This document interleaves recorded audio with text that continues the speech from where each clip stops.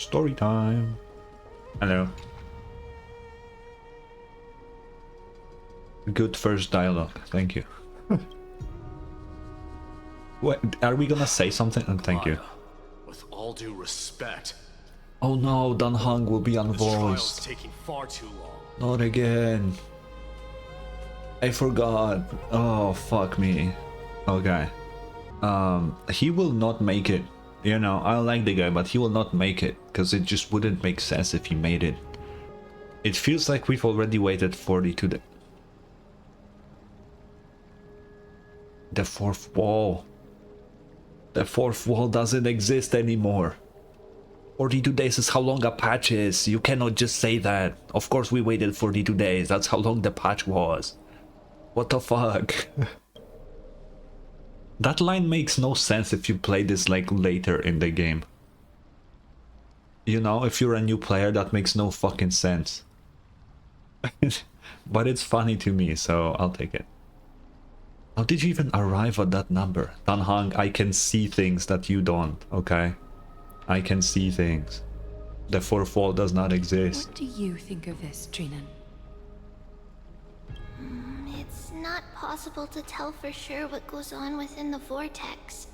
All I can hear are fragments of speech and distant battle cries. Uh-huh. Is it Finon's voice? I'm not sure. It's difficult to make out clearly. Oh, Wait, no! Lady Trinan. is he dead? Snowy's Oh. voice. I can't hear him anymore. There's a sun-like existence in the trial. It's burning him up. Wait, I feel like the music is louder than the voices. Let's put it at like 8. It has come to this, after all. What now? He dead. Get ready, my Demos. What's going Plan on? B. We pull him out when something goes wrong. As I promised you, Aglaya, I will intervene in the trial this time to bring your deliverer out to safety. Okay. But that's as far as I will go. Why him though? Why Mighty? Of course. I know this is not the time to demand any more from you. Discerning. All right then.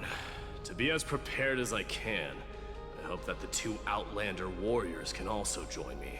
Okay. That No, might I'm not be a going. good idea. You cannot stop me. The core flame trial is many times more complicated than a standard ritual. Even the slightest misjudgment, misstep, or hiccup could result in grave consequences. Our two distinguished guests are not obliged to risk their lives for the flame chase journey. Let me join you instead, No. Lord Mighty. You stay here. I'm going. I need to have fun adventures. I don't know. No. Yeah, we got this. We chill. Things have taken a critical turn, especially so with Finance life on the line. Of course, we Nameless will do what is necessary. How should we help? Why is Dan Heng on the voice, dude? Nicholas Lee Young has such a nice voice and he's not here. He's Join not me here. in the trial to look for Finon. And when we do, Aglaya's golden thread will guide us back out. Assuming we survive Nikador's wrath. Oh, we gotta fight. I don't want to fight Nikador again. I had enough of this guy. If something bad were to happen, Castorus, your priority is to ensure the safety of these two. I can find a way out on my own. Yes, Lord Mighty. Thank Okay. you both for your valor. Time to get to work then.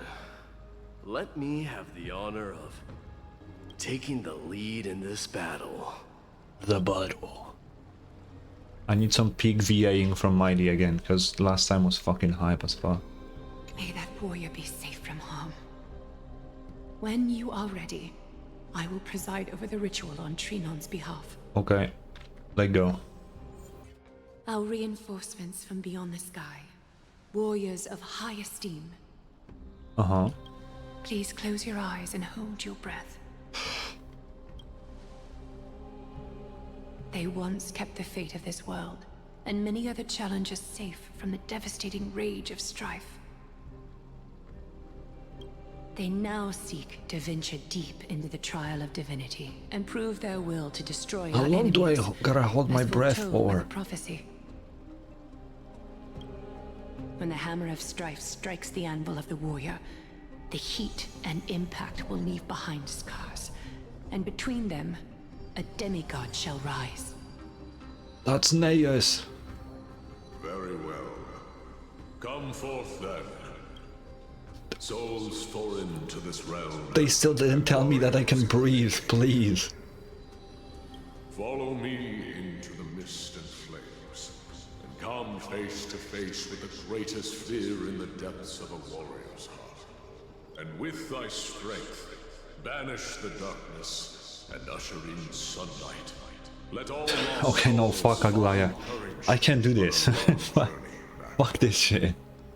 You just want me to die here. Whoa. What? What's the matter? Surprised? Where there's strife, there's carnage. It shouldn't come as a surprise to see such a sight in Nikador's trial. If I have to fight Nikador again, I fought him 3 times last time. If this is the 4th time I'm gonna fight him, just what the fuck?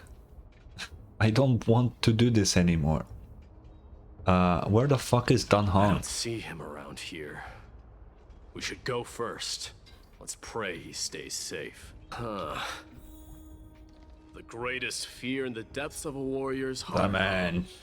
So, this is what he fears the most.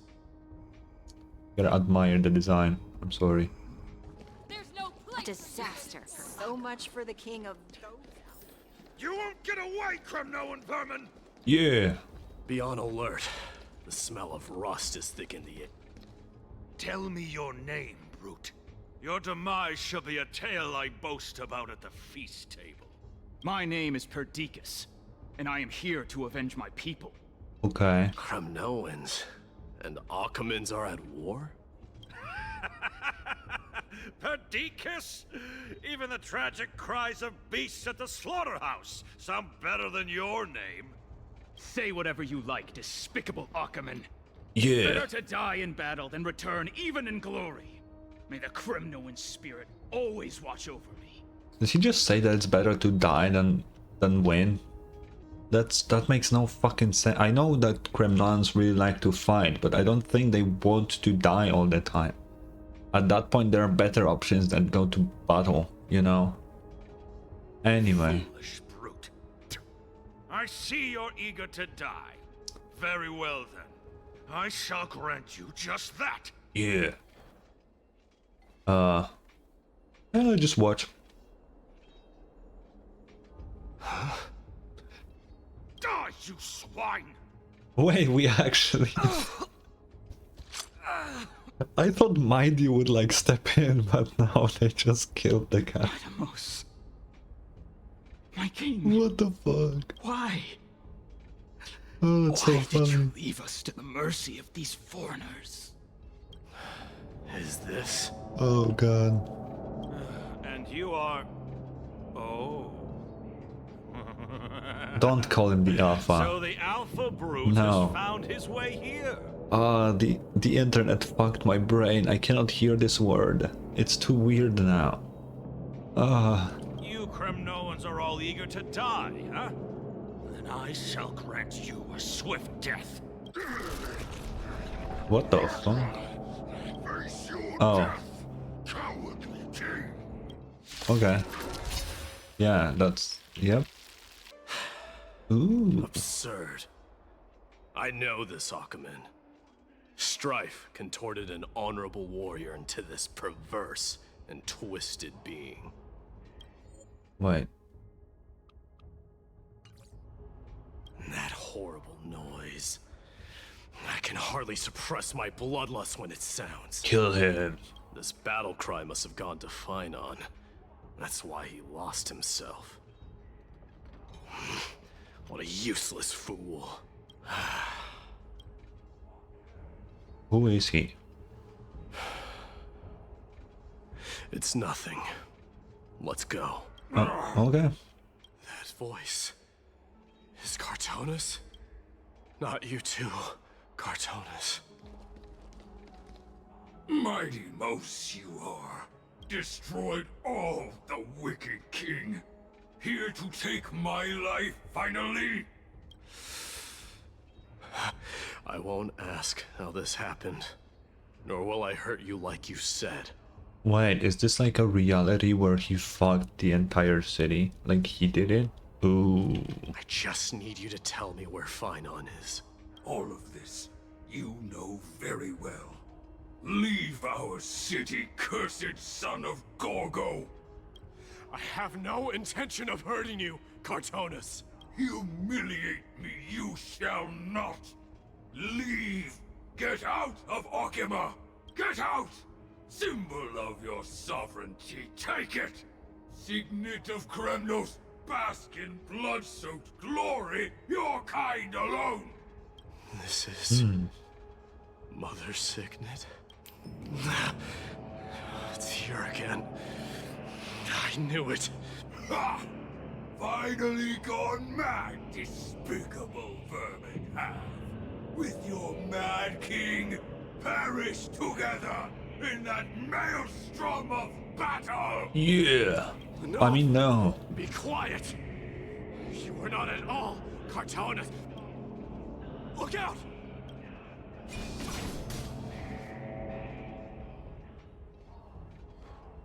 Oh. Nice move. Oh. Yo. You too? Oh, okay, you too. Are you the real Dunhong? I could ask you the same. What was the last thing you said to me before I parted the waters at the Scale Gorge waterscape? Parted the waters. Who the fuck would remember that?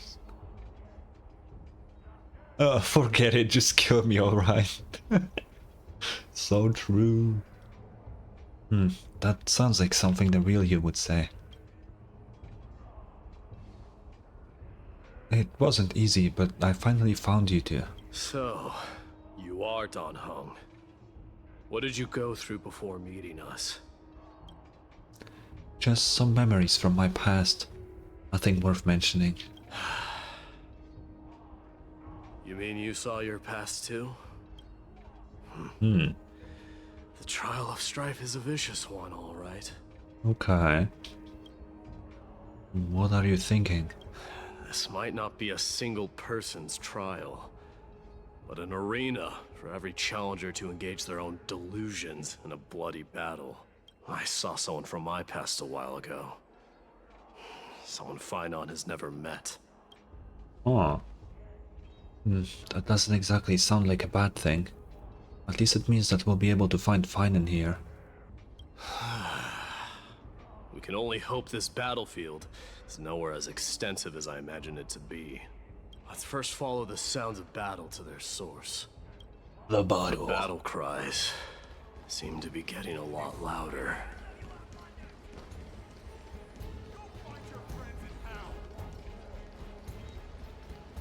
Ooh, it's Neus.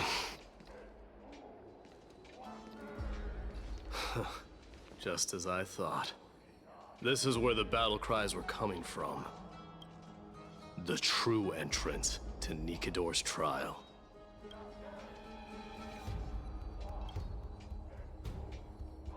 What's wrong with you two? It's Neus. Yes, it is him. The goat. I'm seeing him for the first time, but there's no doubt about it. What I'm sensing can only be Strife's bloodlust. The one manipulating this battlefield is Nikador themselves. Mightimus, you are a king warrior indeed. You know me? Yep. The blasphemous prince. Of course I know you. And I happen to know that you're here for the soul of that white-haired warrior. Great. Let's cut to the chase then. Hand over that poor excuse for a swordmaster, so we can be done with this farce. No.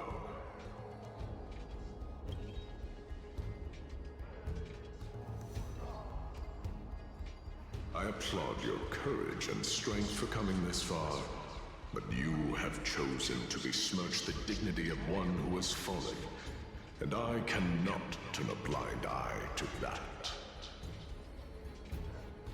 This is gonna be one fierce battle we won't be able to get out of. True. I cannot fight Nikador again. I don't want to. He fucking sucks. One who has fallen. Find and failed the trial? What? Nobody could have seen that coming. I definitely didn't predict that literally last time in the story. No way. That was so unexpected. He faced the greatest fear in the depths of his heart, and fought with exceptional valor, though he eventually succumbed to the brutal onslaughts. I have since brought him to the rear battleground, and granted him glory worthy of his courage, tenacity, and sacrifice. You wish to take him away? Sure. Pick up a spear and prove that your resolve can rival his. Okay. Of course. Cowards who hope to avoid bloodshed are better off disappearing from my sight this instant. Your opinions are of no interest to me, Mad King. If it's a fight you're looking for, then you will get one, Titan. I will put you to rest once more with my curse of immortality. Commendable. Your noble mother displayed the same spirit with a spear in her hands. Well, Jubal, then don't grab them. Don't you dare speak of her. Why not?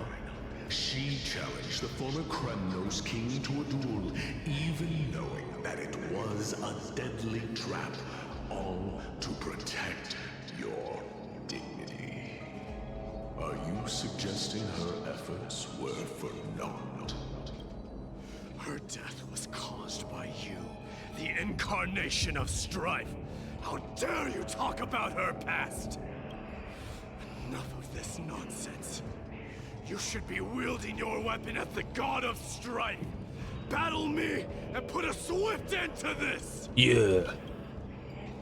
I love Mighty's VA so much. Your hatred is as clear as day, my Demos. My words must have stung you deeply. But thanks to them, I have also come to realize this is why you killed your father for the throne, only to let your signet sink to the bottom of the Sea of Souls, refusing to let the glory of Kremnos live on. This is why you use the Strife Titan, only to reject the core flame, letting strife continue instead.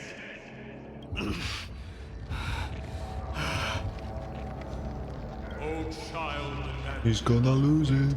show me what you are capable of. Show me if you have the power to put out the flames of your very own destiny. I will rip your chest apart, Titan. The same way I ripped apart that former king. Yeah. I see you wish to repeat this. Come at me then. Ignite the flames of your fears and step onto the battlefield. Take this fierce battle to the boundaries of strife and consume me. Or lose yourself in the fight and watch your defeated corpse burn to ash. But remember this. The son of Gorgo will be crowned in blood. Very courage. Unjust. Moment. Ascension. To you, the What the fuck? successor of Kremnos. Hello. What happened? Why is this here? Mighty warrior knew he was no match, yet he chose to fight till his very last breath. Yeah. What about you, Dynamos? Can your murderous intent match up to what fate has in store for you? Prove to me that you are worthy of this power. Ooh, cutscene.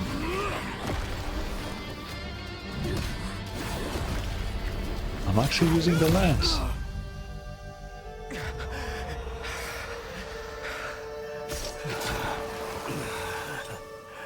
Found you. Evil final or not an evil? What? What? What happened? What was that? What do you mean sometime later?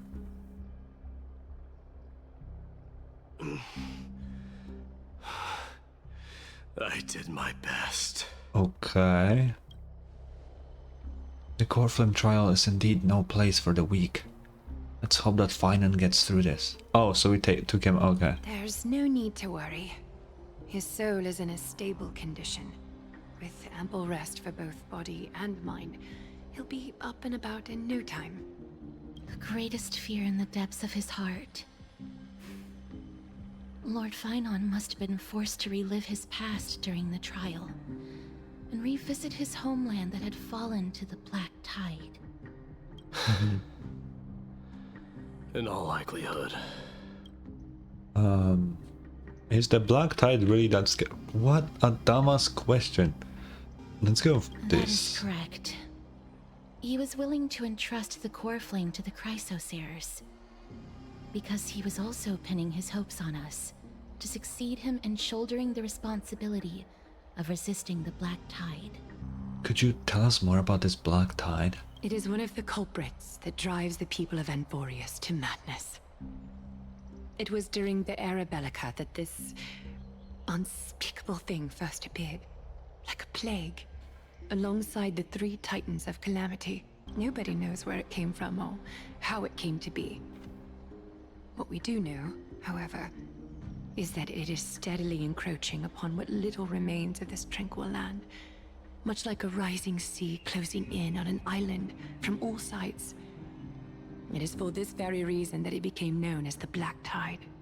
Those who succumb to it lose their reason and humanity, becoming vicious, mindless monsters. Mortals are not the only ones susceptible to its influence. Even gods and titans cannot escape from it. Okay. Wait, aren't Titans your gods? What? According to Naias, Nikador, though one of the embodiments of calamity, also bears the responsibility of fending off the Black Tide. Okay. Perhaps that is also why Lord Finon threw himself into the trial of strife so readily. But now, we must look for alternative means of igniting the flames of strife. So, Aglaya, what should we do now? You know very well the decision doesn't lie with me. As the successor to Krymnos, Mighty, you know better than anyone that if it was simply about emerging triumphant on the battlefield of strife, you and your people could manage it with ease. But ultimately, the heavy burden of divinity can only be borne by one. It is foolhardiness and indecision, not the unclaimed seat of divinity, that pushes this world into the deathly fog. Unspeakable thing of unknown origin. What comes to mind when you put these keywords together? I would say a Stellaron. Makes sense. That's right. If you think about the various characteristics of Amphoreus, an isolated world of eternal night being eroded by an unknown power, we cannot discount this possibility. This has been bothering me for a while now. Everything we have seen thus far suggests that Amphoreus wasn't always isolated from the rest of the universe.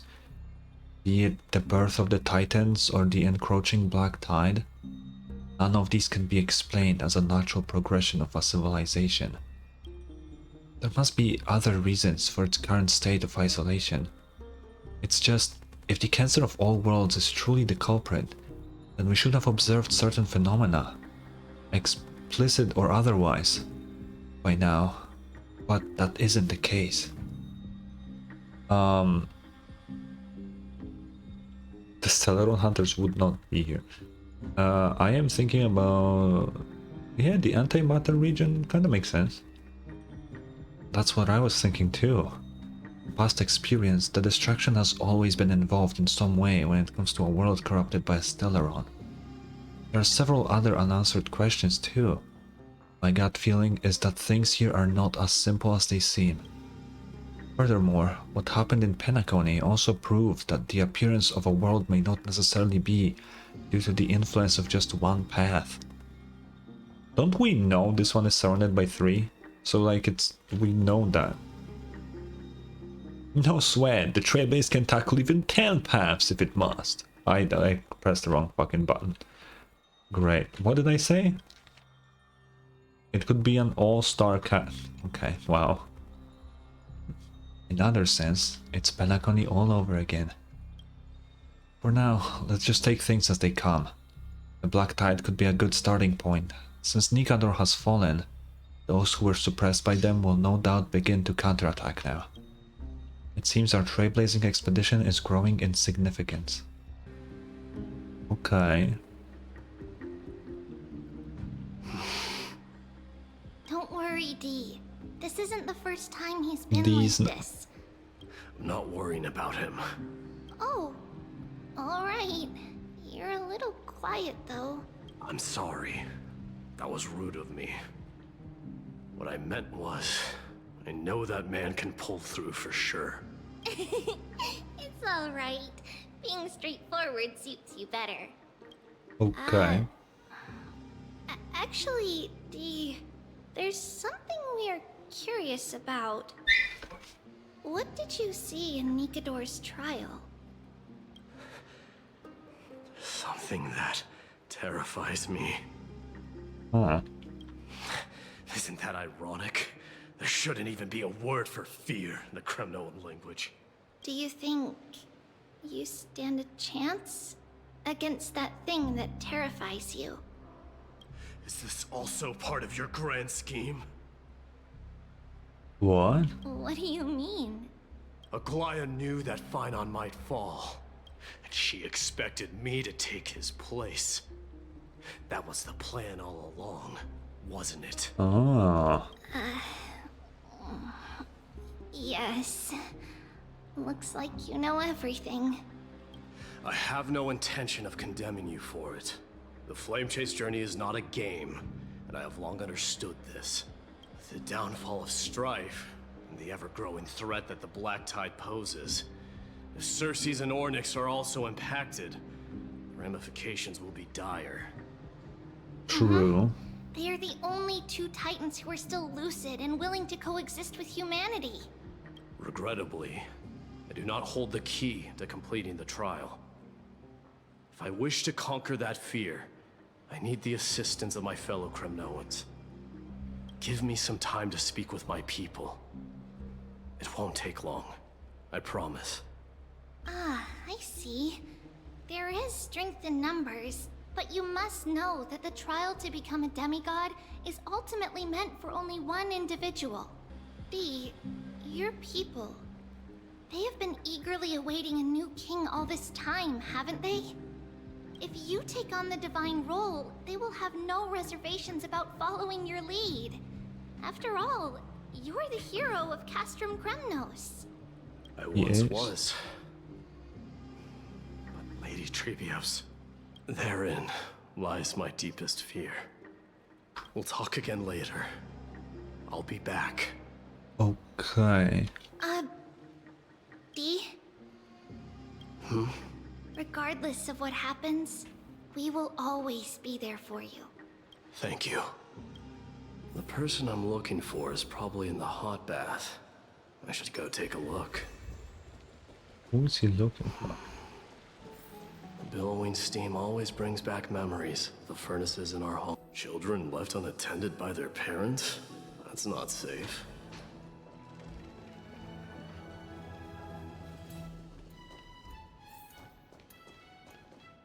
You shouldn't run around in here, kids. Hey, it's the Crown Prince! Are you also here for a bath?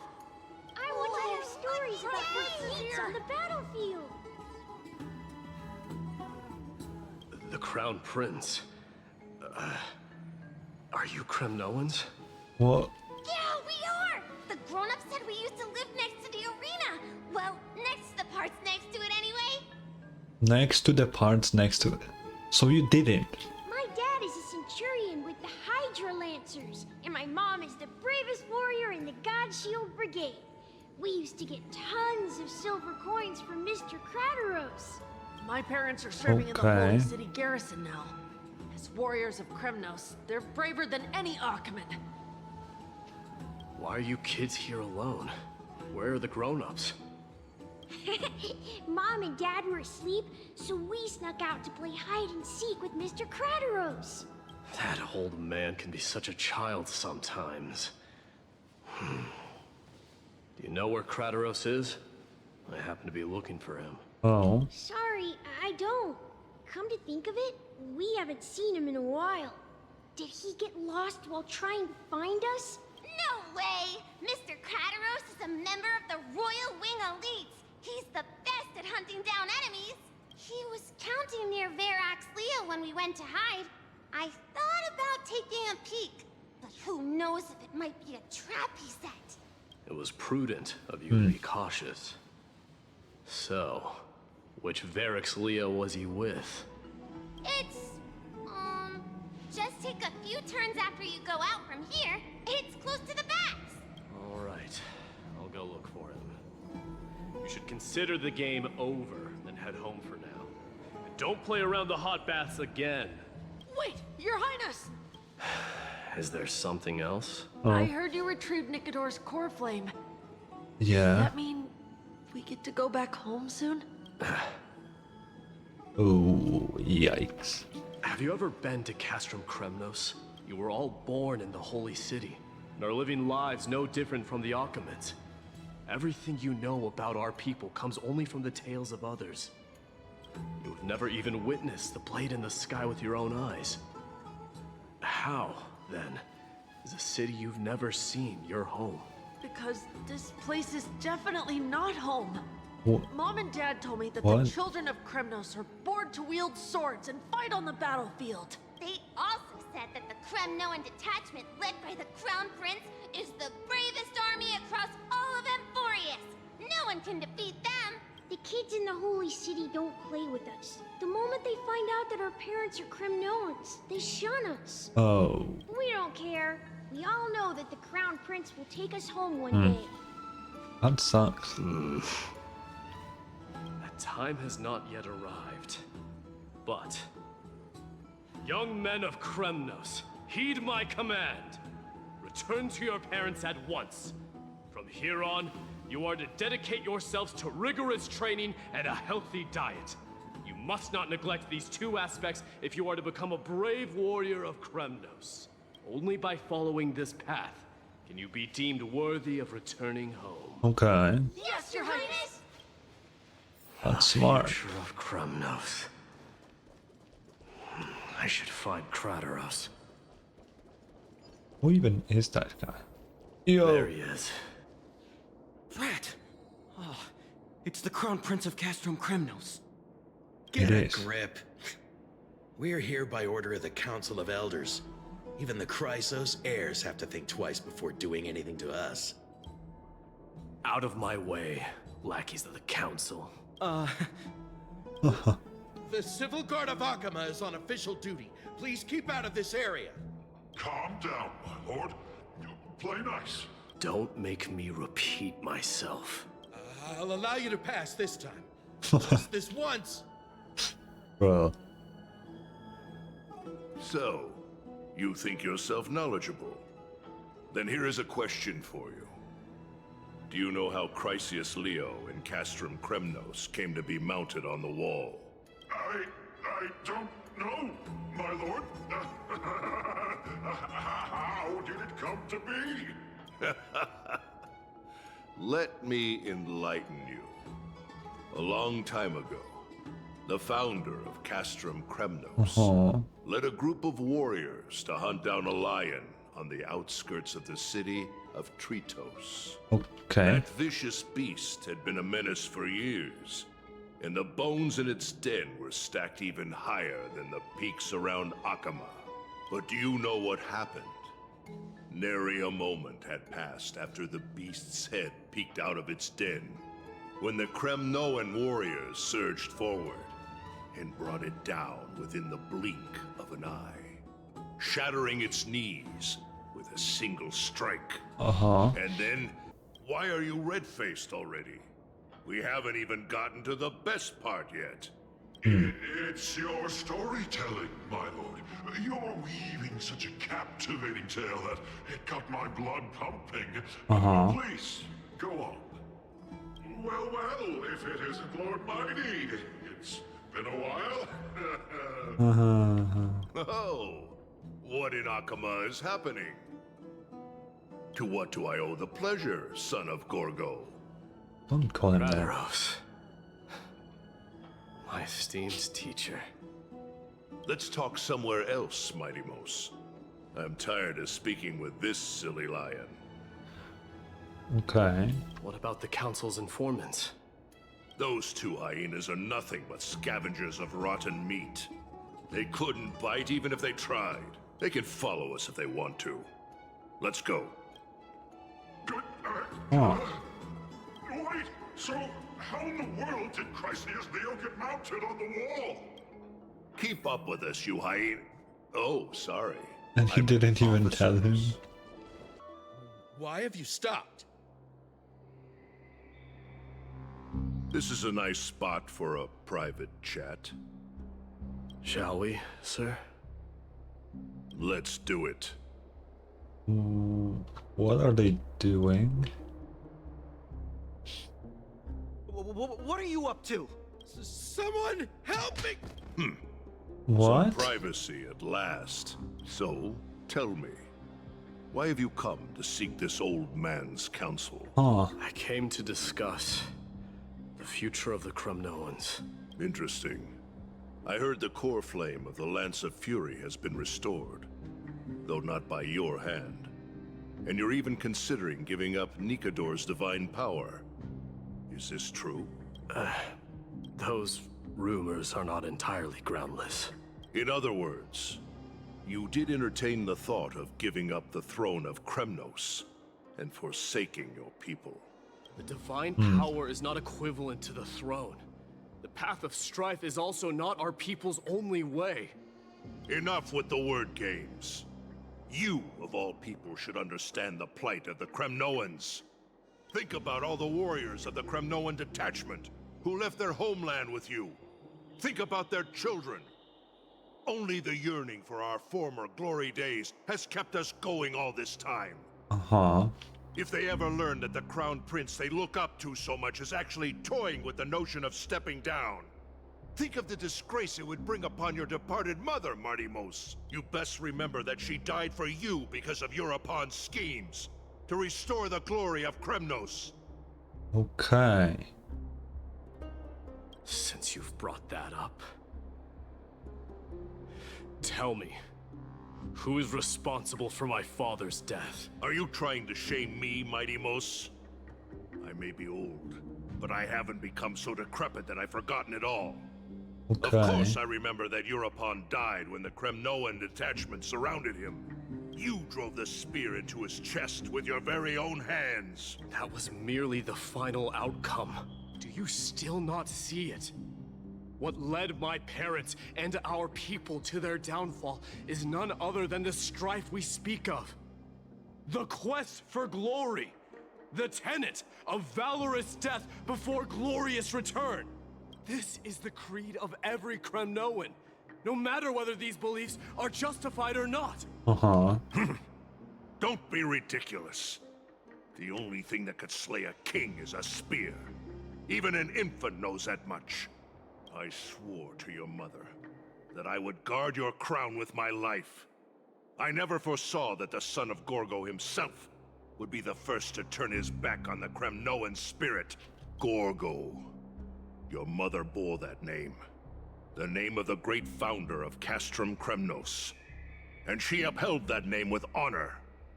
If you choose to turn your back on her legacy, like a wretched deserter, Do not fault me for withholding my loyalty, Mighty Mos.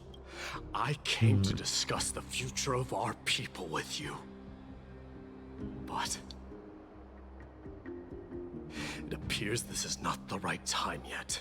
Go, Mighty. Ha! That's what those Chrysos heirs call you, isn't it? Go down the path you have deemed correct. Deep down, you have always been one to do as you please. And I am well aware that no one can deter you once you've made up your mind. But don't you ever dream of renouncing the traditions of Kremnos. We may reside in Akama now, but we remain eternally bound to strife by blood. Okay. Bloodlines no longer hold any significance in this era of destruction. My young lord, always bear this in mind. Never reveal your vulnerabilities to anyone. A lion should never dwell amidst its prey, especially when it wields power enough to dominate the entire hunting ground. Ooh. European, the boy did nothing wrong! Oh. Oh. This is murder! Do not sully the noble name of Kremnos with the blood of an innocent child. You mustn't reveal your weaknesses to the enemy. Enough! My decision is final. We must use this child's life to preserve the soul of the great Nikador. What? We must save Castrum Kremnos. Don't be absurd! Those tiny hands lack the strength to even lift a spear. Do you truly believe him a threat to Castrum Kremnos? You'll be ending the bloodline of Kremnos if you do this. Our millennia-old glory will become nothing more than a joke. Have you forgotten that we Kremnoans place no value in bloodlines? It is through pure bloodshed and slaughter that the kings of Kremnos have ascended to the throne. As for our millennia-old glory, it has always been a joke in my eyes. Glorify it all you want, but it will not alter the nature of slaughter. Those who revel in it are but murderers. They are no more noble than the most monstrous beasts in Amphoreus. Enough with your words! Among all the kings of Kremnos, which one did not inherit the crown only after plucking it from the lifeless body of his father? But listen to yourself now. Do you truly believe you can cleanse the blood from your hands through mere words alone? Nay, quite the contrary. I will end this cycle of bloodshed. Starting with this child. With these blood-stained hands, I will end it all. Your failure is inevitable, European. You are just a coward who can only raise his blade against his own child! A beast that murders his own kin. Royal Wing elites and Emperors of Kremnos! You cannot sit idly by and watch this atrocity unfold. If you consider yourselves the honorable sons and daughters of Gorgo, then take up your spears and join me in putting an end to this bloody charade! Does anyone else have any objections? If so, come forward with your spear and prove your mettle. Understood. 5, 4, 3. No one dare stand by my side. Cowards! Has that crown stripped you of your courage? 2, 1. It appears there are no objections. Then, in accordance with the Kremnoan Council's principle of tacit consent, the decision is final. With all present as witnesses, this child shall descend into the Sea of Souls, where he will nourish the Lance of Fury and join the fallen heroes. May fate and the gods await your arrival. My son. My Deimos. Stop! If you have more to say, then speak.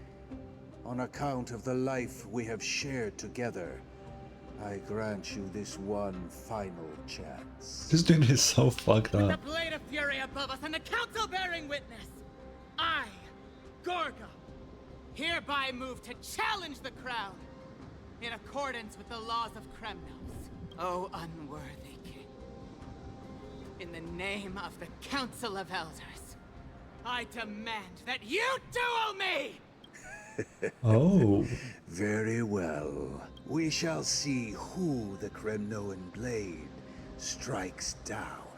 My Deimos, my son, they all tell me to forget.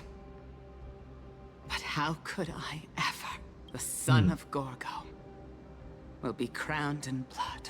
If there is no Kremnos without the crown, then I shall seize the crown and smash it to pieces to bring the people to their senses. Ooh. The mother roared in anger. The armies remained in silence. Only the cries and the waves of the sea of clouds echoed. Clouds? Sea of souls, not... Where did I get clouds from? Ever since the battle with Nikador, you haven't slept so soundly. I cannot read anymore. In ages. Even if death itself came to rouse you, you'd proudly retort, why does life slumber? Because the bed is warm. Nice Penacony reference, thank you, we needed that. Yet a child from the River of Souls waved by, a sensation hauntingly familiar. Could death truly be at your door? Best to open your eyes just in case. Miss, you're awake. Why are you here? Why does life slumber? That's a complicated question. I'm not sure I can answer that. Okay. I apologize for arriving uninvited. I saw that you were still asleep, so I took the liberty of waiting nearby. Waiting in my face, you meant? I bring a message from Lady Aglaya. She has prepared a gift for you and Dan Hong, and wishes to present it to you in person. Oh, a gift? Gimme. I'm glad you're in good spirits. All right, let's set off. Oh, we have a new recollection. I'll do this later. That... Oh, Tribby. Lady Treby and Lady Trianne. You must have forgotten. This is a precious relic from our hometown. We definitely all saw it back then. Trianne, this is a counterfeit. We both know it's impossible for something this fragile to have survived all those years in one piece. The One Piece. Nothing is impossible. We are fragile too, but we still got through those sad times. Ugh, look at that color and how it glitters in the light. It's exactly as we remember it. Why won't you buy it? If someone else gets to it before us, we'll miss our chance forever. Calm down, Trianne. You need rest. Please, there's no need to fret. If you need more time to make a decision, I can put this aside for you until tomorrow. Or until you're ready? No, it's all right. Trianne is just... she'll come to her senses tomorrow. We'll be off first. Okay. What? Trianne is super mad, that's what! You've forgotten all about Mama! Mama gave us something just like this before! Trianne... Oh. See you tomorrow? I hope you two patch things up soon. See you tomorrow. May the winds of fortune bless you. Oh, I did not expect Tribby to argue with, well, herself. Huh. It's so hard to understand what they're thinking sometimes. Excuse me, if you don't mind, Could you tell me what Lady Treby and Lady Trian were discussing just now? Oh, it's Miss Castorus. It's been a while. Well, honestly, I'm not quite sure myself. See, I have a little hobby of collecting handicrafts. Some time ago, I found this trinket being sold at the Marmorial Market, and bought it to use as decoration at my stall. Yeah. When Lady Treby and Lady Trian walked by earlier, Lady Trian happened to catch sight of it, and promptly insisted that it was a precious memento from her hometown. But Lady Treby believed it to be a counterfeit. She said it couldn't possibly be from Yanisopolis. The likelihood of such fragile glassware surviving the Chrysos War is simply too low. I don't know. Some things are made out of really tough glass, man. For some reason, Lady Trian became awfully upset after hearing that. I see. Madam, would you mind selling this trinket to me? Certainly. It's just... if it truly is a relic from Yanisopolis, it could be worth a small fortune. Miss Castorus, I'm running a business here after all, so... I understand. Feel free to name your price. Oh. Not so fast. I object this. And what might your concerns be, my friend? Yeah, Treby already said it's fake. Fine. I'll sell it to you at cost, as a sign of goodwill, Miss Castorus. Just promise to support my business in the future. Much appreciated. Thanks for helping me out. I'm not one to venture out often, and while I have some savings, it takes a lot out of me to even talk to people, let alone haggle. Had you not been here, I would have been set back plenty. I am a millionaire. The authenticity of the piece isn't important. What matters is that it holds special meaning for Lady Trian and reminds her of her hometown. I've long wished to show my gratitude for Lady Trian's care, but I haven't been able to come up with any ideas for a suitable gift. This chance encounter today feels like divine intervention. Perhaps this is the gift I've been searching for. Still, this trinket is admittedly rather fragile. I will have to make some adjustments and stitch it onto wool felt to protect it. That way, no matter how much Lady Trian runs around, it won't break easily. Okay. Alright, back to business after that little detour. You're finally here. Welcome, Cass. And you as well, trailblazer from beyond the sky. The gift. Give me the gift. I'm sorry about my companion's behavior. Not at all. It's good to see you bouncing back with such energy after that tough battle. For all that has happened, it was never our intention to drag you two into the battle against Nikador and jeopardize your safety. To express our gratitude for your kind trailblazing endeavors, we would like to present you with the highest honor of Akima. Oh. This is the dew of divine blood, brewed from crops nourished by the blood of the Titans. It is said that only 12 bottles existed. The last 3 bottles are now being kept in the treasure vault of Akima. What does it do? Back in the days of prosperity, cities fortunate enough to acquire it regarded it as one of the greatest treasures ever. Unsealing it during a ceremony held in honor of 2 cities' diplomatic ties was the highest form of respect one could show the other. Okay. And now, in keeping with tradition, Akima dedicates this drink to our esteemed guests from beyond the sky in appreciation of what you have done for us.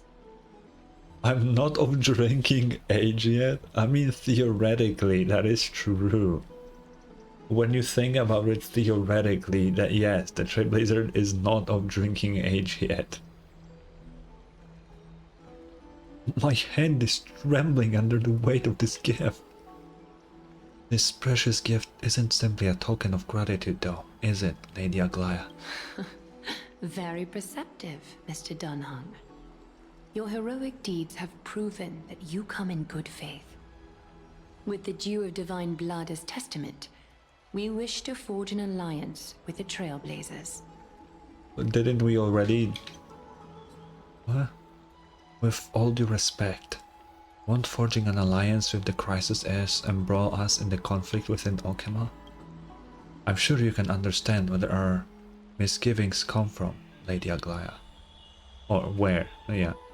Wow, my gift, my gift! Wow, you seriously took a liking to the gift. Having said that, Lady Aglaya, please don't misunderstand. We will still do what we can to assist you in the Flame Chase journey.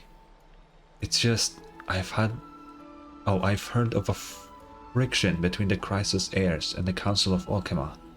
As outsiders, we are weary of getting caught up in this conflict. Wow!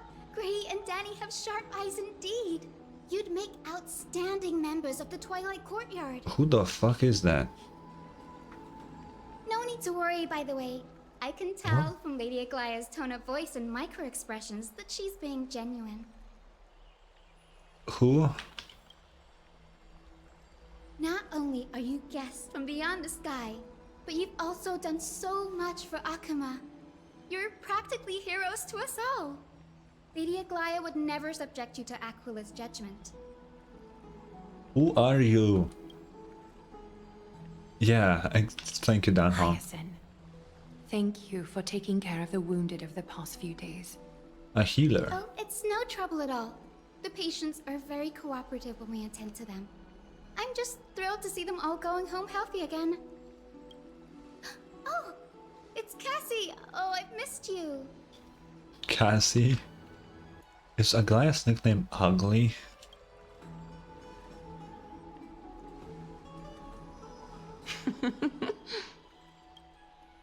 Miss!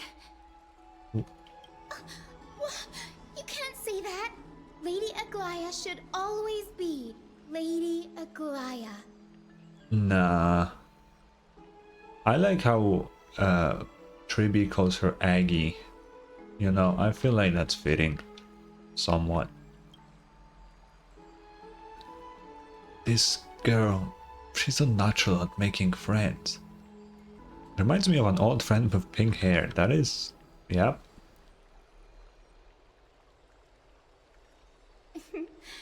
As an acolyte of Aquila, I'm here to bring healing light to the world. Plus, I've heard you're also children of the distant skies. Fate must have brought us together. Can we be friends? I'd love to hear your tales of the sky. You just met me. And, oh! It's a rare occasion that Akuma presents such an invaluable gift to guests. Lady Aglaya, may I have the honor of tasting it too? No.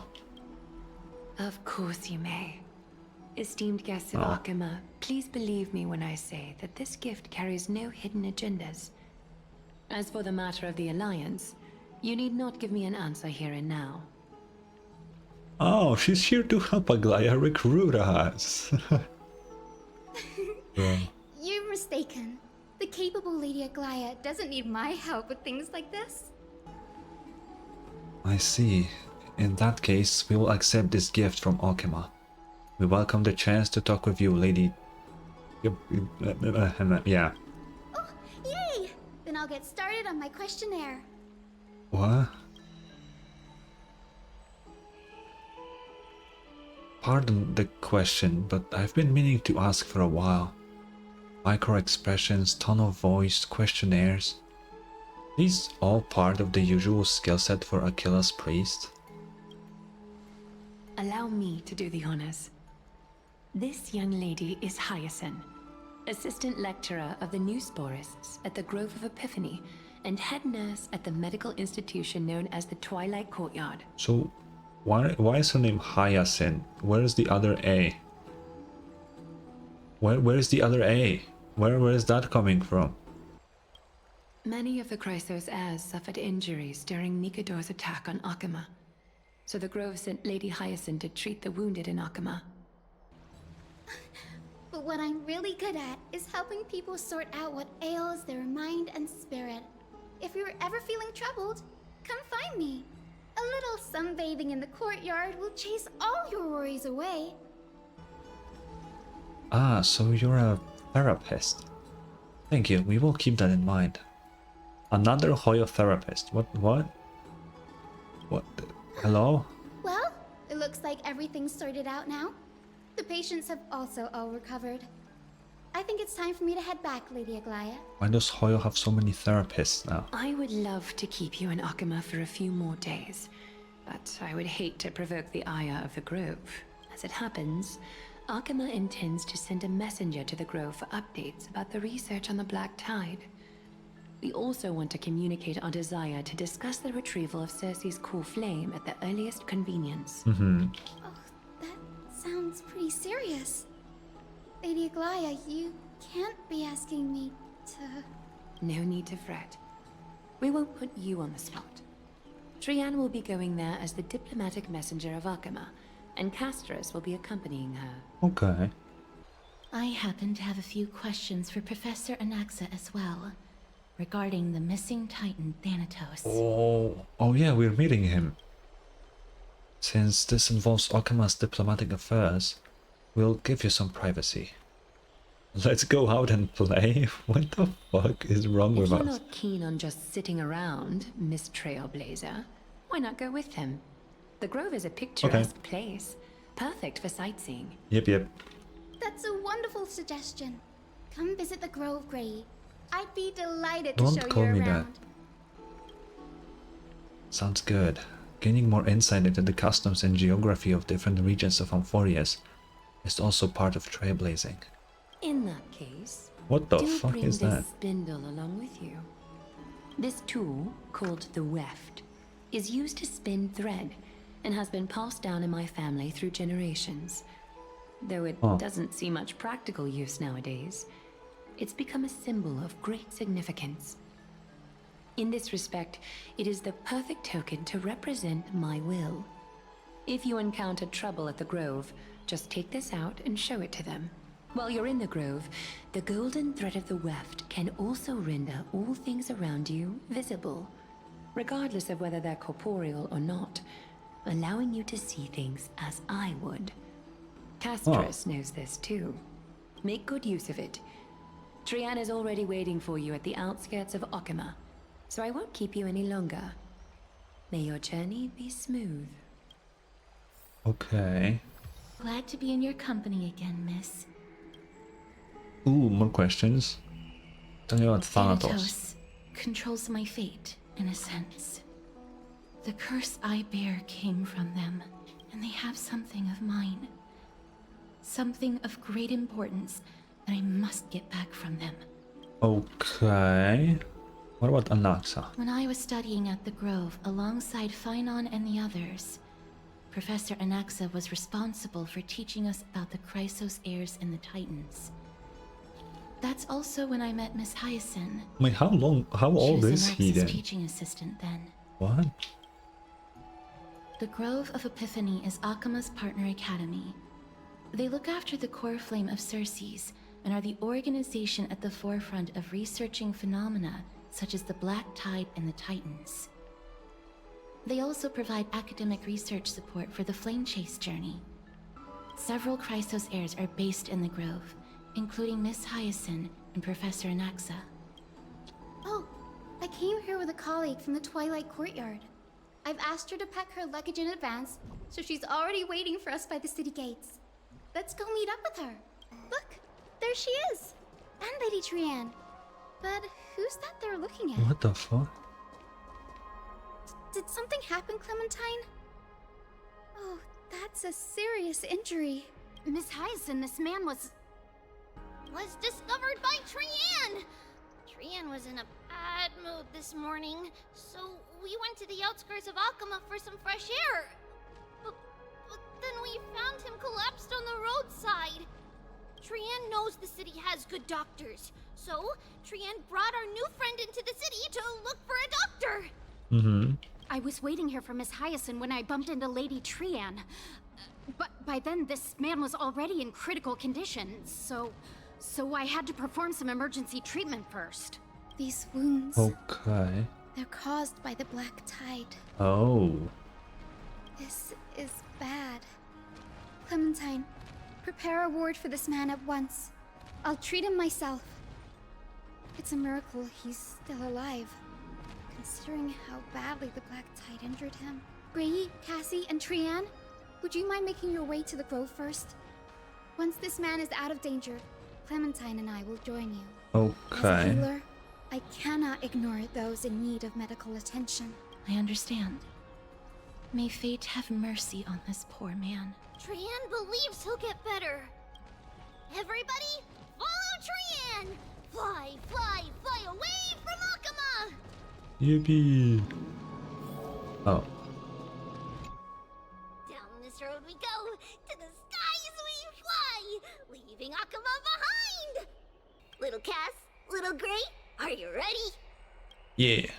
I'm just gonna say Trianne is the best of the Treebies. You might not be aware of this, but using the sentry gate takes a significant toll on Lady Trianne. Trianne promised Treeby that we wouldn't open the gate unless we had no other choice. Let go. I'm ready too. Okie dokie. Everybody, let's hold hands. To the grove we go! Yippee! What?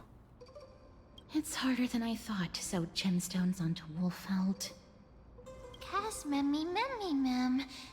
Memmy, mem, mem, mem. Memmy, memmy, memmy, memmy. Memmy, memmy. Cass has such nimble fingers. I want to learn too. Mem wants to try sewing. Here, why don't you give it a go? How did you know what she said? She literally just went, Mammy, mem, mammy, mem. How did you know what she said?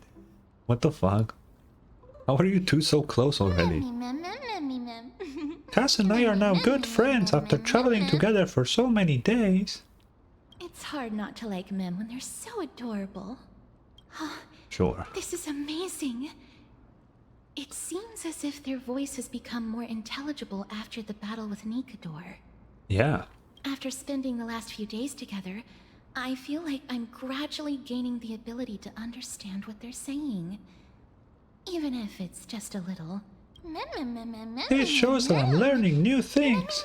Once I obtain the memory of poking Wolfeld, will I grow hands that are as pretty as Cass's hands? What? I do feel like Mem will turn into a human. There is this one character in the trailer that gives very strong Mem vibes. And it's gonna be her. She will transform. It has to happen. That just sounds weird. It does. That's horrible. You can't say that to a girl. I was just kidding. Anyway, I believe that this trip to the Grove of Epiphany will definitely be a fruitful one. How exciting! I wonder what changes I'll experience next. What is this smirk? Stop doing that. Transform into a cute girl now. It will happen. It has to happen. Trust. If it happens, that will be really weird. Being in combat and Mem still looks like that, but then out of combat, it will be a I don't. It will happen. It has to happen. Well, you don't have to yell. Is everybody awake? Little Gray, little Cass, and a little pink puppy? It does look like a dog. She said puppy normally. What the fuck? That was so weird. Puppy, I've become a different species altogether. And here I thought she would just give me a nickname like Little Mimi. It's already action hour.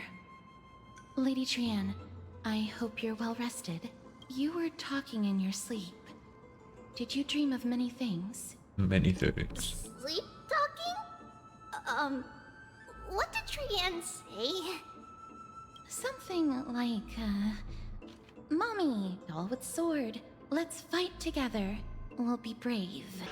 Ugh, so embarrassing. Please don't make fun of Trian. Of course not. Wasn't Lady Trian's mother also the Holy Maiden of Yanisopolis? Yep. Uh-huh. Mama was the strongest holy maiden in all of our history. She also gave us the prophecy of deliverance. And she had red hair that looked like a cute red mushroom. You have red hair. Also, your mom is just you. Like, you know, she can like split herself into like small little tribes. And that's a, I wouldn't classify that as a mom, but sure. But Trian can't remember what Mama looked like anymore. Not even in the dream just now. In that case, the Trailblazer and I will lend Trian a hand. So what's your superpower? What? What is this question? But you don't have hands, only paws. Why are we so dumb? I'm gonna say that. It's just a figure of speech. Think about it. There are so many memories scattered all over this world. Surely at least one contains an image of Trian's mama. If I keep a lookout for it while searching for memories along our journey, then the Trailblazer can go boom! And not only will Trian be able to remember what her mama looks like, she'll even be able to talk with her, right? Trian thinks that's a great idea. Can the pink puppy help Trian out? Only if you promise to stop calling me a pink puppy. Why is it so quiet? Little Memmy from now on. That's much better. Still, I'd like to know what exactly I am. That was just a name I came up with on a whim.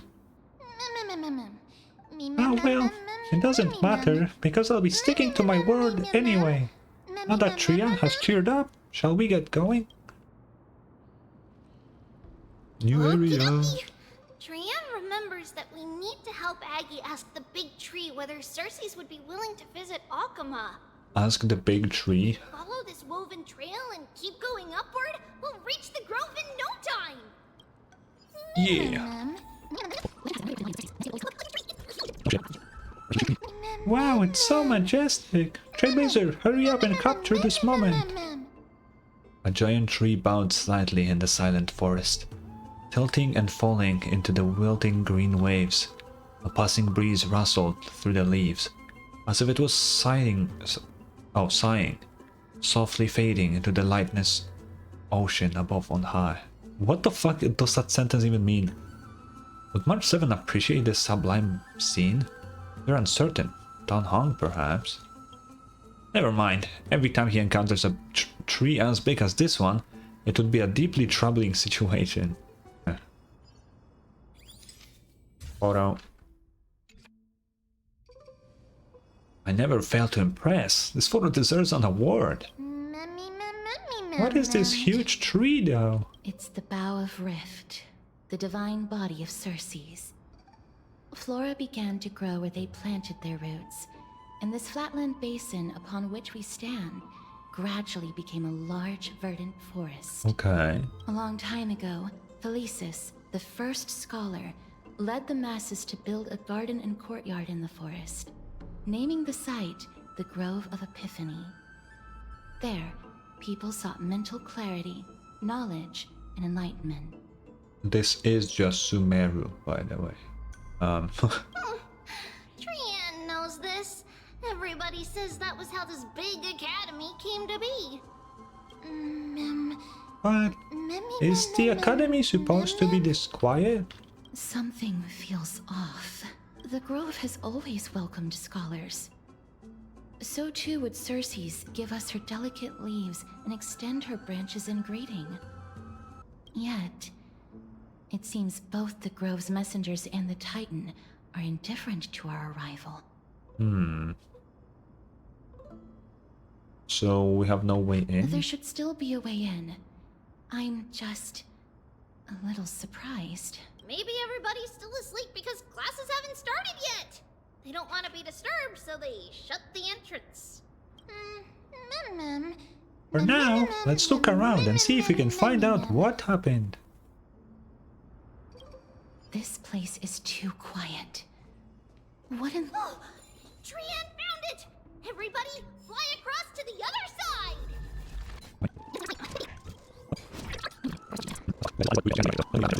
What is that? As I expected, something's not right here. Even though we're not scholars, someone should have come forward to receive us by now.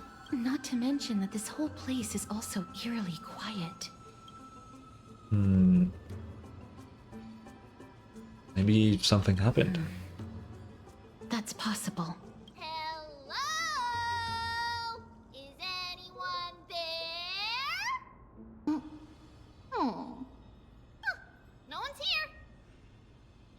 Thanks. Yeah, that's... yeah. What should we do now? I have an idea. Lady Trian, could you lend me that golden spindle? Do you remember? Lady Aglaia said this. While you're in the grove, the golden thread of the weft can also render all things around you visible, regardless of whether they're corporeal or not. This is achievable because the grove is not only where the roots of Circes are, but also where the chrysalis of gold manifests. Oh, Nestia, with the weft as my vow, I beseech you, entwine my body with your golden thread and affection. Who came up with this? Well, these lines are documented in the Handbook of Nestia's Priests. So, if I'm not mistaken, we should be able to draw power out of this butterfly exuvia with the golden thread. There isn't a reaction. Did it not work? But that shouldn't be. Everybody, look over there! Something's appearing! Are they white dryad flowers? How is that a flower? What? It's like a human being. A ghost. Let me do this. White Dryad! What a cute name! No, these aren't white dryads. These are shadows of dead white dryads. Oh. Dead me, ma'am. Okay, why does ma'am can say dead? Why is that the word that ma'am can say? What the fuck? Shadow? Strictly speaking, these white dryads are still plants. They only gained sentience as a result of Circe's blessing of equality. But their sentience is minimal when compared to that of humans. These flowers have already died. What you see here are just faint afterimages of their souls. Flowers with souls. What a fucking sick concept. However, this also means that the golden thread has definitely connected with the Titan's presence. Without the golden thread's outlines, we would not have been able to see them at all. Okay, but why does a soul of a flower look like a human though? How does that make any sense? You know, it doesn't really make sense. But what happened to them? Why are there only tiny shadows of them left? Ma'am, can you read their memories? Let me try. Let me try. What? Ma'am, you gotta stop. Oh my god, this is so weird hearing ma'am say actual words. Oh my god. Oh my, this is so weird. Ma'am. Hey, don't say it together with me. You're distracting me. Black cloak, sword.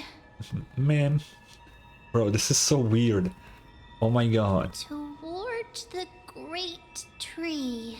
I hate how she speaks now. That's it. Their memories are too faint for me to see anything. I could only vaguely make out these words.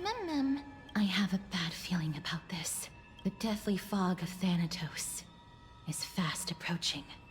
Ooh, the god of death.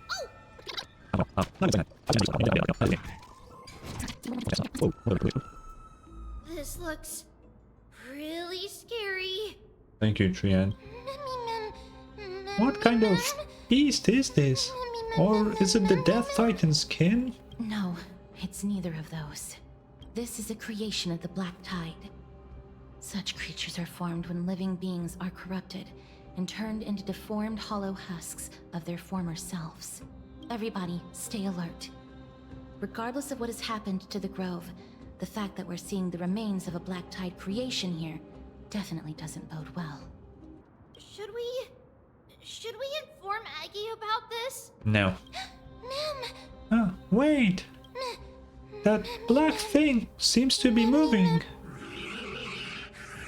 Oh, yeah, let me read that. You see. The monster is alive! Trian will protect everybody! Trian, please hide behind us. I'm good on my own. I'll just use my sutan. Let's do this. Castor, just touch it and it will die. Isn't that your whole thing? You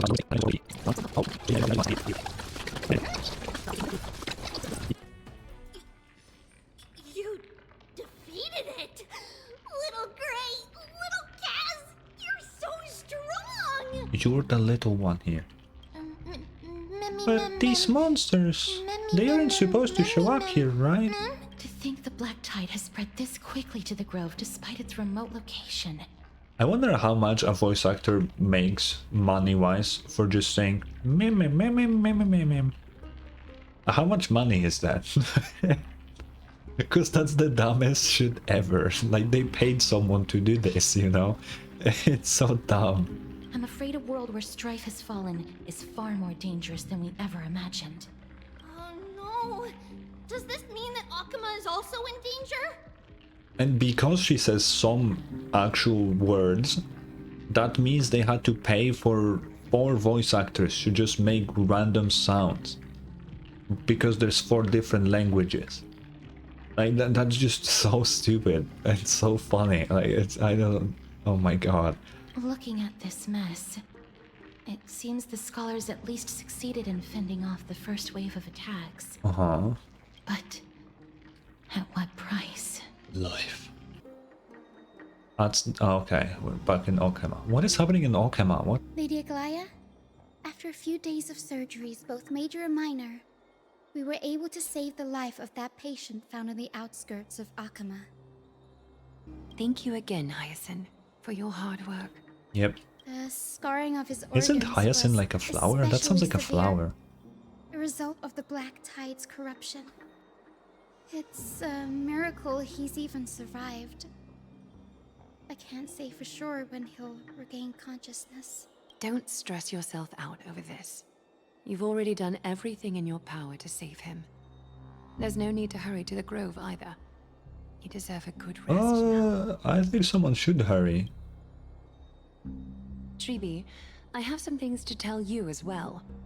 There's something strange about where that patient came from. He is not Akaman. The way the stitches on his clothes are hidden is quite unique. Such craftsmanship is undeniably from the Grove. Uh-huh. The Grove? You mean... Now that I think about it, Castrus and the rest should have arrived at the Grove by now. Trian just got in contact.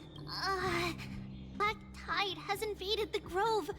We haven't detected any survivors, even with the help of the Golden Thread. What should we do, Aggie? The Black Tide is posing an even greater risk to us now. I did not expect the Grove to be the first to be impacted, though. Can they tell where the core flame is right now? No, we just got there. We see it. The core flame is still there, but... Oh, never mind then. But what? But they can't say for sure whether the Titan has also been corrupted by the Black Tide. Please let them know that for now, the most pressing task is to identify the core flame and transfer it to a safe place as quickly as possible. We must also search for survivors and find out exactly what happened to the Grove. Oh, and find Anaxa. Unless something went terribly wrong, he should still be alive. They've set off. Please, stay safe, everyone. I pray for their safety too. Aggie, how do you know that Anaxa is still alive? Because they announced him to be playable, Tribi. I know that man. Why do I all say too okay? well. If that blasphemous performer knew that he was not long for this world, he would most certainly try to seize the core flame and drag the Titan down with him. Is this a joke as well? No, I'm being serious this time. Oh. We're facing threats from both within and without Akima. The merciless carnage may have ceased, but Akima's nemesis continues to sharpen their blades even now. Oh wait, actually, isn't Anaxa voiced by Wise's VA from Zenless? I think I remember seeing that somewhere. They may have even prepared the gallows from which to hang us already. You mean... Even if the divine authority of strife is as yet unclaimed, the Black Tide is advancing more rapidly than I expected. I fear this tragedy is more than a mere natural disaster. Oh. Alas, it's too late. The Council will likely take this opportunity to do something... I will try to keep this under wraps for now. But you must also take care and be prepared for anything that may happen. All right. Should I inform Hyacinth about this? Not for now. She must be exhausted after performing surgeries non-stop for so many days. I don't want to overwhelm her with this bad news. We can only hope that the Grove weathers this crisis with as many survivors as possible. That being said, based on the condition of this patient, Tribi, we should prepare for the worst. It's likely he is the only one who managed to escape from the Grove against all odds. Everything will be fine. The people at the Grove are really smart. They'll definitely be able to chase away the Black Tide. Sure. Aglaya said that Anaxa is still alive. If that's true, then there's hope for everyone else too. Who is this Anaxa anyway? Why does everybody seem to have some kind of trust in him? How should I put it? Lady Aglaya doesn't trust Anaxa at all, I'm afraid. Oh. Huh. He sounds like a big shot. Despite being a Chrysosaur, Anaxa resolutely believes that Titans and prophecies are a load of nonsense. Oh. During our regular citizens' assemblies, he always votes to oppose the Flame Chase journey. Oh, and he's still able to conduct research here? Didn't you say that the Grove is an academy that was established around a Titan? Trian knows the answer to that. Everybody says that Circes, who symbolizes reason, is the most tolerant of novel ideas. Apart from Kefali, they're the Titan who treats us the best. Oh, okay. Well, it looks like Circes must really be open-minded if they're accepting of even this kind of novel idea. Yes, that is how we formed an agreement with these Titans who bear no harm toward humanity. If they agree to support us on our Flame Chase journey, we will wait till the final moments of the journey to restore their core flames. With the exception of Orynyx, that is. They didn't lend us their power willingly. Ooh, yeah. I don't think Orynyx was as reluctant to help you as you put it, or they wouldn't have deemed the Trailblazer worthy and allowed me to journey alongside all of you. That is true. It's also fortunate that these gods weren't corrupted by the Black Tide and did not descend into madness. Dude, the time, that's a dumb word to use here, but the time when the Time Titan is corrupted, that sounds like a really bad moment, because what the fuck are you gonna do against the power of time? Trian believes Circes will be alright. After all, everybody says that the people of the Grove are really smart. So, Little Gray and Little Cass, just leave the task of finding Anaxa and everyone else to Trian. It's easy for Trian to look for people because we can fly. Good idea. In that case, please bring the Weft along with you, Lady Trian. The golden thread will be much more effective from up above. Okay. Please promise us that you'll take care of yourself. Okie doke. If Trian gets in trouble, we'll look for all of you. In return, if you get in trouble, remember to call for Trian, okay? We'll come right over and open the gate for you. That's the other thing I wish to mention. Do not open the gate unless you have no other choice, Lady Trian. Your body is not in good shape at the moment. Okay. We will keep that in mind. Trian was What is that just trying to help. sound? Of course, we know that. What is that? After all, Lady Trian is a demigod. I don't the like most that. Powerful among all of us here. Remember all those brave heroes in the tales you've heard? They would always save their strength until the very last moment. That way, they could ensure that nothing went wrong with their plans. Isn't that right? Mm-hmm. In that case, brave Trian shall clear the way for all of you. Yeah. Yippee. Little Trian is so motivated. I mustn't fall behind. I'll use something to help all of my friends that only I have. Onyx's power.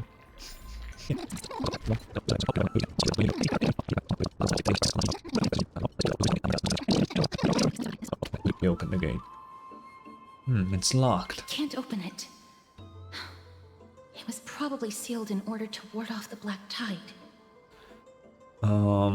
Flaming lead. Save your energy.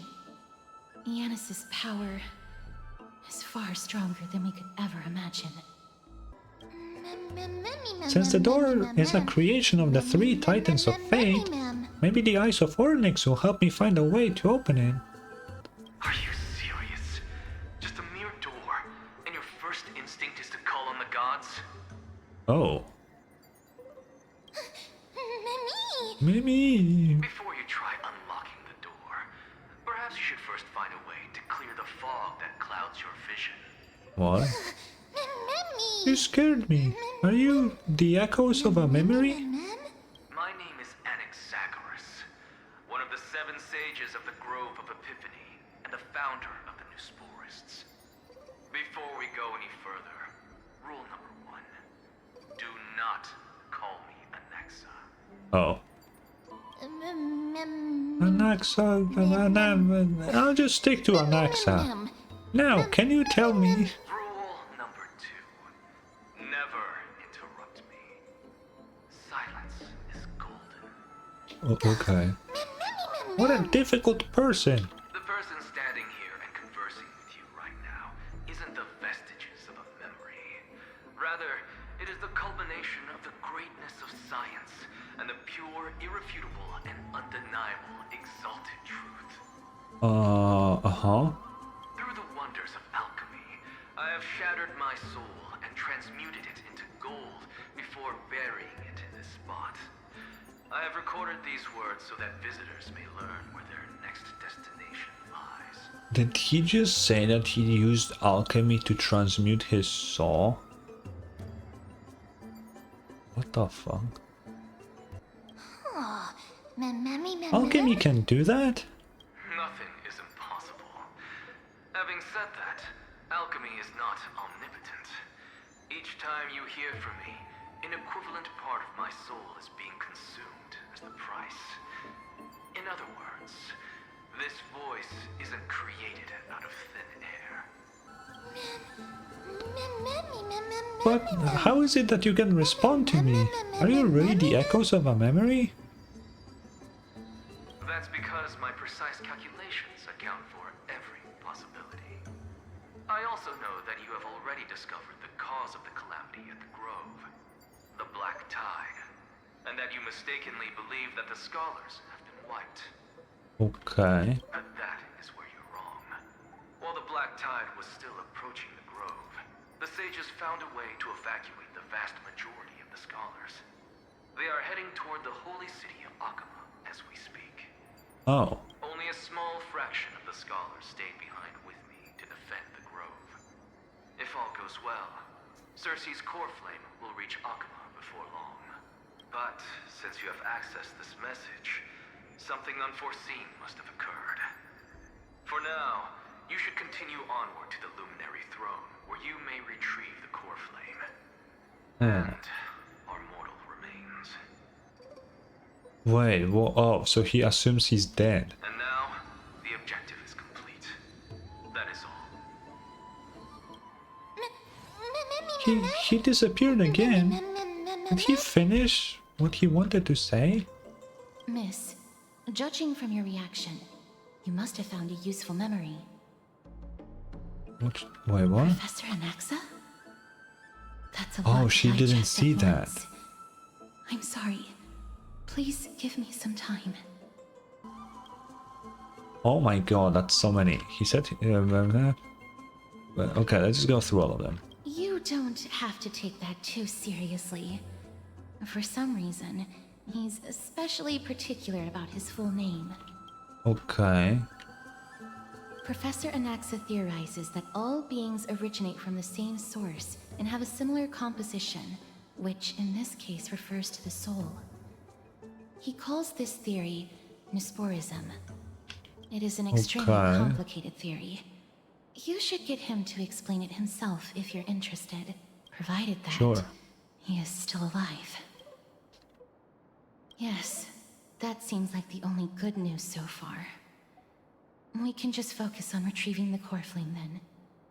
I do not wish to consider this possibility. Perhaps they were just unable to transfer the core flame, but managed to escape. Maybe. A luminary throne? What sort of place is that?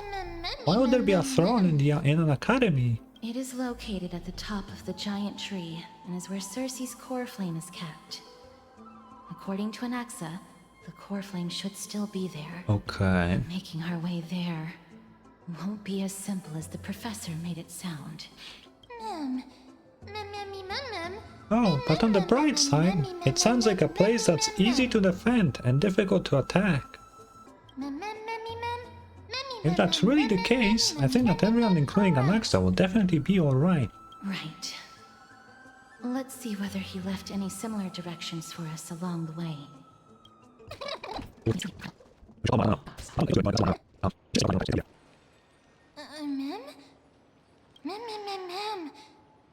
There's no one here. Did I just imagine that singing? No, you didn't imagine it. I heard it as well. I'm afraid that someone's probably nearby. As we are unable to ascertain whether they are friend or foe, we better remain cautious. Ooh. Giants raised their glasses and told the constellations. It's that voice again. This time it's coming from... I have no clue where it's coming from. There's too much echo in this library. That's why you're supposed to keep quiet in a library. True. I know. Also, I wasn't even the one singing. Found it. The voice is coming from over there. Over where? The heart? How can a heart possibly speak? And it's not even lit up. I think that something supernatural must be at play here. No. It seems to be coming from somewhere even further that way. Oh. Oh, okay. Let's go check it out. Check it out.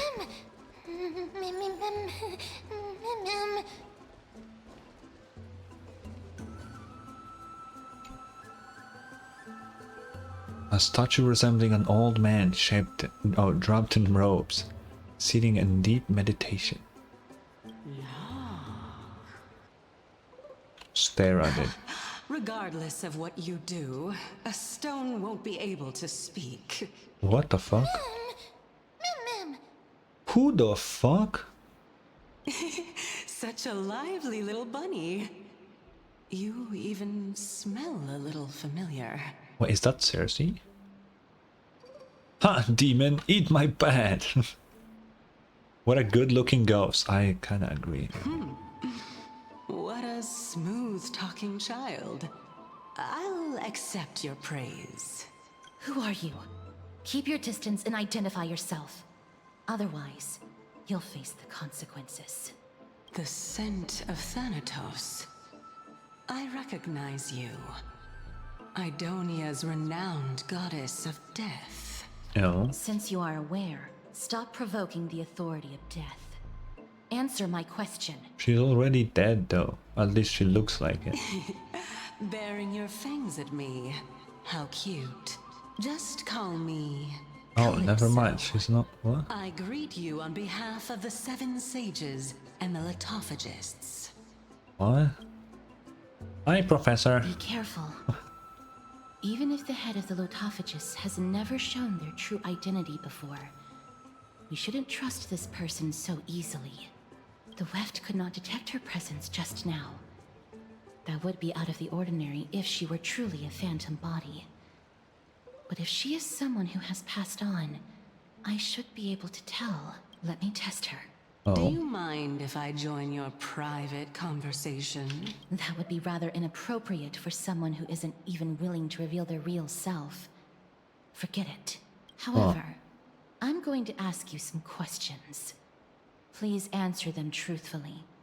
If you can do so without hesitation, we won't treat you as an enemy for the time being.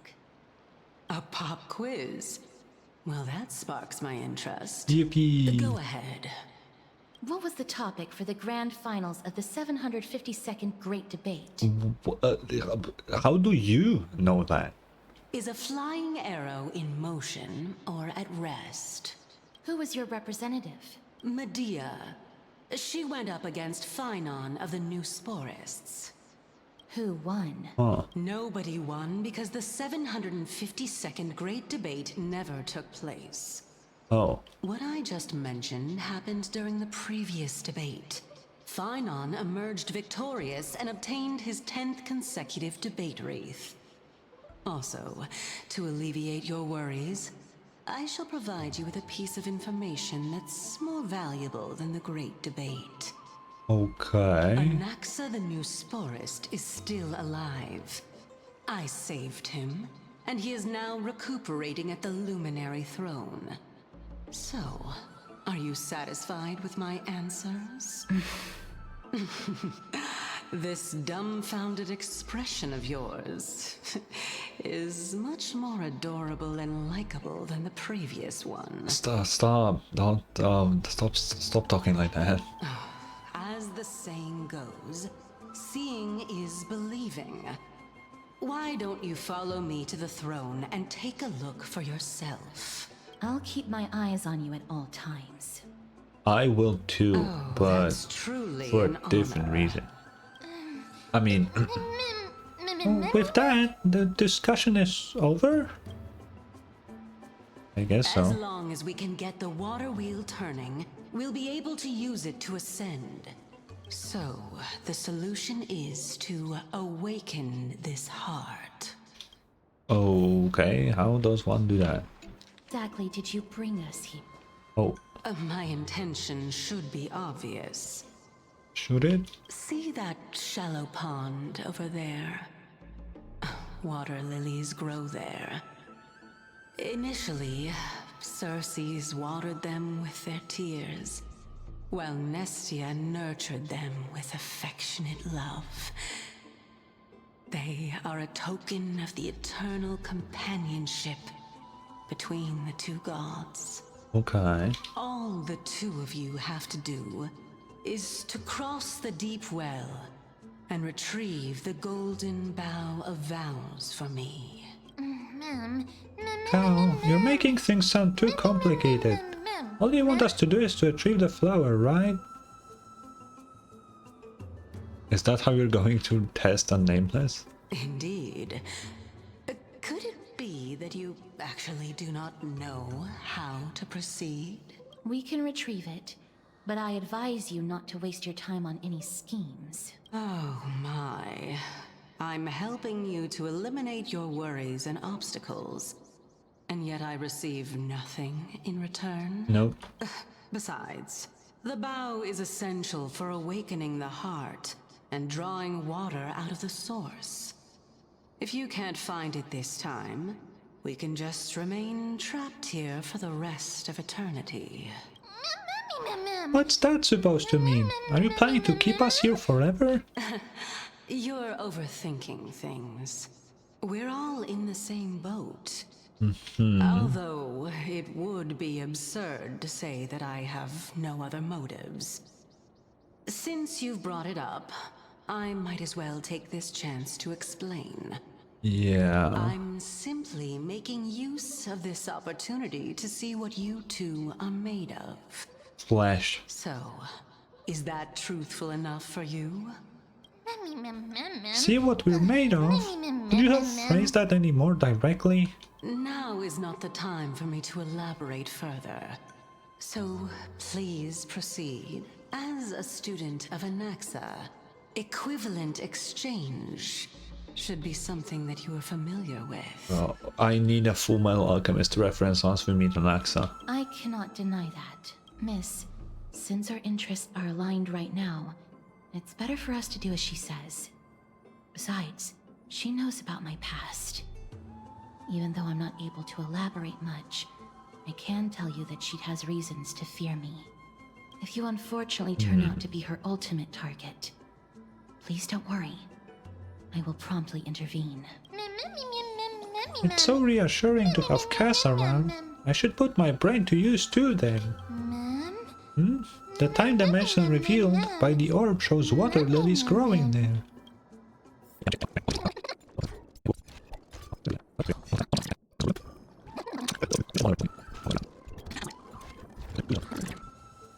So this is the Golden Bough of Vows. Yeah.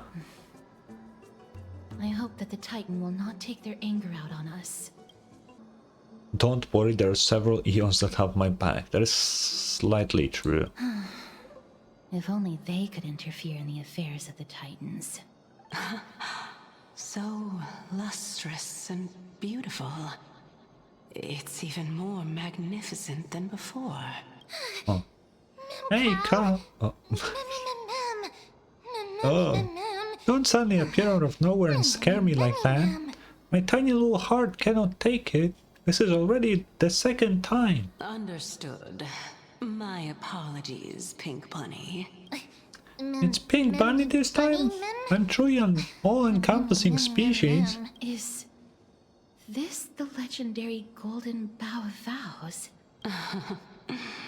We'll know once we test it. There's a secret passageway behind the pond. It's faster if we take that path.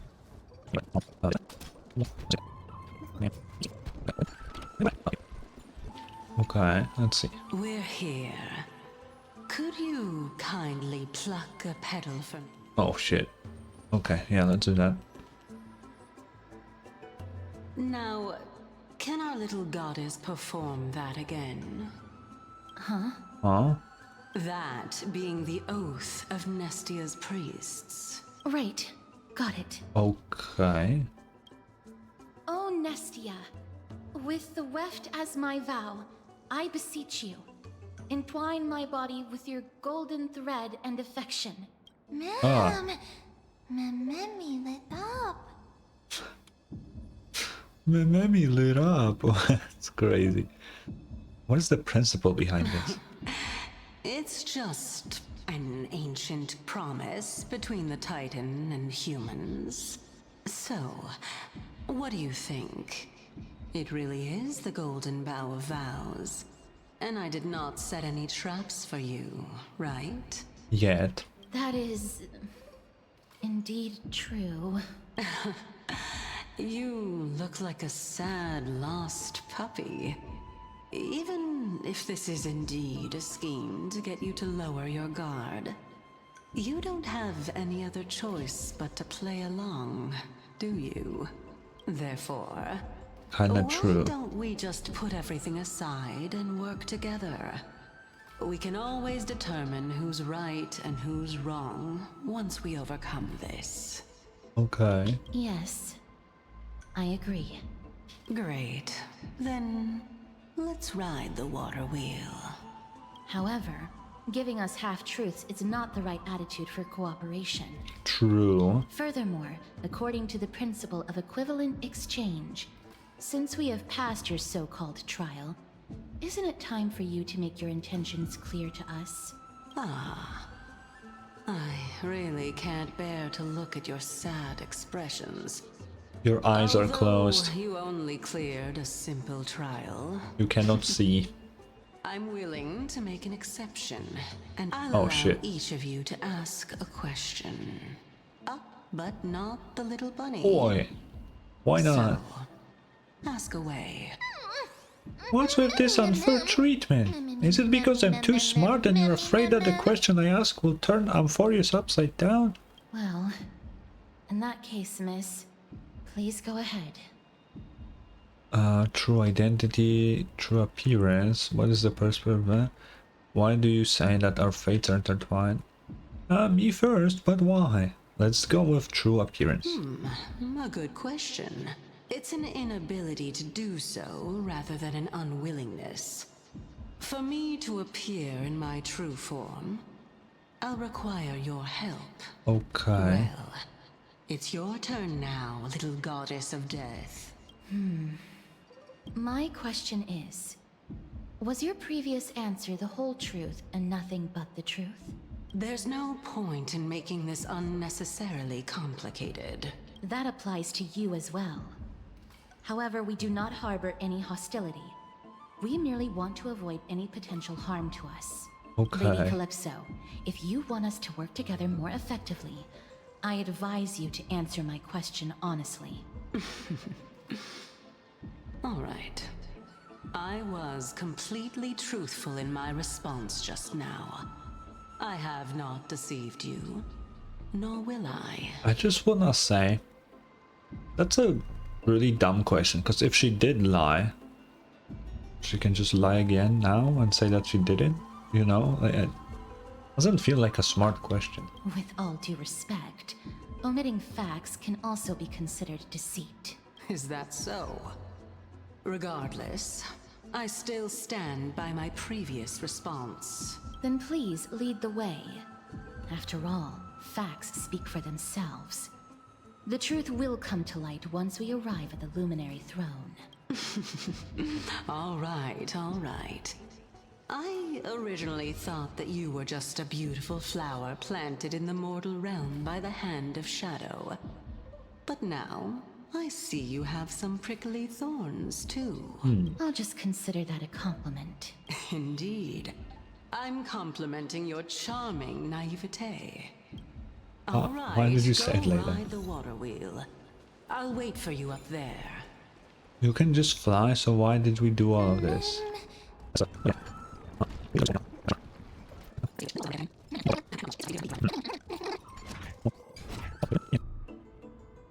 Whoa! It's Oh, it's Trienne. I'm sorry. and the pink puppy! I mixed up their names. I forget it. I'll just be a puppy. Be forgiving. Be forgiving. Lady Trienne, are you alright? No, Trienne flew high up into the air so the monsters couldn't reach us. Smart. Did you find an Axa? Yup! The spindle that Aggie gave us is so powerful that Trienne seems to have found Nax. Max? He's near the treetop. Even though our perception of him is very weak, it's not like the White Dryads from before. But since Trienne was alone and afraid that it might be dangerous, we did not fly there to take a look. Uh-huh. It seems like Lady Trienne did not forget our promise. Anaxa is indeed still alive, and he's at the Luminary Throne right now. It seems like Lady Calypso did not lie regarding this. Huh? Calypso? Who's that? A spirit wandering in the grove? Whoa! A spirit? Trienne wants to meet this spirit that even the gold thread can't sense. Where is she though? Cal, come and meet our other companion. Where did she go off to? Coming and going without a trace. She's such a strange person. Oh! Actually, Trienne also found this. Could this be related to the person you're talking about? Doubt it. This is a piece of burnt cloth. Yup! Trienne found it on a branch not long ago. Trienne even used the golden thread to search around and found that the entire grove is giving off a similar aura. Oh. Maybe Anaxa left it behind using alchemy in order to guide us? Trian doesn't think so. Because when Trian picked it up, we didn't see anything at all. And judging by the golden thread, the aura seems to be all around. Lady Trian, where is the aura gathered at right now? It seems to be... Oh! A little higher and a little ahead of us! The Dome of Devotion. Calypso, just what are you hiding?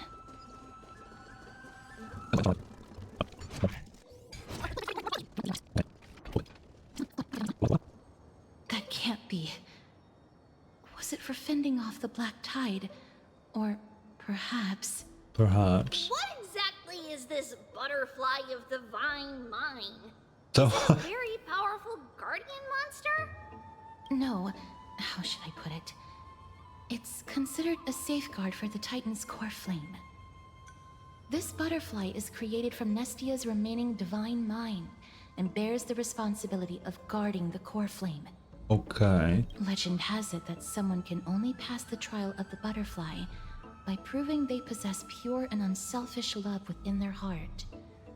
Only then can they awaken the great tree to open up the path to meet Circes.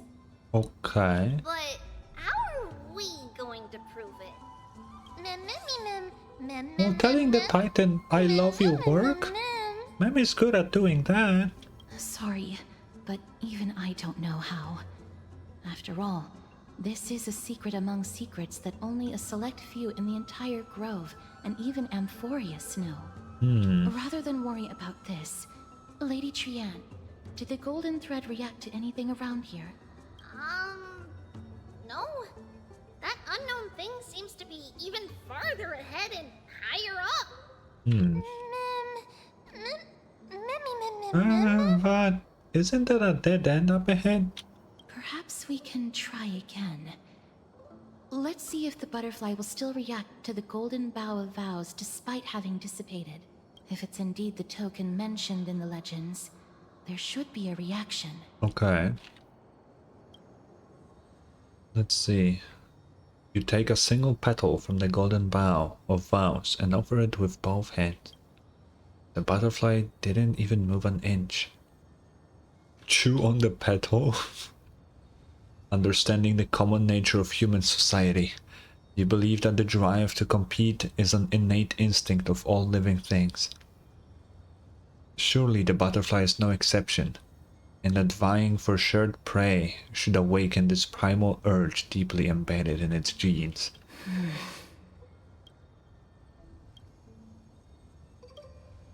Alas, it seems you have declined your challenge for a duel. Bro. Did we also have to use some kind of special spell? Let me give it a try. Oh, Nestia.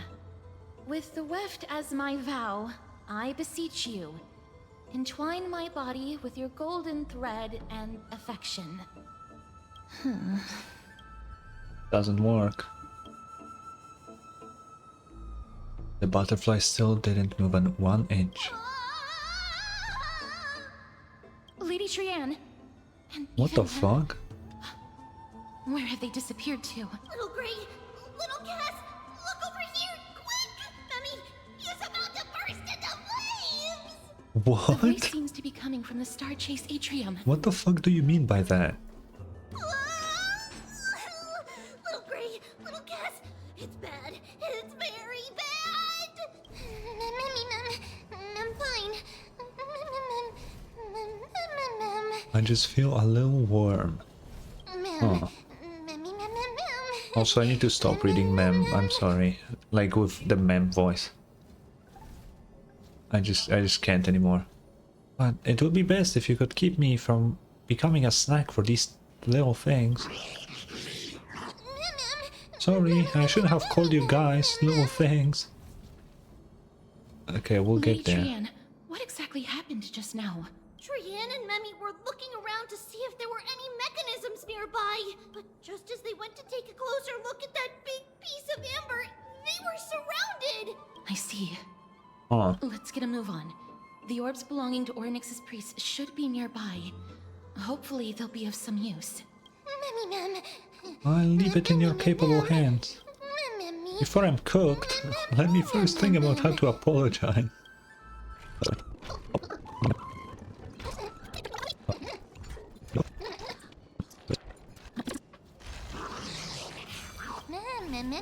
You're finally here, friend. I've been waiting for a while now. Let's surround them.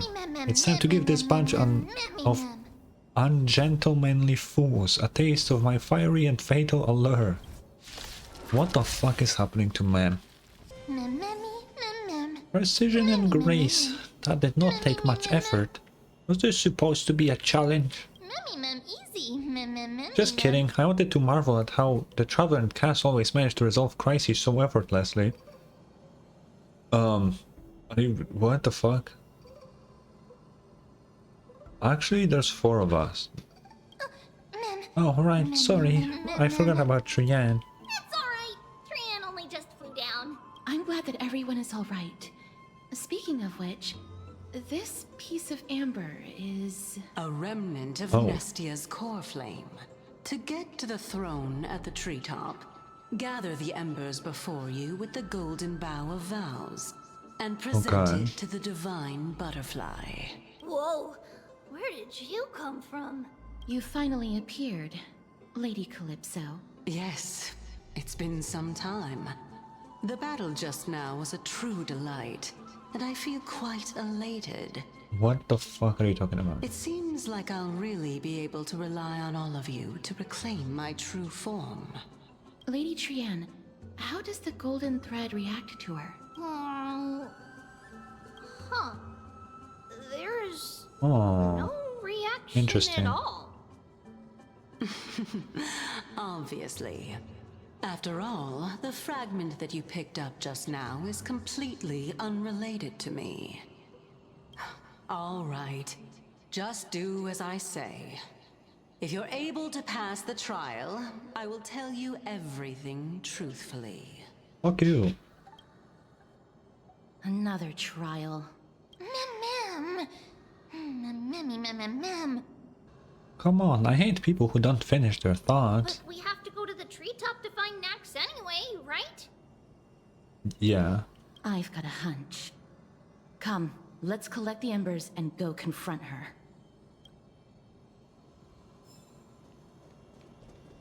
According to Calypso, we just have to gather the embers before us with the golden bough of vows.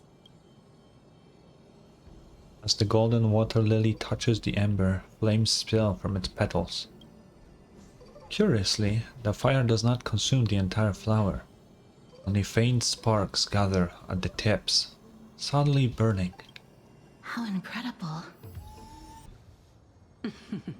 It seems like you managed to gather the embers. In that case, just offer it to the divine butterfly. It'll be fine. Let's just do as she says. Okay.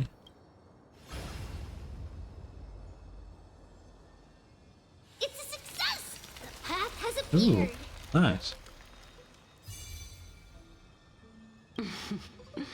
All of you have indeed passed the trial. The sound of a butterfly's wings. I'll be back shortly. Aww. Of course, our promise still stands. But now,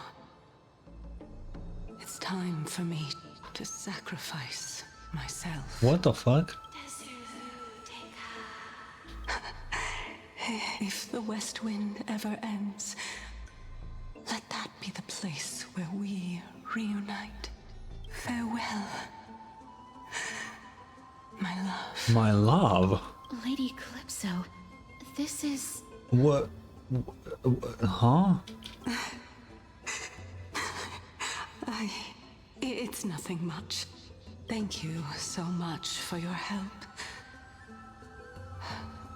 Now, it's time for me to fulfill my part of the promise. Well, in that case, I can start. You're actually Cersei's, right? Did I say that earlier? Because that made sense. I don't know if I did say it. I hope I did. Yeah, that's not like a huge revelation. What's going on? You're the Titan? Oh my. The children of humanity have passed the final trial at last. I was wondering when you were planning to expose me. How did you know? The riddle-like trials. Your distrustful yet sincere character, referring to Nestia as your love, and the head of the Litophagus is actually called Medea and not Calypso. Since you knew from the start that I was not who I said I was, why did you wait until now to expose me? Oh. Because I did not believe that Cersei's would walk this world in a human form. I was also afraid that the Titans were under the control of the Black Tide and would do us harm. Also, to make a claim, one must have evidence. This is the precious knowledge that I acquired during my time at the Grove. Yeah, makes sense. Excellent. To think we were able to gain a new chance at life in the midst of death. Fate truly is a mysterious thing. Well, shouldn't you also tell us why you went through all the trouble of setting up these riddles? Oh, the reason's quite simple.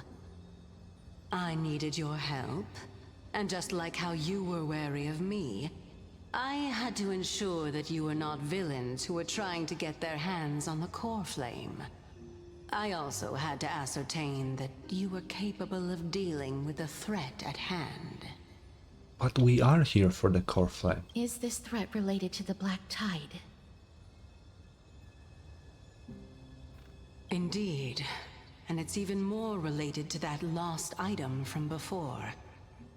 Its owner is a quiet and paranoid hunter who seems to have been reborn from the Black Tide and is attacking along with it. Oh. As I could not do anything about him, I split my body up and escaped to avoid harm. I bided my time for a chance to seek assistance. Unfortunately, this was not a sustainable long-term plan. What you mean is that you hid your own core flame? Indeed. Oh. I split it into 3. I hid one within the Golden Bough of Vows, and sealed another in the Amber, along with Nestia's remaining embers. As for the last one, it's currently in Anaxa's body, which is in dire need of repair. Why is it in his body? What? Do you mean that you're using such a method? After all, the scholars of the Grove have always been willing to lay down their lives to defend my core flame.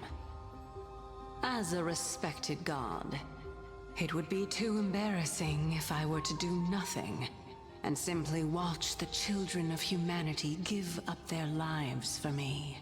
Yeah. Especially that heretic named Anaxa.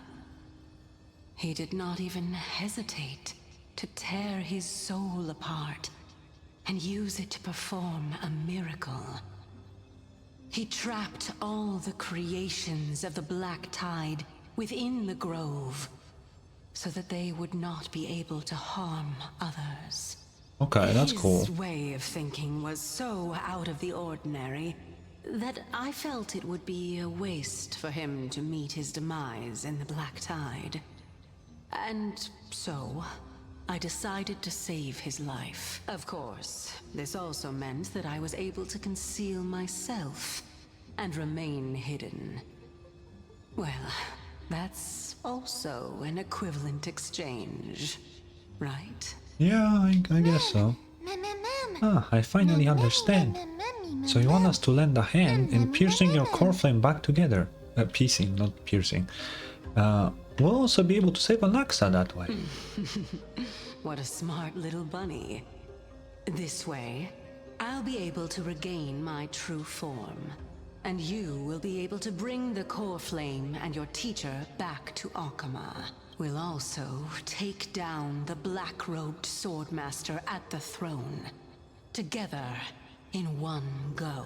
Okay. But, Cersei's, aren't you the reason, Titan? Even if I do not have the authority of strife, I'm still a god. I just need you to buy me some time against the warrior's blade. Once the core flame is reformed, I'll be able to show my hand. Okay. Yeah, let's go. Excellent. Then just continue climbing to reach my throne. Turn the golden bough of vows into firewood to reignite the core flame of reason.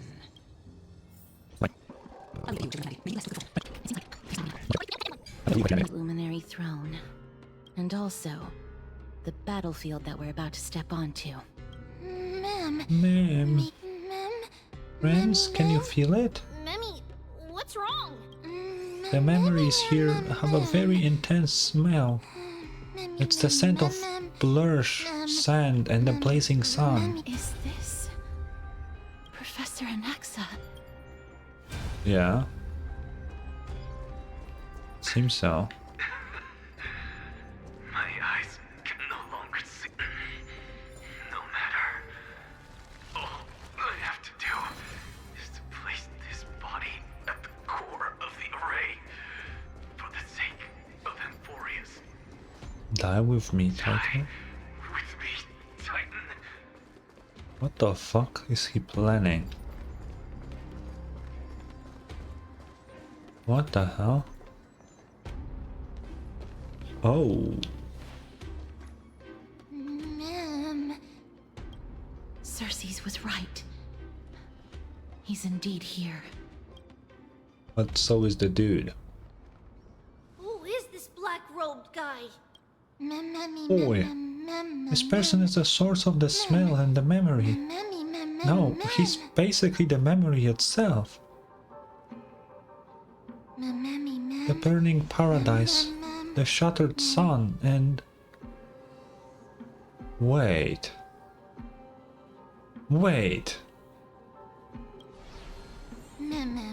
Carnage, death, and destruction. That was the friend from Finance backstory that we saw, right?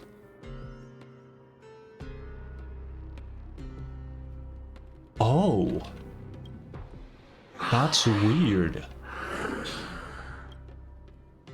Everyone, brace yourself. This must be the hunter reborn from the black tide that Cersei's was talking about. The black sword and cloak. That was a white sword. Are you crazy? The owner of the piece of cloth. The north wind that sent over the deathly fog of Thanatos. You're not demigods. Stand down or die. Well, I mean... Trienne is... Quick, run! It's just us. We won't be able to defeat them.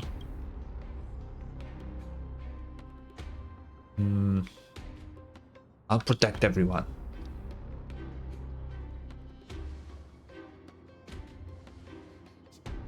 Trienne will also protect everyone. Trienne is brave. Hell yeah. Miss. Only this time, may death protect us. What the fuck does that mean? We want to be protected from the death, not Be careful. the baseball bat. What the fuck is that goop? One slash. Oh. Two slashes.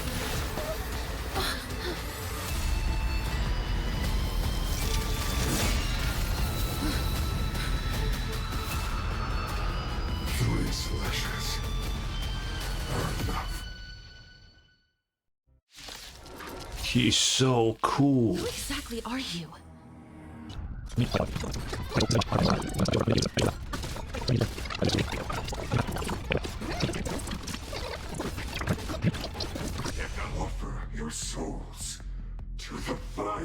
I'll pass. Not good.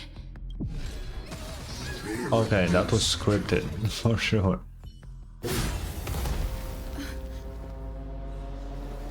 In that case.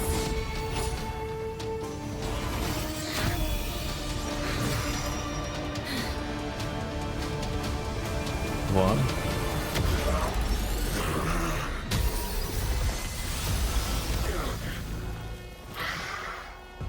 That's sick. Can't be killed in a single blow. You are indeed no ordinary human. That was sick.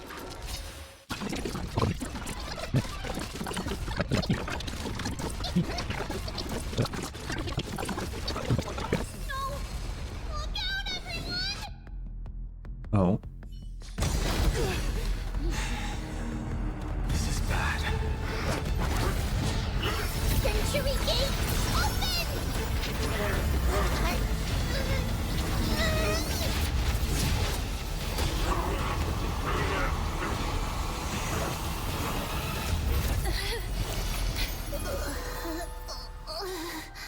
Where did she send him? Where did she send him? Shortly after Nokema. Phew. That was a close call. Thank goodness that we returned to Akama unharmed. Yeah. Okema, your baseballer is back. Little Cass, my head, it still hurts. Sorry, I know you told me not to open the gate. Please don't blame yourself, Lady Trianne. If it weren't for you, we would have already met our end at the Grove. Yeah. I feel awful. I need to go back to get some rest. Lady Trianne, you haven't been well since you woke up. Are you sure you can make it back on your own? All this noise and commotion. Akama hasn't changed a bit, has it? Are you... Bro, he looks so fucking cool. Anaxa? There's no need for doubt. The Titan no longer speaks. It is I, Anaxagoras of the New Sporists. Indeed. You are the only one who would refer to yourself like that. Professor, let me be frank. The mission Lady Aglaya entrusted us is to search for survivors, uncover the truth about the disaster at the Grove, and retrieve the core flame of Circes. That does not surprise me. And now, I'm a survivor who witnessed the entirety of the disaster, as well as the defenseless bearer of a core flame. Yeah. Are you going to bring me to Aglaya to fulfill your duty? That is indeed my duty. But I prefer not to present you to her as a captive or spoil of battle. Fine. There's no need to make your life difficult. I'm not against meeting that woman.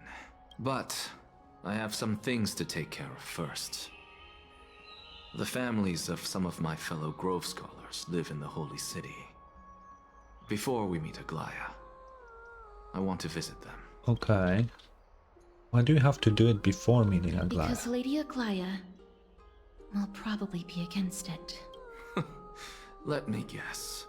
That woman will not only prevent me from visiting the families of the deceased, but will also suppress any information about the Grove. She's always been that cold-hearted.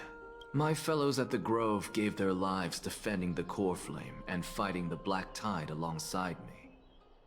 Their families deserve to know the truth.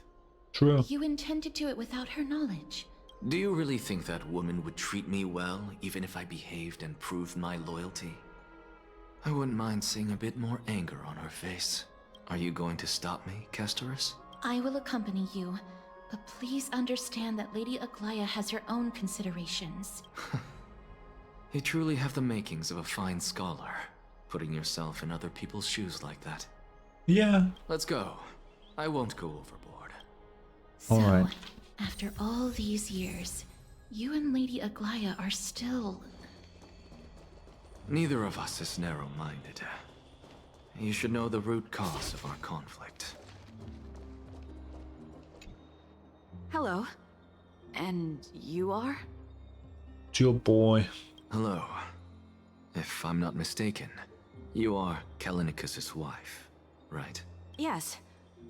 Oh, are you a messenger? No wonder I haven't heard any news for so long.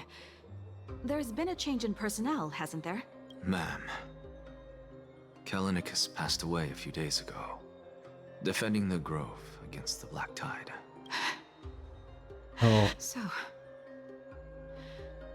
did he manage to defend the Grove? Huh? This is the first thing you ask after hearing of his passing? Yes. He managed to protect Cersei's core flame at the cost of his life. I see.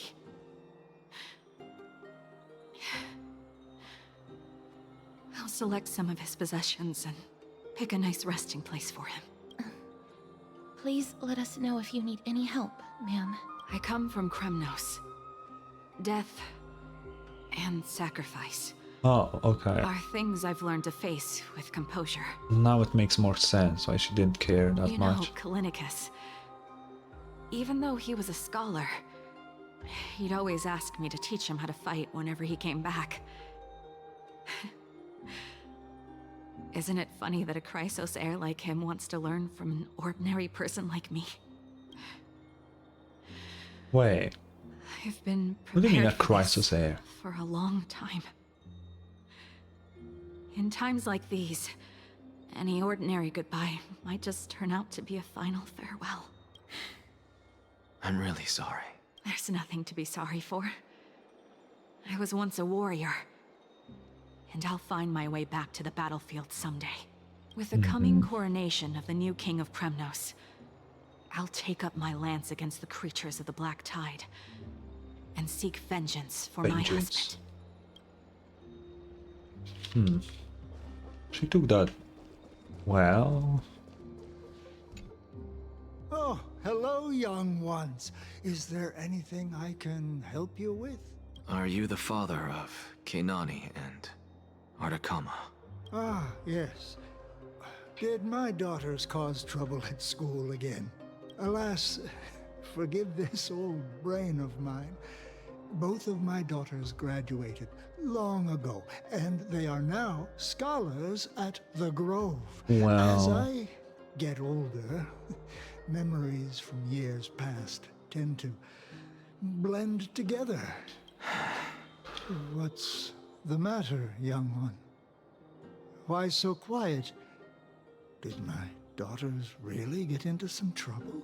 If they refuse to apologize, just let me know. Oh, Their no. old dad can still talk some sense into them. What should we do? I really can't tell him. Don't ask me. Mr. Fabio. The Black Tide took Kenani and Artakama. What? They fought until their last breath against the Black Tide to defend the Grove. As the Chrysos heir stationed at the Grove, I failed to protect them. Mr. Fabio, if you're upset... Don't put it that way.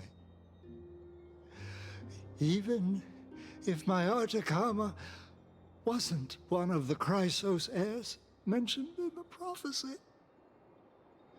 she was still a heroine. Wasn't she? Damn, this guy's good at lying, I guess. That sounds weird, I know, but I'm talking about the VA, not the character, of course. Young man. What's wrong? I'm busy. There's a lot going on in the city and I've got my hands full. Mister, we're sorry to bother you, but... No, wait, Lady Castors, did Lady Aglaya send you because of some mistake I made at work? Keep your cool, Titus. I'm Anaxagoras from the Grove of Epiphany, and a colleague of your father, old Titus. A few days ago, your father passed away. Wait, what? My old man died? That's no shocker. At his age, he was due for the River of Souls any time. Huh. How can you say that he's your... some people grieve like that. I don't think we should. Just up and left me behind. That old man. I've been telling him for ages to stay in the Holy City and enjoy his retirement. But no, he just had to go off to that grove and mess around with those scholars. Still wouldn't budge after all those arguments. That stubborn old thing. I already got him a retirement home and was waiting for him to come around. All my effort is wasted now, and he didn't even give me a chance to say goodbye. That bull-headed old man, stubborn as a mule. Yeah. That is it. That's all the colleagues' families that I remember. Those who sacrifice their lives and their families are truly admirable. Good work, Miss. And Professor Anaxa. What do you mean good work to me? I didn't do anything. Let's go. Take me to see Aglaya. All right. I'll lead the way. Miss Castoris, my lady, you're back. My lady? Huh? Hello. We have an important matter to discuss with Lady Aglaya. May we trouble you to inform her of our presence? My apologies, Miss Castoris.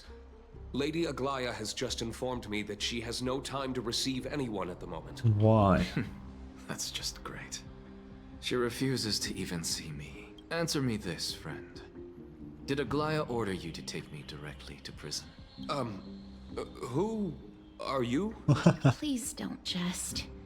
It's possible that she really is busy. Let's wait here a moment, and I'll try to contact her using the slate. New message. Ooh, of the grove circumstances we are now fully cognizant, and for thy most diligent efforts are harbor the deepest gratitude. Alas, the Holy City presently faces sundry complications. For this oversight, we express sincere regret. Furthermore, following thy arduous voyage, rest must be prioritized. Okay, got it. Oh, it's the garment maker. Oh. Inform Lady Aglaya, message received, we'll take our rest today. Okay. So it wasn't her. It's fortunate we don't have to confront that woman while I'm hauling around this sick body. Castoris, and this friend I haven't gotten the chance to know, I'll take my leave for today. That Titan made a myriad of adjustments on their own. My head still aches from that. I don't want to stay a second longer in this noisy city if I can. Okay. Please be careful. Akama isn't the grove. This place is covered by her golden threads. I know. That woman is extremely confident I won't escape her grasp. Yeah. Don't worry. As I said before, I'll mind my behavior. Okay. Miss, so many unexpected things happened on our journey to the grove. We truly had no intention of putting you in danger, let alone face the Black Tide head on. Hmm. The Black Let's Tide go is this. not just an enemy of Akama, but all of Amphoreus. Even back when the forces of strife coveted the Holy City, their warriors still undeniably halted the Black Tide outside Castrum Krymnos. Nigador's core flame now sits vacant, and the Black Tide has returned. The Grove is an academic city with the best understanding of the Black Tide. It shouldn't have fallen so easily, and yet it was taken overnight, leaving the city in blood and tears, haunted by the spirits of departed heroes. The trial of strife is imminent.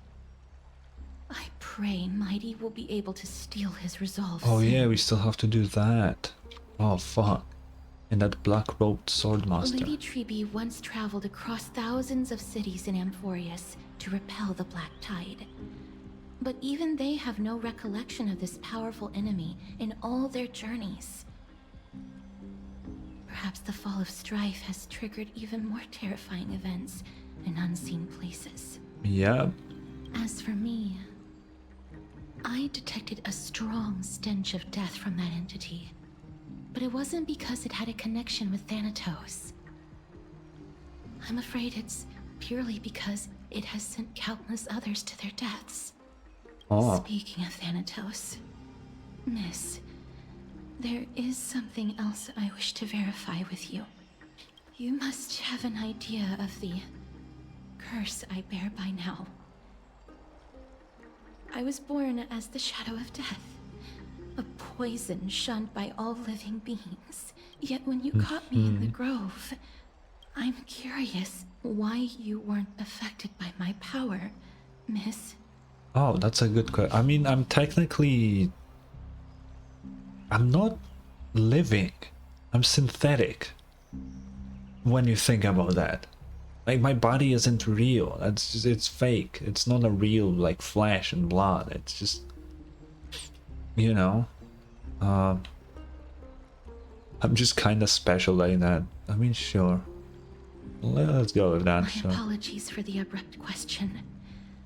For all my life, I've always wondered, what is my connection to death? And why am I inextricably linked to Thanatos? I don't know. Miss, you must be tired after being on the move these past few days. Please set aside the tragedy at the Grove for now, and rest for the day. Okay. Long time no see. I've heard about what happened from Finan. We've been through a lot. Wait, where's Finan? Not at all. It's all in service to Trailblaze. Ah, I wasn't expecting Amphoreus to temper the will of the Nameless. What were you doing while I was gone? I was organizing logs. I also asked Hyacinth, right? That's how they said it. For some research material from the Grove. I discovered something interesting. Do you remember that Amphoreus' sky was sealed away by a titan? Akila's presence keeps this world isolated from the rest of the world beyond the sky. It seems Hyacinth's ancestors were the sky priests who worshipped Akila. Perhaps she can give us more clues to find a way back to the Astral Express. Nothing out of the ordinary happened in the Holy City in the past few days. I didn't have to talk to anyone either. It was kind of nice spending time alone. Just you wait, your good times are coming to an end. After what happened at the Grove, there's sure to be unrest in the coming days. We should rest for now. You look tired. You should get some sleep before we set off tomorrow. Oh, by the way, I heard some rumors. If you're going to wander around, I suggest avoiding the hot bath. Why is that? And now we're going with Tribi, huh? Trian? What's wrong? Is there trouble at the Grove? Yes, I sensed something. It was fleeting, but very strong. It feels like they're in some big trouble. Trian used the Century Gate again. Ah. Can you see what's Okay, so that's happening? when that happened. No, it's fuzzy like always. But the enemy's aura has disappeared. Maybe they've moved to a safe place. Let's hope that it's just a false alarm. We should place our trust in her and Castrus, teacher. In her. They will Okay. keep Trian safe. Peggy, you're talking like we are little kids. One day, Trian will reach her limit, and Trebi will take on the role of gatekeeper from her. We are all aware of that. I am just a little concerned about her state of mind. Trian was already unable to speak, even in short sentences when they left. What? We want to say a proper goodbye at the very least. Wait, what do you mean? I will pray with you. Thanks. And Aggie, it looks like we will need you to come with us to the baths this time to unwind. It feels like neither of us have laughed for a long while. It's time to head out with the West Wind! All right. Okay. Here's really hot and heavy. Has it always been like this? Is someone injured over there? What is happening?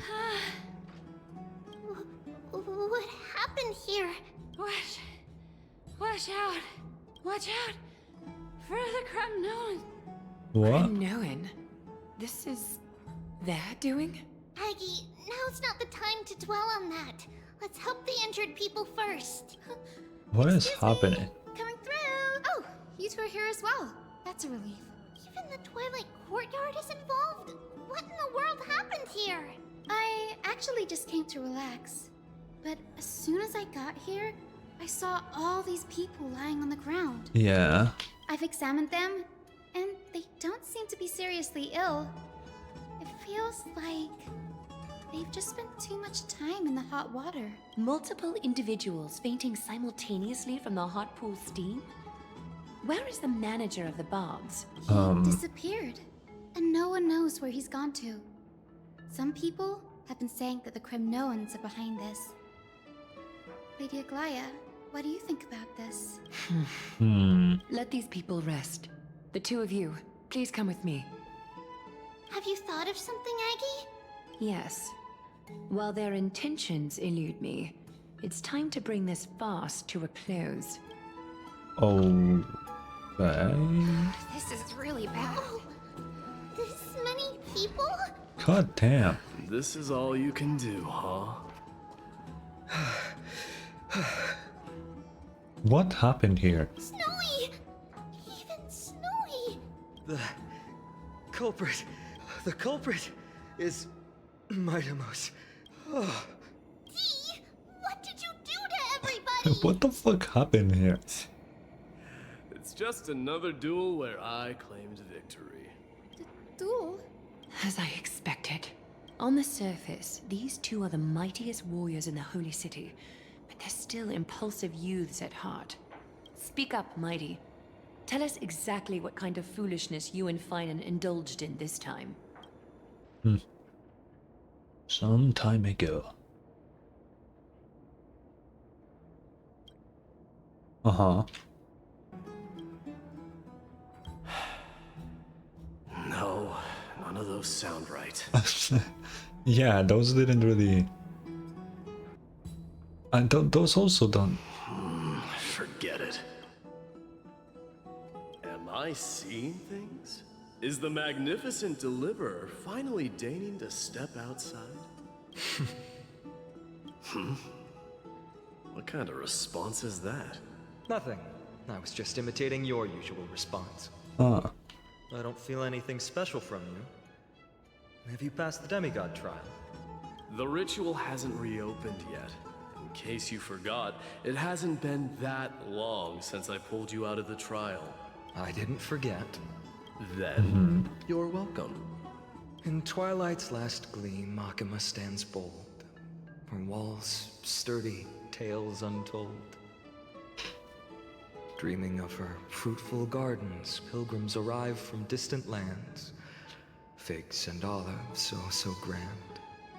Yet little do they know that they will step into flames, fuel to the fire, a burning brand. What is he talking about?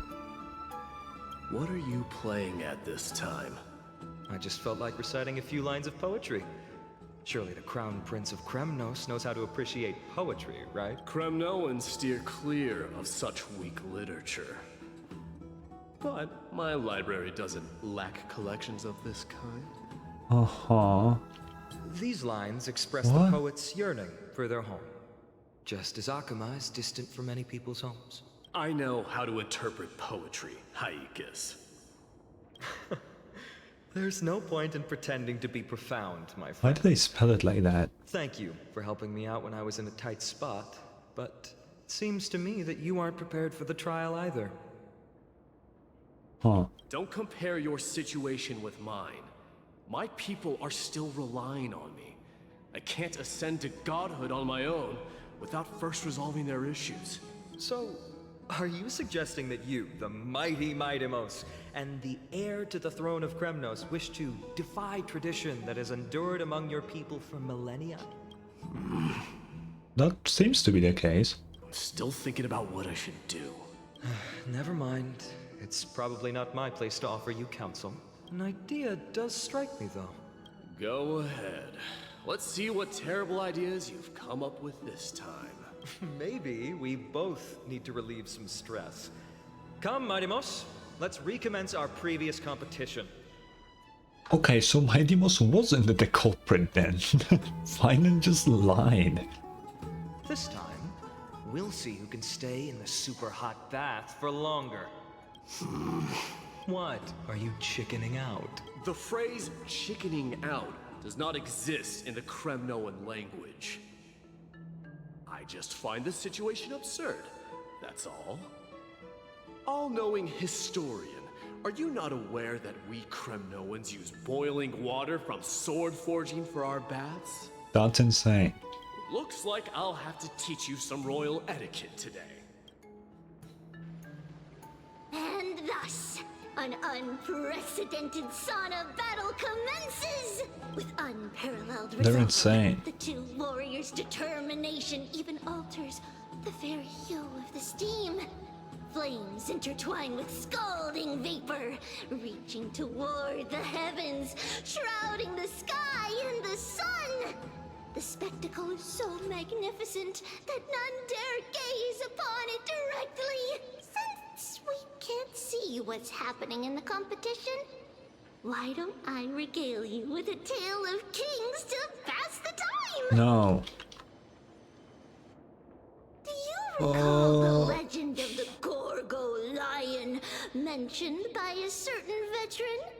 The central figure, the main character, was not the sole sovereign I want of this that land. sprite to disappear. Stood as its formidable rival. Long before the dawn of Era Chrysia, the two beasts started their timeless battle on the plains of Tritos.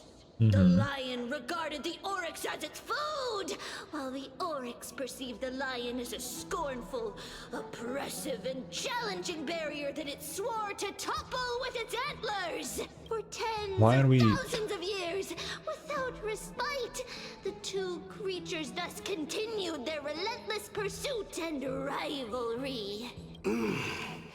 It fixated on its rival's fleeing form in the chase. Why are we... It set its sights on the other's neck, nearly within reach. It was stuck in a corner. It had nowhere to escape. On the land of Amphoreus, some lives meet their end at dusk, some at dawn, and yet others are fated to perish under the blistering sun at noon. I love looking at just pure darkness. Because that's what's on the screen right now. And at last, Like, the most there's nothing here. moment of the day descended upon them. The formidable hand of fate heeded their call and arrived! My lords, would you like me to reduce the temperature a little? What? They're chickening out already? Get lost. Are you asking me to get lost, or... Do whatever you want. Oh, please forgive my presumptuousness, my lords. That wouldn't... that doesn't sound like sounds of someone being, like, really hot. You know, you would expect, like, more panting, if anything. Not, it hurts, I'm dying here. You know? I don't know, it doesn't really fit. What a spectacle of folly. This is what you get for daring to challenge a Kremnoan without understanding your own place. What I'm saying is, your little game dragged down quite a few innocent souls alongside you. We will personally escort back home the customers left awestruck by our formidable presence. This isn't fair. You're wearing way less than I am. Should have taken some of it all off. Like what? Is this the latest trend now? Getting into the baths while dressed in full armor? Don't look at me like that. It was he who challenged me. There is no word for flee in the Kremnoan language. Very well.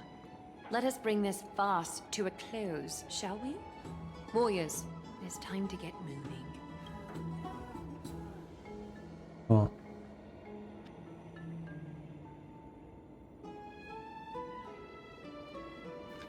Okay, how long will this text be? And thank you.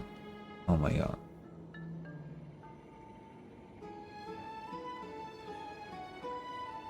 Oh my god, they had another contest. The flame chase journey is destined to be a lengthy one, replete with obstacles. But thanks to those two, all the gloom has vanished into thin air. Yeah. Oh, we just had quite the commotion. It's not every day we find the Marmorial Palace this serene. Shall we continue with our previous plans? Hyacinth, would you care to join us? Such an empty bath is indeed a rare sight. I was looking forward to unwinding after work. I'd be delighted to accept your invitation, Lady Treeby. How about we go to the biggest Tweeby. bath? Okay, this isn't the biggest one. The biggest one is below that. What do you mean? Let me check. The water temperature feels just perfect. So, how is the feeling of having the entire bath to yourselves? It's so good. I need a picture of this Aglaya. I'm sorry. But, Lady Treeby, aren't you going to soak in the bath with us? We will have to pass. After all, we've become children. How does that affect anything? Please understand that she can no longer endure the heat of this pool due to the blessings of Yanis. Okay, now it makes... Okay, that makes sense now. Oh. Are you curious about us, Hyacinth? I am, but something tells me that it might be better to change the topic. Don't get all nervous. It's not something we can't discuss. The truth is, a long, long time ago, we were a mature adult just like Aggie. Then, because of We know that. reasons, we inherited Yanis's divinity and gained the power of passage. And in return, the price we had to pay was the splitting of our soul. Each opening of the Century Gate intensifies the strain on Treeby and the others. They are gradually regressing towards infancy, both in body and mind. Oh, that's how it is. That's why they cannot use it too much, because they become... Oh, what? That's fucked up. We don't know what awaits us at the end either, but anyway, that's why we've turned into children. In that case, when you opened that giant sentry gate above Akama during the battle against Nikador... Well, there's no way around it. We all know that the flame chase journey won't be a smooth ride. Oh. Maybe we can find a way to fix it. The primary research focus of Noosporists is the soul. We explore its depletion and methods to restore dispersed souls. As long as research continues, there might be a breakthrough that can help. Well, Herta can unage herself, you know, so maybe she can do just the reverse of that for Treeby, you know. We will do everything we can. So your first reaction is in fact denial. You're indeed an Access student. I look forward to your good news, Hyacinth. Now there's another reason to look forward to tomorrow. Yippee! Lady Treeby, what's wrong? Something's off. It's that strong feeling again. Is it Trian? Wait, no. It's not Trian this time. Oh? It's Trinan. Trinan is in danger. Why is she in danger now? What the fuck is happening? What? I win this round of escorting the bathers home. How does one contender alone make a valid competition? Offering a compliment or two wouldn't be the end of you, you know. Haikas. Why do they spell it like this?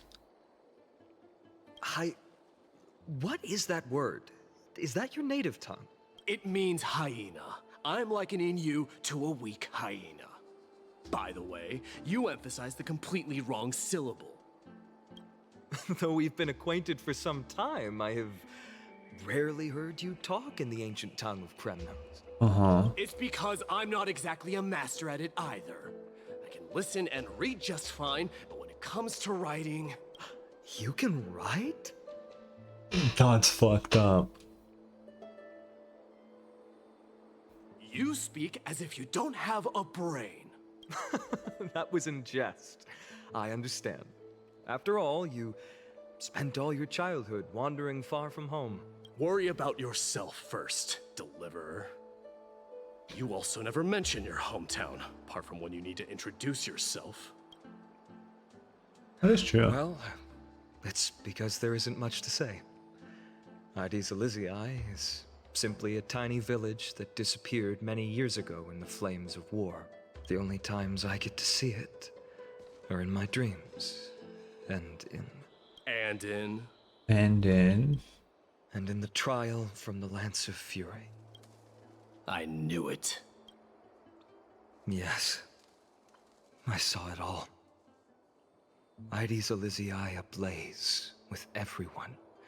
My family, friends, and my kin, lying in a sea of flames. A blood-red half-sun hung in the sky, just like on that day. And before my eyes, that murderer... Blood-red half-sun, huh? Killed Cyrene. Okay. But I saw its form this time. A black cloak, an eerie mask, and a broken giant sword that carried an ominous aura. So that's why they showed it. It is the guy that we met that killed her. I fought it in the trial.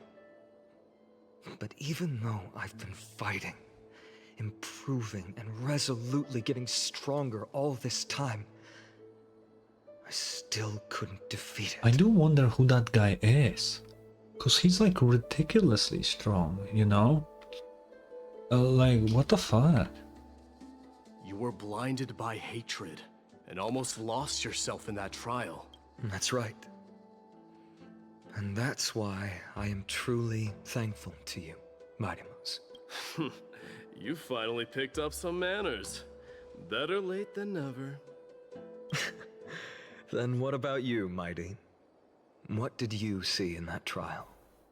What do you fear? There is no word for fear in the Kremnoan language. I'm getting the feeling that your language has no words at all. But to answer your question, I saw Akuma in the trial. As well as... my old comrades. Oh. Hephaestion. Perdiccas. Ionius. Ptolemy. And Possesta. Ever since I returned from the Sea of Souls, these five have been by my side. We faced life and death together during our days in exile. Those 10 years were Why is it arduous, just a black screen? yet filled with moments worth treasuring. Each night, we would gather by the campfire, savoring honey brews and singing our hearts out. The wind in the wilds of Amphoreus smelled like rust. Hephaestion would always tease me about adding goat milk to the honey brew, claiming I ruined the blood-red color of the drink. He had a scrawny figure, but was a relentless force on the battlefield, dispatching foes without so much as a blink. Perdiccas was an expert in concocting medicines, delving into all those strange folk remedies. Ionius was a swift runner, and our most reliable messenger. That guy just looks like Ratio. Ptolemy was a real Purely bookworm, because of the always leaf. spouting off in chapters and verses. When we left Kremnos, he made off with a stack of ancient tomes from the Grand Library. Not like it mattered, as my family owns the library. And then there was Possesta. He was the silent type, but a truly masterful musician. This is the first time I've heard you mention these five, and their names. They died on the battlefield before the Kremnoan detachment managed to join Akuma. Uh-huh. Perdiccas was the first to go. He was shot in the stomach by a poisonous arrow from the Oh. people of Laidon. In the second month of cultivation. In the end, his remedies mended all but himself. Midamos, do not mourn. I have achieved honor by bestowing a noble death upon the enemy. Leonius died in the 5th winter. And he's gone now. Antonia's snowstorm lasted 3 full months. On the night of the fiercest storm, our foes launched their assault. Idonia. Is that the city Castorus used to live in? Okay. Yes. Those zealots were as fearless as Kremnoans in the face of death. But they lacked respect for honor. They cornered us in a bottomless swamp. Leonius covered for our retreat. They cut his legs off. He vanished into the mire of a foreign land. His body never to be recovered. This is perfect. Mighty Most, I can finally deliver the news of you ascending the throne to the Nether Realm. Oh, okay. 20 dusks later, I had to think what the fuck he was finally talking reached about, the but walls of it was Idonia obvious. and entertained the usurper's plea for peace. However, the rebels refused to surrender and set up an ambush within the city. Ptolemy and his cavalry met their end before they could even relish our triumph. Those obelisks that collapsed after being set on fire became their final resting place.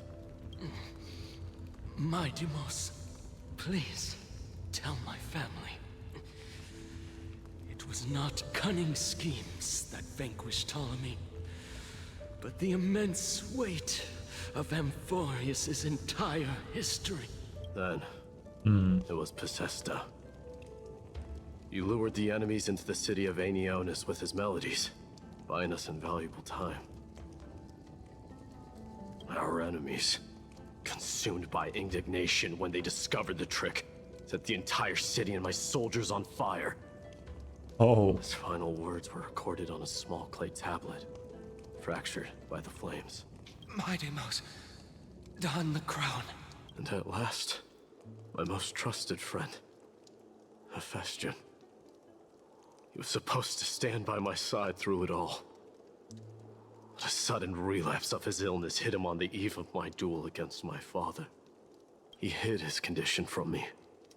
By the time I returned victorious, he had about a breath left in him. A Kremnoan dying on a sick bed. I would be a laughingstock to everyone. Hephaestion, my dear friend, spare your strength. I'll go get a physician. No need. Even if Perdiccas were here, he couldn't stop destiny from taking me away. Damn. No! None can take you away.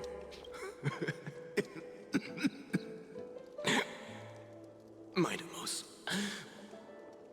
our king, do not shed tears for me. It's not befitting of your status. Okay, that they didn't need to say that our means Kremnoan. It's pretty fucking obvious. Farewell, my dear friend. You must lead us back home. What a grave trial indeed. Yeah. Now I understand why you see immortality as a defect, or even a curse. My father threw me into the sea of souls to break the wheel of karma. But little did he realize it would grant me an immortal body and summon a fated revenge on his head. Yeah. Following his demise, I considered leading my people back to our homeland. Kremnos had already turned it into a wasteland. Only darkness and insanity thrived there. Against the dissent of many, Krateros included. I made the Kremnoan detachment stay in Akama. But I know that their glory will never be doused out. Okay, so... The instant of strife shall inevitably arrive. What is his plan then? If you take over Nikador, then you must begin the journey back to your homeland. So, you hesitate because you think leaving your people in the Holy City is a better choice? I don't know. Uh-huh. But I have never been crowned. And those 5 were never endowed with any titles. None is aware of their glory. Your predicament is truly complicated. I don't know how I can give you any useful advice. Maybe you could seek counsel from more people, such as the Grand Craftsman. Cartonis' people seem to have been through comparable dilemmas. And that teacher of yours, Krateros? We've got a big problem! Big problem! Lady Tribby, what's making you so flustered? Hurry up and go save Trina! She got abducted by Krateros! What? What do you mean? What? Krateros! What's going on? How is he here? Mighty-Mos. It seems I was the one who exposed my vulnerabilities first. Aglaya, I demand an explanation. This man abducted Trinan by force and forced her to bring him to the vortex of Genesis. He then brazenly stepped into the trial of the Lance of Fury, and naturally failed. What an idiot. She telling the truth? Why did you do that? Because I don't want to wait anymore. Your hesitation made me desperate. If you want to run away from your destiny to become king, then keep running. Someone will eventually stand up and fill in the gap left by strife. Then they will lead our people home. Age has blinded you, teacher. Can't you see that He is blind in one eye. because of this very recklessness seared into your blood? Krateros, do you truly believe you're worthy of entering the trial? To blaspheme against the prophecy? Does the mission we Chrysos heirs bear seem like child's play to you? Do you know how the Kremnoans see you, Aglaya? You're a hypocrite and a megalomaniac. The prophecy of Genesis and the flame-chase journey are just excuses for you to seize power. Uh-huh. Silence, Krateros. Do you even know what you're saying? Are you defending this woman, Mighty-Mos? How many wars did people start because of her and her so-called prophecy? How many cities fell in the past millennium? Their people massacring each other. Even if this so-called Genesis really exists, will there be a place for the Kremnoans in that new world? Why not? Are you done talking? By agreement between the Chrysos heirs and the Council of Elders, those who trespass upon the vortex of Genesis need not be tried by the Council. I am allowed to pass judgment alone. Krateros, your actions are unforgivable. I hereby sentence you. Aggie, wait! We have a proposal! Someone has to resolve this conflict between the cities. Lord Krateros did not use violence to harm us. We can sense that his anxiety stems from his concern for his people's future. Please, Aglaya, hear us out first. Okay, that's interesting. I'm listening. I'm sorry, Lord Krateros.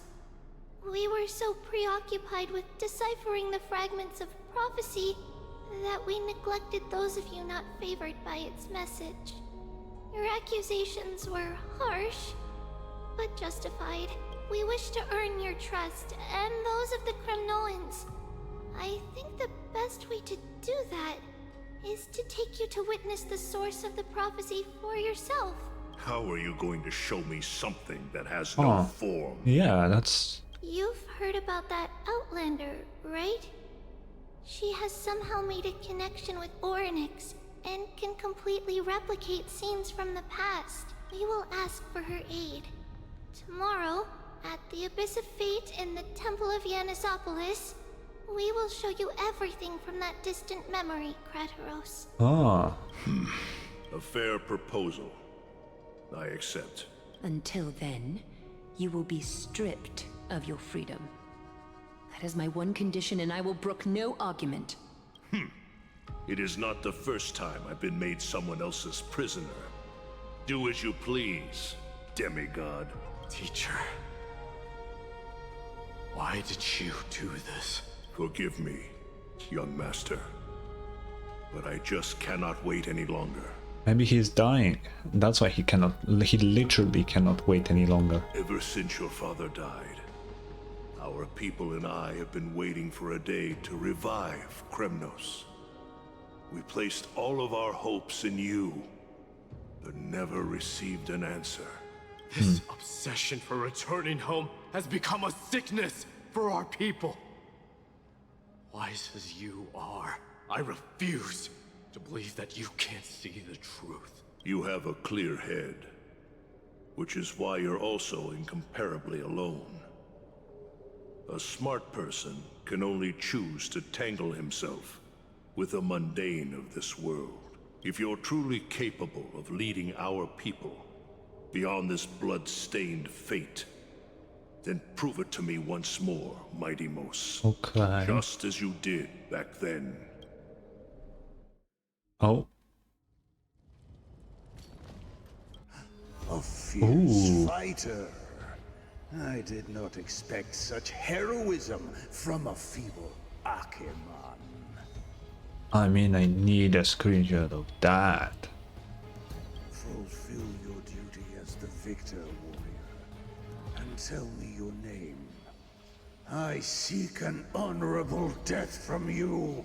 As if you have any honor! Yeah. Listen closely. I am the leader of the Kremnoan detachment, Midimos. I'm here to finish you, father. Ah. It is you, the beast spurned by all. So you did defy death. The prophecy was true. You will bring an end to my Kremnoan dynasty. Defy? You're wrong. Death fears me. It's the reason I have this body of steel. As for you already stand at death's door, father. You were the one who threw me into the Sea of Souls. The one who tried in vain to enslave a Titan. And the one who desecrated the body of a god. Hyrule! You're a weak king. So weak that even the lowliest hyena is a more noble existence than you. And now, fate's reckoning is upon you. Yeah. Then swing your blade. Take my crown. Coronate yourself with an old king's blood and inherit it all. Become the new rightful king of Kremnos. No. I don't want the crown. Listen. If there's only one end for the kings of Kremnos, then the crown means nothing to me. All I want is your life. To avenge Mother and my comrades. Actually, that is a good point. The only way to become the next king is to kill the previous one. He's immortal, you cannot kill him. He would be the king forever at this point. So like, it kind of destroys the entire system. But the walls of Kremnos will not fall with me. Do you truly think you can escape fate's grasp, my son? You and I, we're both the same. We feast on strife. Now, kill me! Kill her. The son of Gorgo is destined to be crowned in blood!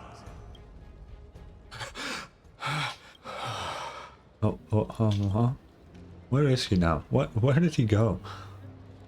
Krateros. He said the Grand Craftsman Cartonus might have some suggestions. Might as well go see him. Okay. Grand Craftsman. Oh. How have you been? King of Kremnos it is. That you would come, I knew. You knew I was coming? Your matters, I've heard. The path forward you seek. Many questions you have. Yep. But before that, take this. Oh, he has that? What's this? A signet ring. For the King of Kremnos. Belonged to your mother. Recast and restore it. I did. What? Mother threw it into the Sea of Souls. A long time to fish out it took. Very fortunate we were. Oh. I can hardly imagine how much patience and courage it must have taken to find such a small signet ring in the Sea of Souls. I owe you one. Gratitude there is no need for. Repayment for saving me, this is. Questions you bring with you. Ask now. Okay. Fate I've always denied. It's finally caught up to me. By all rights, I should accept Strife's authority. It would make everyone happy. The Chrysos heirs, the Council of Elders, the Kremnoans. Even the bards who will write it all into song. Sure. Yet hesitate still you do. Hesitate, why do you, young king? Because of my people. Be they men, women, the elderly or children. The hearts of all Kremnoans yearn for home. They've all been waiting for this day. For the day their king returns. Children of Strife would then be able to go home and embrace the old traditions. Never mind that most of them have only ever been heard in these so-called traditions and song. They would then gather around their king and throw themselves into battle. Yeah. This is not a good thing, you believe. The Kremnoans have been trapped in a cycle of bloodshed for the past 1,000 years. They seek vengeance, start wars, become prosperous, and decline. How much innocent blood flowed into the River of Souls in all those years? How many needless sacrifices could we have avoided? I mean, if he becomes the king and they actually trust him, maybe he can just change the rules. I accept that fate and become the totem of strife that lead my people into repeating the same mistakes. Then of course I would be terrified. I'd be terrified of becoming king. A different kind of Kremnoan you truly are. Oh. Okay, suddenly trippy jump scare.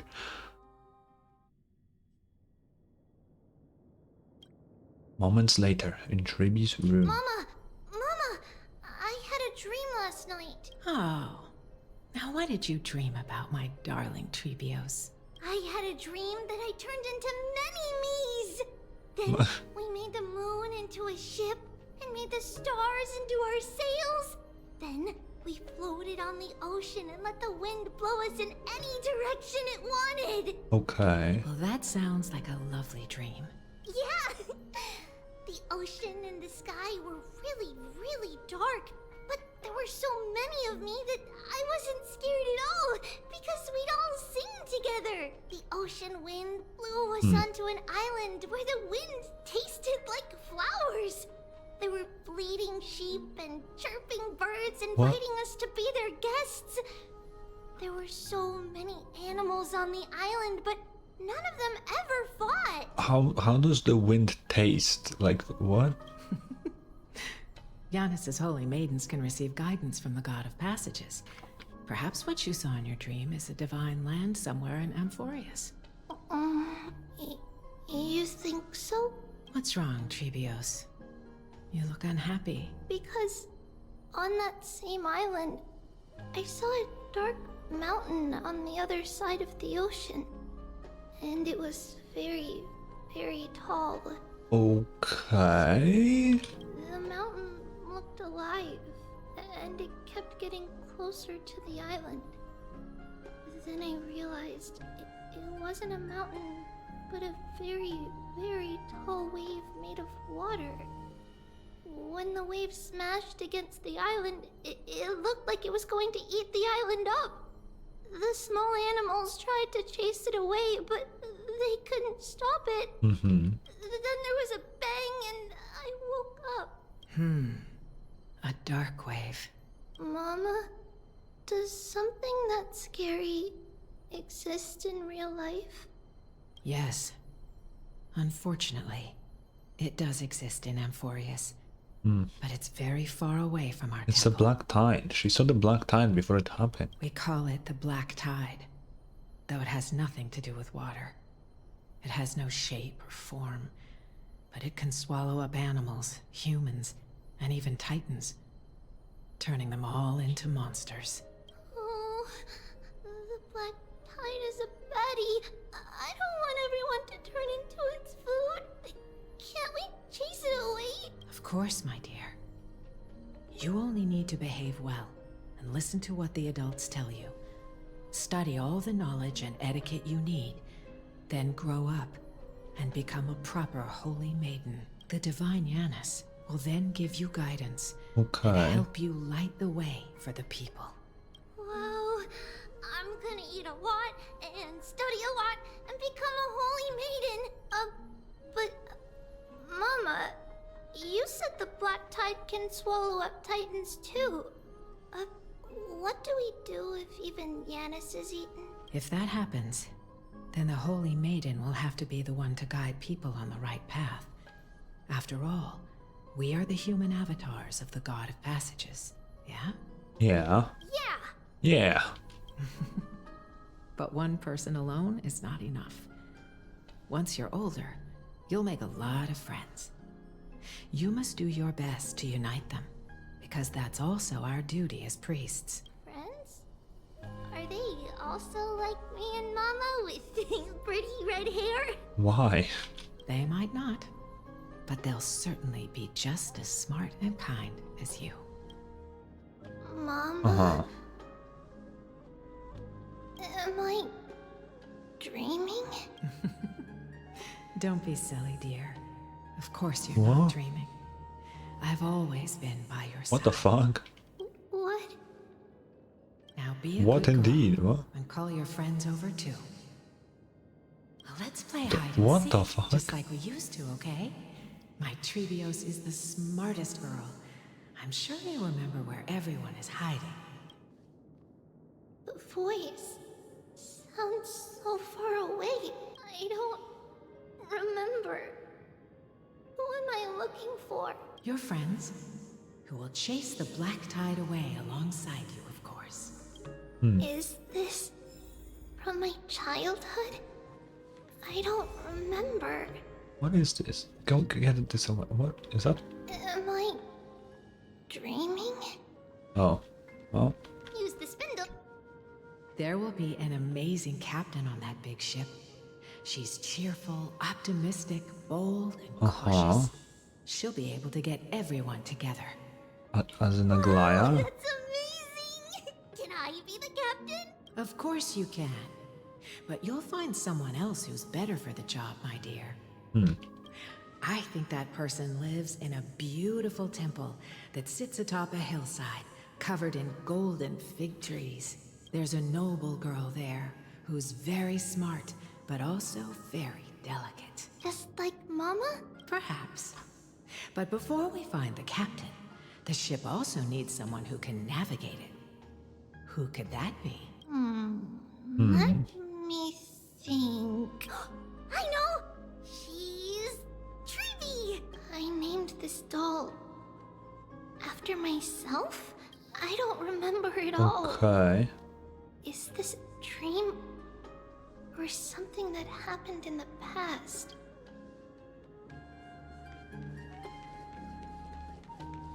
What's this? It's packed full.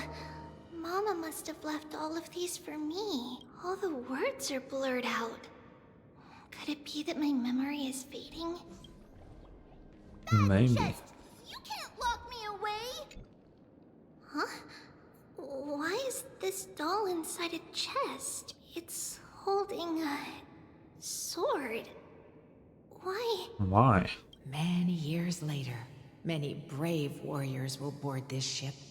They're skilled combatants who fear no danger. Mm-hmm.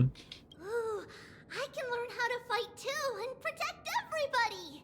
Silly girl. You're Yanisopoulos' holy maiden. It's not your duty to fight. There will be many others to protect you. Alright. Then where will they come from? I believe one warrior hails from a lovely village where bulrushes flourish, while another comes from a magnificent Okay, oh fuck, I didn't mean to. Let Trian fight by their side. This way, they'll always stay on course. How could I have known the name Trian back then? Was it just a coincidence? Or... Nope. Learning can change your destiny. When navigating at sea, you need to know both astronomy and geography. Isn't Yanis's knowledge enough? Oh, sweetie. The ocean isn't like the land. It's easy to get lost. True. That's why it's important to learn to recognize the miracle of Aquila. Alright. Even though my brain is already super duper smart, I'll still try my very best. I don't know about that. Circe also favors children who try their best. They will send a wise scholar as everyone's teacher to help you reach your dreams. I want to be a teacher too. Oh, wait. I'm super duper smart. So I want to be the teacher's teacher. Sure. Why not? But if you're going to be a teacher, you might need to tone down that hyper energy of yours. Then Trinan can do it. She's well behaved and would make a great teacher. Mama and the others always said that I had a great memory. Uh-huh. But now, I can't even tell if this is a memory or a dream. Come, let's line them up. Oh, back in the room? Now, Trebios, set them on this music box and let them compose a melody for our song. Music box? What's that? Sweetheart, are you still groggy from your nap? You invented it. Oh. Invented What? it? Oh, my lovely Trebi. You're usually so bright. What's gotten into you today? Well, you might as well see for yourself. Put your good friends on it and see the wonders it can do. Put the dolls on. Okay. It's rotating. And I can hear something. That's right. It's a music box. If you place the dolls in the right spots, it will start rotating and play beautiful music. Out of all your inventions, this one is my favorite. I don't remember. It's all right, my child. I'll sing along to the tune, and it will help jog your memories. Happiness abounded in this lush land by God's chosen. Giants raised their glasses in a toast, beheld by the 12 constellations. 3 carved the heavens and the earth. 3 Okay, I heard this 50 times, I'm sorry. Too unstirring, hence wished endless laughter upon the living. Thus you and I were created, with words and song to weave, and love and intimacy to give. Thus creation was complete. Who then will bear the weight of humanity's souls, to lighten the steps of the living as a whole? O great Kephale, all-knowing Father of stature so tall, yet low does their gaze willingly fall. With light of dawn heavy upon their shoulders, golden blood spills unto the land, converging into a boiling river that flows to the heroic heirs of this world. Oh, whoa, whoa, whoa, whoa, whoa. What's going on? What the fuck was that? Oh, Yanis, please lend me your ears. In the black mist, as death and fate draw close. On the bloodied earth, the living dead, but ghosts. Why did it fucking broke again? Okay, what the fuck is happening? What is this world? It mirrors your maze-like fate. What is this world? A silent lament without a trace. What is the past? Wandering ghosts that linger. What is the future? Souls scattered by fate's finger. What is the start? A voyage born in solitude. What is the end? The spirit, lonely and subdued. Lonely and subdued. And subdued. And subdued. Subdued. Subdued. Subdued. Subdued. Subdued. What the fuck is happening? Wake up, Triby! Wake the fuck up! Mama, what's going on? Hurry, run! Trivios, run! The black tide has arrived. Where can I go? What the fuck is happening? Why? Why are there dolls everywhere? This is the sacrifice of a holy maiden. You won't make it to the end. Only one person can. I know. What? No! It's fine if we can't reach the end. Our minds are made up. Go. Bid your farewells, Trivios. Time's running out. Mama, are you going to leave me? My sweet girl.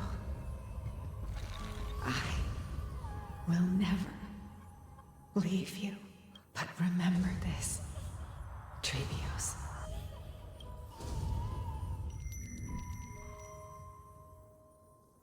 What? All shall bid farewell to one. And that person alone will witness the miracle. Okay. Since your mind is made up, then traverse the black tide and dispel the fog for Amphoreus. I shall see you tomorrow, my dearest Trivios. Uh-huh. Are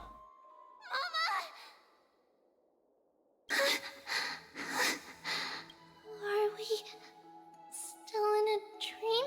No. Did you have a nightmare? Maybe. But it's been a long time since we had any dreams. It's not yet the entry hour. You still have plenty of time to rest. No. Our heart is still racing. It must be that reckless Kremnoan soldier who startled Trinan. And you as well. If you want, I can pass through his chest with a golden thread right now.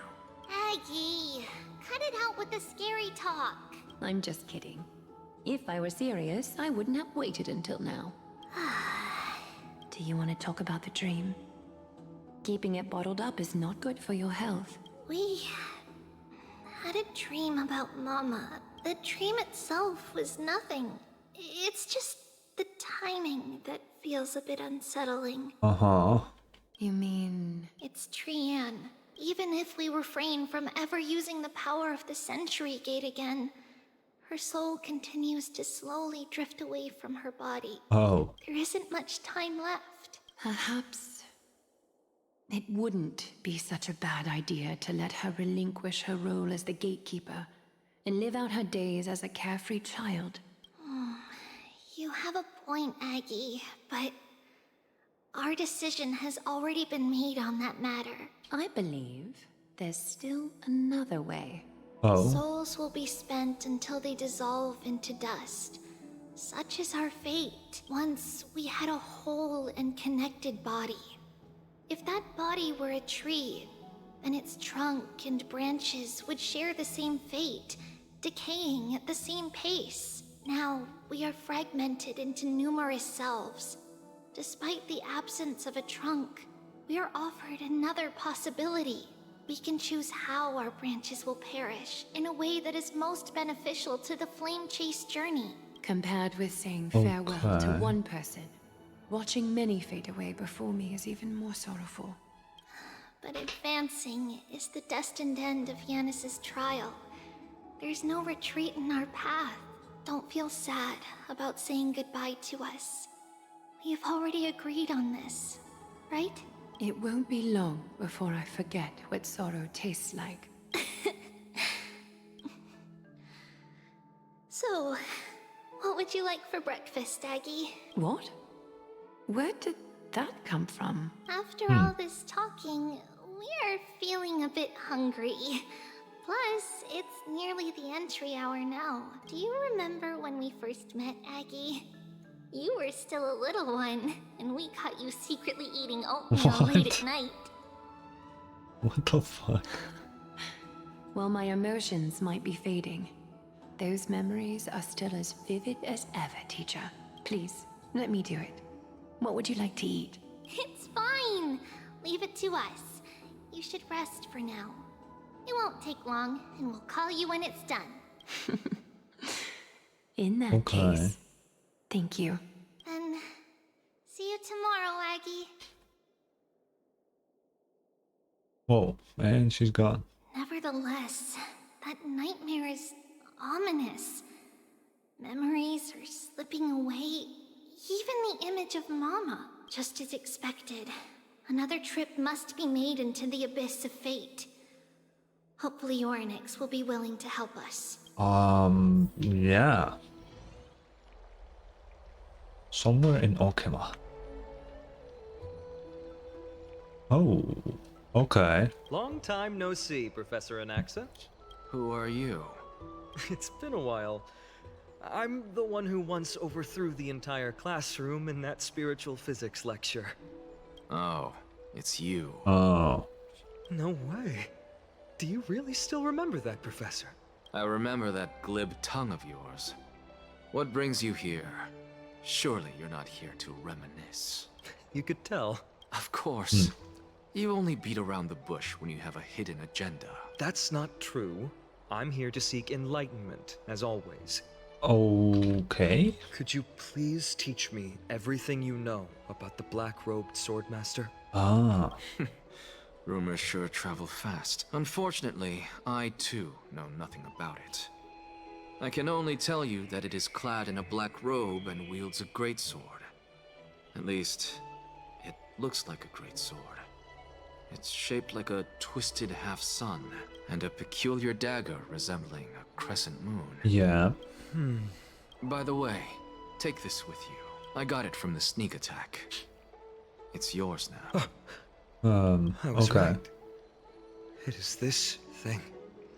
The one who torched Aedes Elysiae to the ground. And killed everyone. Don't try to be a hero. No one in Akama stands a chance against that thing right now. Is that what the Titan said as well? Not at first. But the god relented after having had a taste of its power. Even with the god possessing me, Yeah, and that is fucking crazy. Who is that guy that he's so fucking strong? That incredible power doesn't seem to be granted by any Titan. Are you suggesting that it originates from beyond Amphoreus? It could be an emanator. It could be, but of fucking what? It's possible. Much like the Black Tide, no? Nonetheless, it's an enemy we must overcome. We? Drop the pipe dream, Phynon. No one wants to see you fall by their blade. His mere presence will endanger the Holy City and the Flame Chase. I mean, true. You know that I don't believe. You don't believe in the so-called prophecy, I know. However, I'm here to seek your assistance, not at the request of Aglaya or Tribi. I just want to eliminate a threat to the city I pledged to protect. That's all. The tragedy at the Grove must never happen again. Take a seat. Since you are sincerely seeking enlightenment, I suppose I can tell you one more thing. Oh. What is the thing? And you're cutting again. Oh my god. What's wrong, Trian? Nothing. Just remembering what happened at the Grove. Monster in the black cloak. So scary. Everyone in danger. Nightmare. I can't forget. Don't be scared. There are no bad guys here. Didn't you save everyone with the Century Gate, Trian? Trian threw it away. Far, far away. It's never coming back. It definitely will come back. We got back safe from the Grove because of you, Trian. You're the reason the Flame Chase journey can continue. Sorry. Trian feels a bit dizzy. Why are we here again? For the same thing, of course. Remember? Tomorrow we will reveal the prophecies passed to everyone. But first, we need to restore the memories that have been blurred by the fragmentation. We hope to present the full truth to everyone without hiding anything. Since Yanis caused the fragmentation, we can only turn to another Titan or Onyx for help. Also, remember to get breakfast ready for Aggie before the Lucid Hour tomorrow. Oh, yes! Trian remembers now. Oh, on that note, we had better prepare some saffron before we meet with the Titan. Saffron? What? It's an essential offering for rituals in the Temple of the Three Fates. You think we shouldn't go to Orynyx empty-handed? Yes, it's also a symbol of Yanisopolis. If we are to replicate memories, we need to use something that has experienced those that makes days. sense. I can see, yeah. When we first met Aggie, we added that to the porridge we made for her, and she really loved it. I see.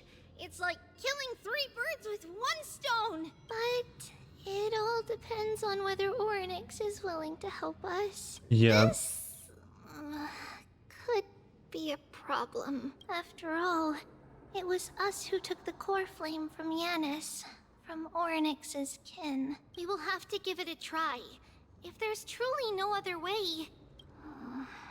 in our current state, we probably can't do anything to them. We'll cross that bridge when we get there. Leave it to Trian. Trian knows how to play cute. In any case, let's look for saffron first. I hope there's still some left in the temple, untouched by Nikador's soldiers. I remember that aged saffron is preserved in sealed jars. Let's be on the lookout as we go.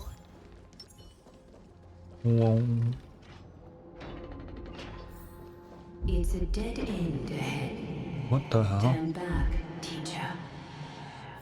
What the fuck? What? Aggie? No. It's an... Oh. Wow. This room is huge. Trinan, did you... Yeah, I saw it. Was that a warning from Orynyx? Oh. What are you two whispering about? Treeby? Trinan? Trian can't even hear our own telecommunication. Oh. Well, never mind. Trian suddenly feels like this place is quite familiar. Oh no. There's a whiff of safari in this room. It's right over there. Well, that's my favorite of the treebies, man. What the fuck? Over here! Follow Trian! Right here! I summon thee, Orynyx! Stir up ripples of past reverie! Something's appeared! Wait. We should read it first. Oh my god, that's so much reading. Okay. For many years, Yanisopolis has relied on the rose myrtle. Yeah. To obtain the boon of the gods. We have spent 5 or 6 years now digging out its roots and cutting back its branches. Now this red tree is on the verge of collapse and has long since ceased to serve its purpose. Yet it still seeks to spread out its canopy by eclipse Janusoporis from the glorious rays. Oh, and eclipse. We have a secret plan to fell this tree. We just need to wait for a ceremony to make a small move, and the rose myrtle will slip and fall into the abyss. Janusopolis is built on a mountainside. There are more than a few cases of people who have lost their footing in its history. As for the next sacred tree, we were planning on selecting another puppet. As for the rose myrtle's daughter, Trebios, we'll call her Saffron for now. In my eyes, I think it would be fine to just find an excuse to off Saffron. What? Okay. However, Codex the Acolyte is extremely insistent on raising her to become the next sacred tree. She has undergone related education since she was a young girl, which would save a lot of work on our part. As for her identity as the daughter of the Rose Myrtle, she is still young and has not yet grown wings. If we can just keep her grounded, the power of the Divine Oracle will remain tightly in our grasp. We both know that the saffron's most outstanding property is that it can be cooked in so many ways. What the fuck? Huh. Wait, this is a letter? It mentions something about saffron and Trebios? Weird. That name... Never mind that for now. Why is this letter here? And how did Trian sense it? Could it be our lost memories? Maybe. Is it possible that we were already noticed by Orynyx and entered their trial? But why haven't they said a word? Orynyx has the whims of a child. Perhaps they're toying with us on purpose. Come on, It could this isn't the right time to be playing games. Separation and death, reconciliation doesn't come easily for a mortal. Oh? Trebi! Trinan! Look what I found! Is this the safari? Coming! The safari? But Trian, there's nothing in here. What? It was right in the stolium. Huh? There's really nothing here. That can't be! I swear I saw it! Is she not delusional? I swear! Trian is telling the truth. It was right there. Where did it go? Trinan, Trebi, why aren't you saying anything? Trian can't seem to hear you at all. We were just lost in our thoughts. Don't worry, Trian. What you saw was likely, Yanna's hair. We must have startled it away. Okay. Could Orynyx be trying to make us falter? But why would they do that? Something feels off. Trebi, don't you think this temple is a little too quiet? What do you mean? It might just be an illusion. But Trinan wonders, is Orynyx really putting us through a trial? Huh. Good question. Still no luck finding any safari. I suppose we can do without it. Let's try to convince Orynyx. Whoa. Whoa. Trebi, Trinan, look at this! So cool! It's really quiet in here. Why are these in here? Titans live in dark places like this? And the lights are not turning. This is, this doesn't look good. What's going on? Orynyx disappeared? Huh. If you cut to... Bro. Are you Why saying is there so many Black-robed cuts? Swordmaster is not just tied to the Black Tide, but is also hunting for core flames everywhere? This is the most plausible possibility. First, it has a vessel that can hold core flames. Second, I'm one of its targets. Yeah. Let's start with the first premise. Its peculiar ceremonial blade can interact with a core flame, as evidenced by the pull I felt when it stabbed into my chest. I hypothesized that the blade can sense, absorb, or even retain core flames. The second premise is even more explicit. When it was engaged in fierce battle with many of us and was heavily distracted, it remained consistently focused on me. Or rather, on the Titan Cersei's inside me. So it's plundering the flames. But why? But if your argument holds up, wouldn't he be headed to Akama soon? The vortex of Genesis is full of the Titan's core flames. Not necessarily. Let's call that person the Flame Reaver for now. If my presumption holds, that person has 3 targets. The first target is me. The second target is Orynyx, who hasn't yet fallen.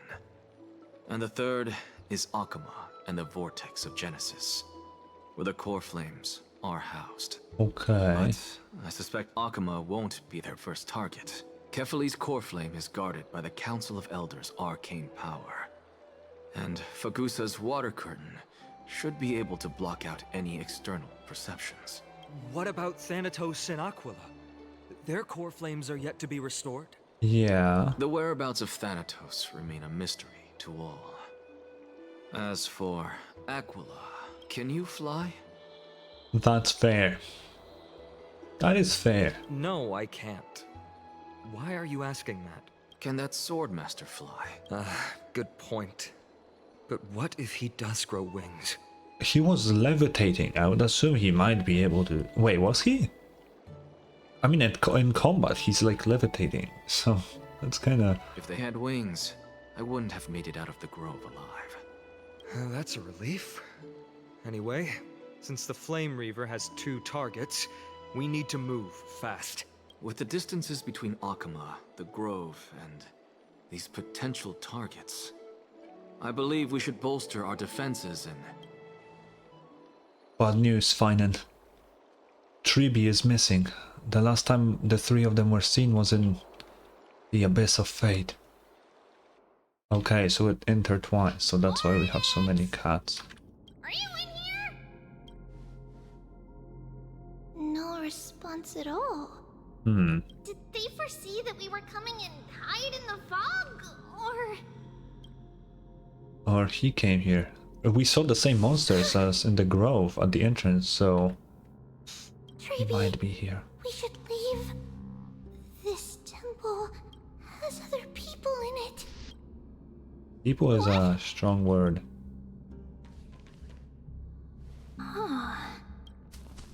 Listen, footsteps. Fast ones. 3 or 4 people coming this way. Come on, we need to hide. Whoever they are, we can't let them see us. Treeby, Trainin, come check this out. Oh no. What's this? Trian feels like it's so familiar. Oh. What the hell? Oh, there he is.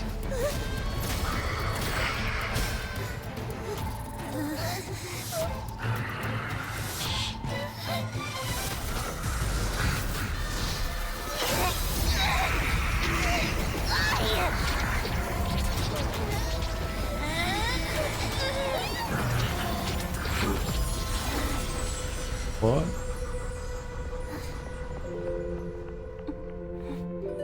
Treeby? See you tomorrow.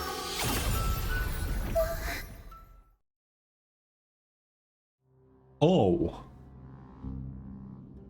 That is... Whoa, I did not expect that. Where am I? Oh, but we did find her. Little gray, snowy, and wait, where's Trian? Is she back?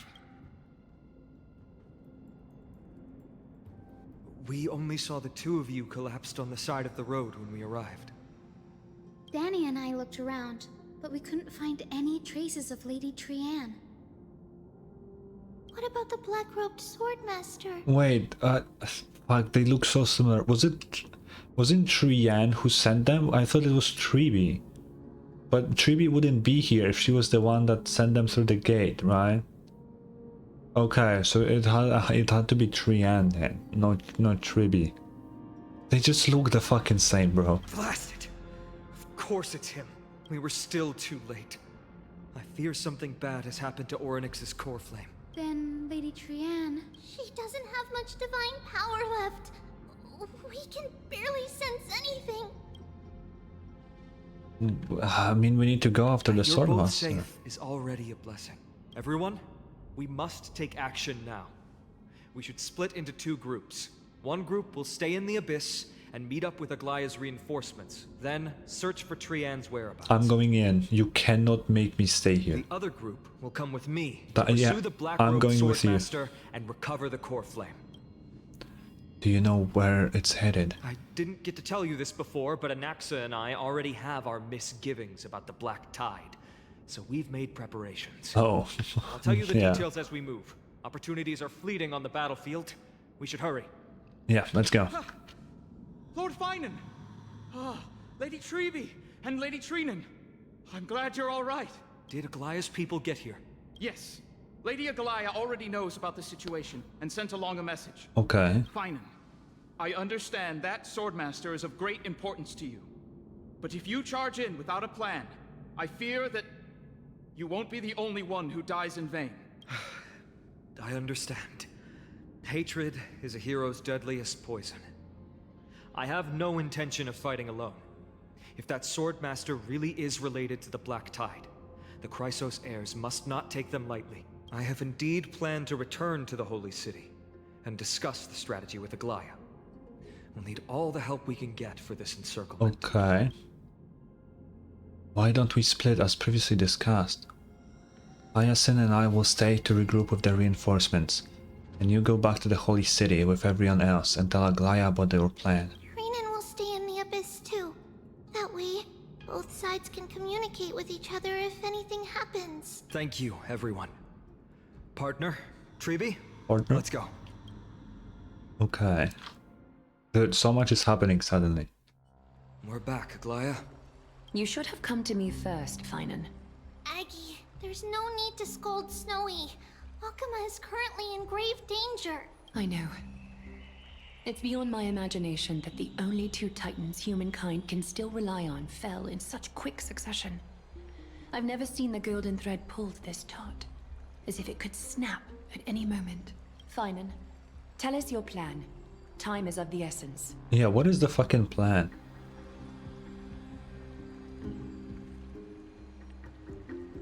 This being is not just hunting titans, but taking the core flames too? Yes, just like the Flame Chase journey is doing. Professor Anaxa thinks the Flame Reaver's arrival is likely a sign the Black Tide has spread further. Okay. Regardless of whether you're right, this being is still far more aggressive than we expected. Okay, I mean, okay. This guy, they say that he's like so powerful and that his power is not from the Titans. If he's so powerful but unrelated to the Titans, it's gotta be an emanator of something, right? And if he's so tightly connected to the Black Tide, obviously the Black Tide is also a part of an Eon's power, which is obvious. Which one though? That's the fucking question. Because it doesn't really feel like the distraction, right? Like it just it doesn't feel like it. I know that Dan Hong and us mentioned the Stellaron, but the Black Tide doesn't seem like something the distraction would do. It just feels way too, I don't know, something just doesn't feel like it would be the distraction. And it would be a bit too obvious also, right? Like, because it is actively destroying Amphoreus, right? So sure, but like Nihility can also destroy things, right? In a different way, but it's still a form of a distraction there. I don't know what it could be, right? I mean, we know remembrance and erudition are a part of this, but those are definitely not the ones destroying Amphoreus. The third one that we don't know is the one behind the black tide, I feel like, but I cannot tell which one it is. Right? I kept thinking about like the Enigmata, right? That's what I kept thinking, and I still feel like it would make sense, but the black tide is like very destructive in a way. And Enigmata realistically is only about destroying information. They just want to spread misinformation, basically, right? Get rid of the truths and sprinkle a little bit of lies everywhere so that nothing is certain. But the black tide is just killing people here. That's like, that doesn't seem like something that would be a part of the Enigmata. So I really don't know. I'm now confused. I will still stick with the fact that it's Enigmata on the third path, but it's very weird. It's very weird. But its madness is also an opportunity for us. If its goal is the core flame, then that means us humans can lure it into a trap. True, Anaxa I had already guess. left the Holy City with Cersei's core flame while we were on our way to the Abyss. So he can make preparations for the battlefield. Tell me, what makes you think this won't end with us losing another core flame? Because this time, the power from beyond the sky is also at our side. She is the key. I have a Stellaron, can we pass it off as a core frame? That will kill me. This is the Stellaron is our heart. We cannot just take it out. Of course it's got to be me. We need your other companion too. Ma'am, do you mean me? Oh. I see. Fine, and that battlefield you mentioned, is it Castrum Kremnos? Yes. I'm sure everyone remembers the astonishing miracle our partner here performed with her companion during the battle with Nikador. And how they awakened Castrum Kremnos' past. That will be the key to our victory. We will use Orynyx's power to once again open a passage to the past and lure our enemy inside. Then, we'll seal the Flame Reaver in the maze of time. Impressive. Orynyx has fallen, and Yanis's divine power already belongs to Okima. Once we take back the core flame, the Swordmaster will have no means of escape. It's very clever, using the element of surprise instead of brute strength. Yeah. Can you do it, little one? I just have to throw that black cloud guy into this past and lock them there, right? With the memory fragments, I can open a door no problem. As for the rest... Well, let's just say that the Trailblazer and I can do anything as long as we're together. Yeah. She said yeah. Can you feel their fervent gazes? This is a big deal. We can't let everyone down. Such enthusiasm. I'm glad to see you're confident. By the way, the Council of Elders declared a state of emergency when Treeby went missing. Kynus and her following have heard tell of the incident at the Grove, and are galvanizing support in secret.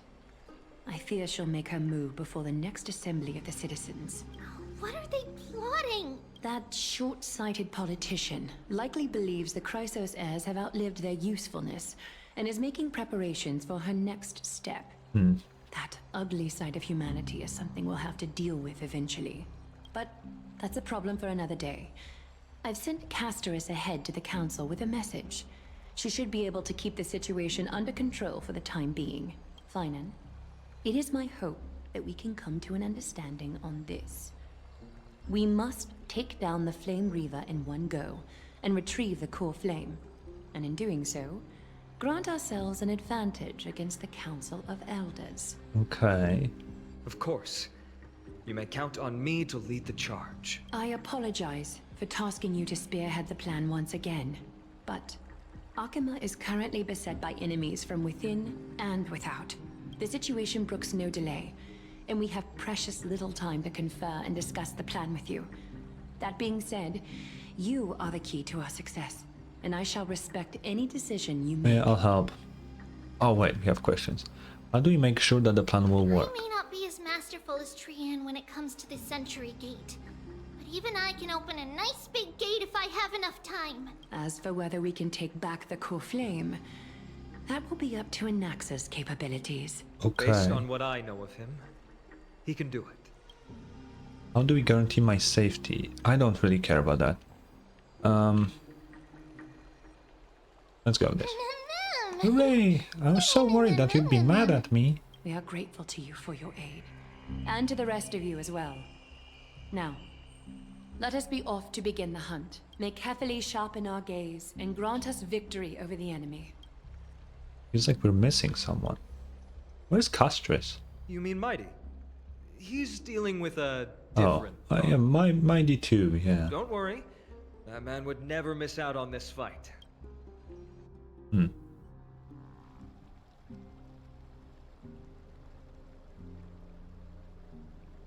Farewell, my dear friend.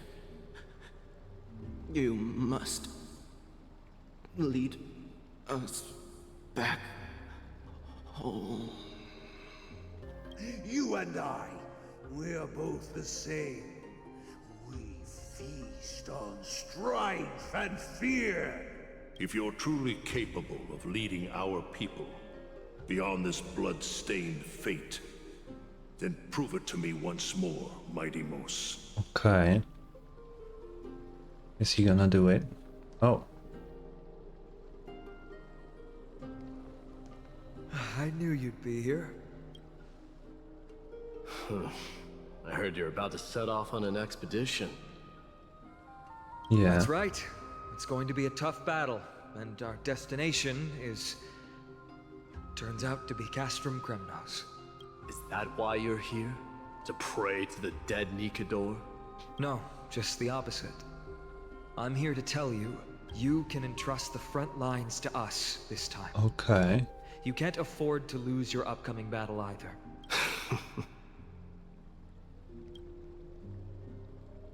Have you heard the story of Geocles the Mountain Breaker? No. Sounds like you've spoken with Cartonus. That's the name of the legendary mountain dweller, right? Let's have a chat before we go our separate ways. Cartonus told me that back in ancient times, the mountain dwellers lived in seclusion. They spent their days quarrying and gathering, living a simple and peaceful life away from strife. But Geocles was different. He resisted their traditional way of life, yearning for the world beyond the mountain. They're safe, but humdrum culture was like fetters around him.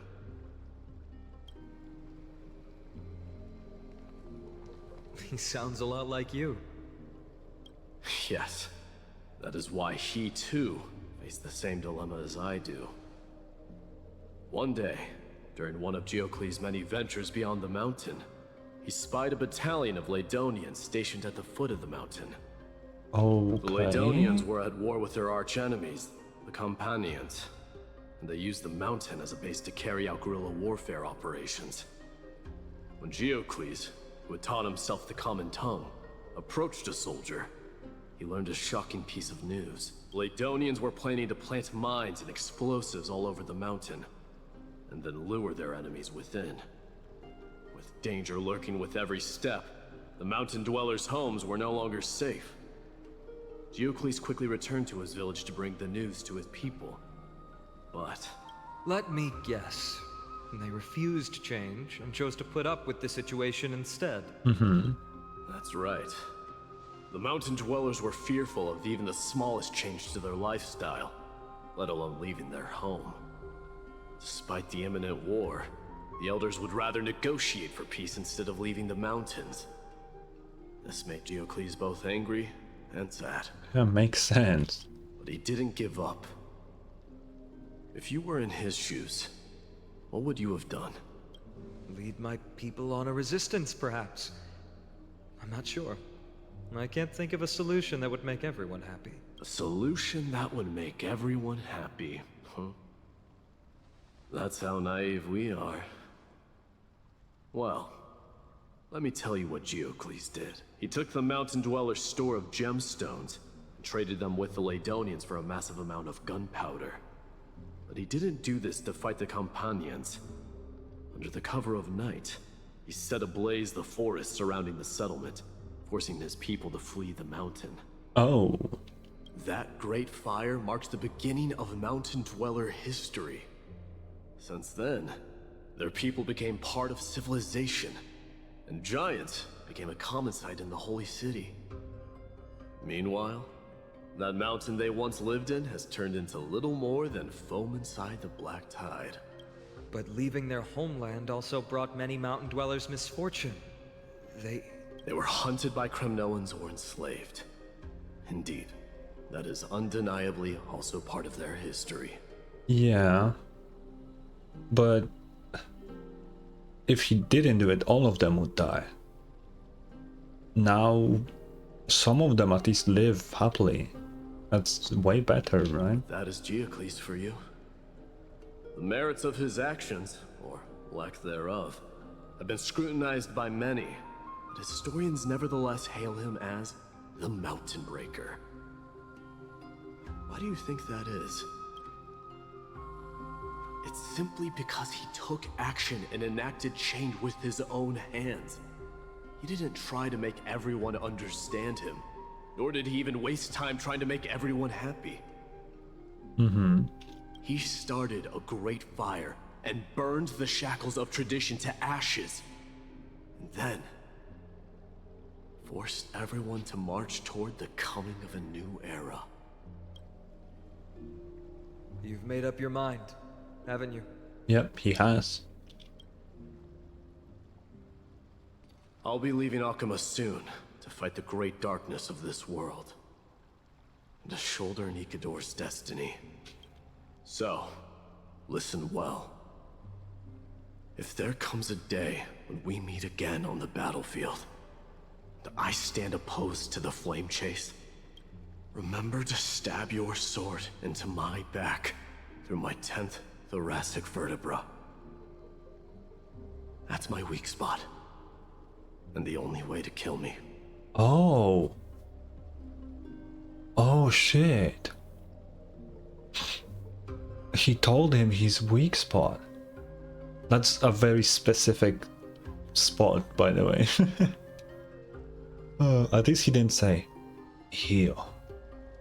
Right, because that'd be like, okay, dude, okay. I see. But that's such a specific spot on his body. But he told him there is a way to kill him. That's cool.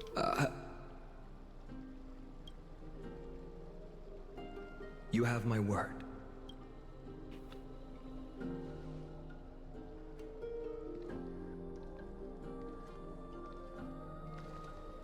Go now. That's very noble of him to say Battlefield's that. calls. Send that flame-thieving hyena to their death. But if you find yourselves with no other recourse, pray to that blade in the sky, and loudly call out the name of the new god. Oh, what? Oh. That's the sound of an all-out war. Not the kind of ruckus Professor Anaxa can raise on his own. Let's hurry. The battlefield is just ahead. Yeah, I know. I can hear it. It's a lot of dead people. A Kremnoan? I didn't think she'd manage to send the Kremnoans to assist. Brave warrior, what's the situation on the front line? Nakaman, why are you here? What? Didn't Aglaya tell you? We have been instructed to assist you in trapping the Flame Reaver. Aglaya, that vile usurper. I spit on her name. King, we'll be back soon. You'll be able to deal with you and that black robe. A hoarse curse lodged in his throat, refusing to escape. Moments later, he convulsed his head, drooping as his spirit departed his body, drifting towards the abode of Thanatos. The Kremnoans really are just like their king. Rest in peace. May your glory last forever. Did they come to fight on their own accord? Or... Hello, Triby. Once we take back the core flame, Yanis's passage will open. When that happens, you must evacuate immediately. Don't stay behind. The rest will be up to how well we work together. But remember what Mighty said before?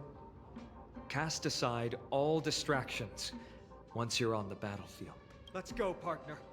Today, destiny shall stand with us. Yeah. Oh.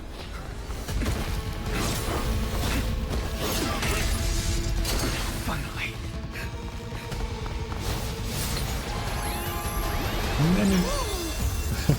I knew it. Pent in the memories of the dead. Executioner. Oh. Okay, we fight. That makes sense. You sure know how to keep a man waiting. Any later, and I fear the Titan would have sacrificed me.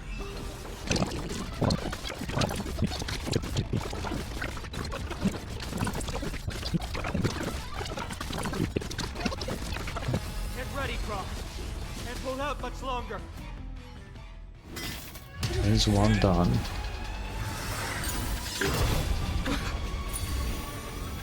At long last.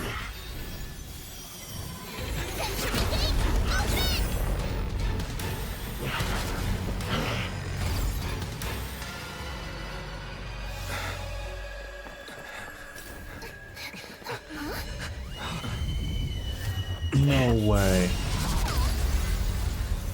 How embarrassing. He didn't come down from the sky. He's so cool. The city is mine anyway. So why shouldn't I go through the front door?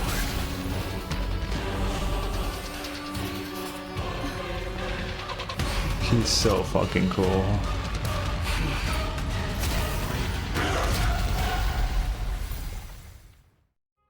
Okay, so, Minion of the Black Tide. I, King of the Kremnoan Legion, will be your opponent today. give me a second, Mighty. Long time no see, Nikador. So, here is the thing, right? This guy just cut through time and space. Like, it's just casually, just, you know, it's not just that he teleports, he went through time. Okay, what Eon could possibly grant a power to cut through time and space? You know, like, genuinely. What the fuck is this? Who is this guy? What the fuck is going on?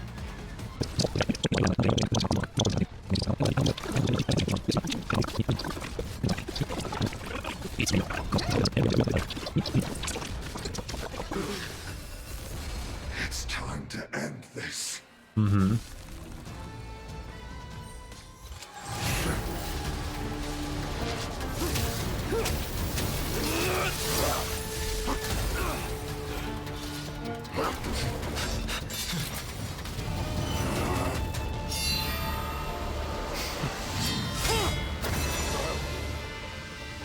Oh.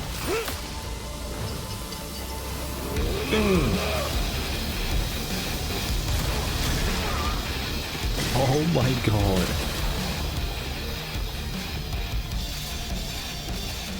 Heroic souls of strife, heed my call. I am the Lance of Fury. The agony this world needs. Oh my god.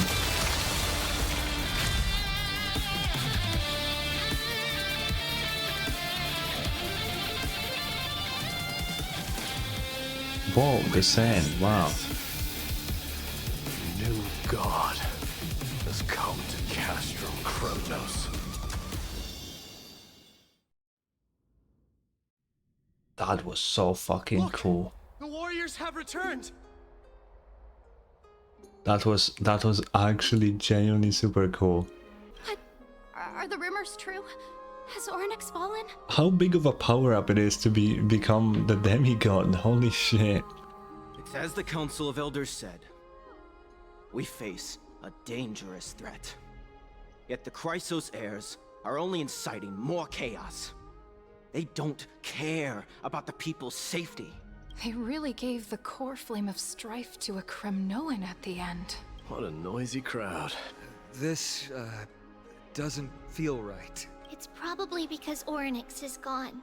Yeah. Orynyx was a generous titan in the eyes of the people. They graced us with miracles, allowing humanity to reap many a convenience from the past. So where is their core flame? What they don't know is that the Titan didn't do all of that of its own volition. Regardless, the Titan has fallen, and we must surrender Orynyx's core flame. A meeting with that woman again so soon? I just can't catch a break. Professor Anaxa, why don't you find someplace to rest first? Matters that require Aglaya's attention are piling up. You two meeting again will, forgive my honesty, only distract her. Just try to stay on your best behavior, if you know what I mean. That's not up to me, I'm afraid. I've been trapped in her prison the moment I set foot in this holy city. The price of having a Titan living in my head, I suppose. Don't worry, I don't want trouble either. Oh yeah, because you can still hear. We heard the Titan within him. So he's that's so weird. No other Titans do that. That Prof's kind of eccentric. He and Aglaya don't get along, huh? They have differences in ideology. Clearly. Alright, I suppose that's putting it lightly. Don't worry, you'll figure out the intricacies of these relationships sooner or later. I'm sure you don't need my help handling Orynyx's core flame. Oh, that was so fucking hype. So I'll be off. I have some personal matters to attend to. Goodbye, Mighty. It somehow feels like D has closed himself off even more after he completed his trial. Yeah, a lot has happened in the past few days. You've been lost in thought for a while now too, Treeby. Did Trinon bring news? Yes. Oh. She has found Trian. She was at the bottom of the valley outside the temple. But that's where the good news ends. I'm sorry. It's alright. They also found someone else besides Trian. What? He was no better than a corpse when Trinan and Hyacinth arrived. He had suffered more cuts than could be counted and leaped off a cliff from a great height. All to free Trian's body from the clutches of the black-robed swordmaster. Oh. What a brave soul. Do we know who he is? Yes, it's Krateros. Oh, whoa, I did not expect that. That's crazy. Whoa, that shocked me. Stop! Why would he suddenly change his entire, like, mind about everything? Oh, wait, of course. Yeah, because Treeby promised to show him, like, the past. I don't think they did it in the end, because obviously the Black Swordsman showed up and everything. But Black Swordsman's guts from Berserk, but whatever. Maybe he decided that if they actually wanted to do it, maybe it is true what they were saying, right? Damn, that's crazy. I did not expect him to be the one. If you want this girl dead, you'll have to kill me first. How ludicrous. Your body made of flesh and blood as it is will not survive more than a single strike from me. I don't think we'll get info on who this guy is, by the way. We killed him. And I mean, nobody in Amphoreus can know the answer to that now that I think about it. Like, nobody here would know.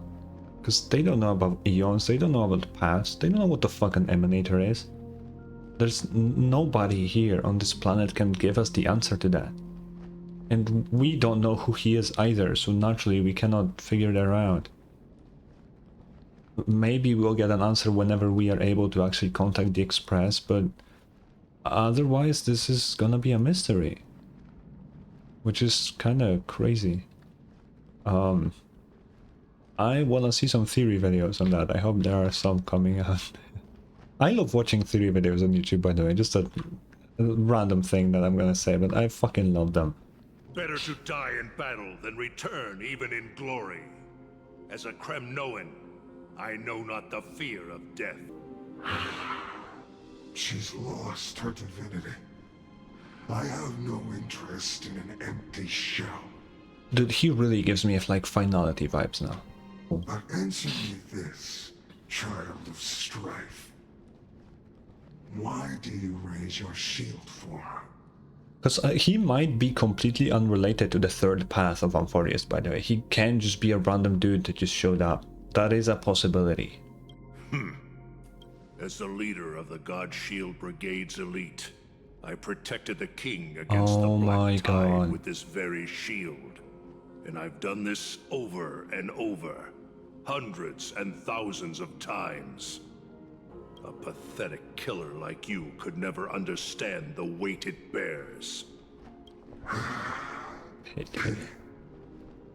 And crumble like rusted iron. Good! Supreme glory shall be mine, as I indulge in the libations and incense offered by my descendants. Come, let us fight! For Kremnos! For my king! For Amphoreus! Hell yeah. For the entire Amphoreus, he said. Wow. Okay.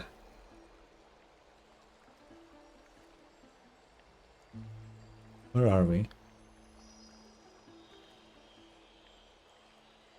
We foresaw this cruel parting 1,000 years ago.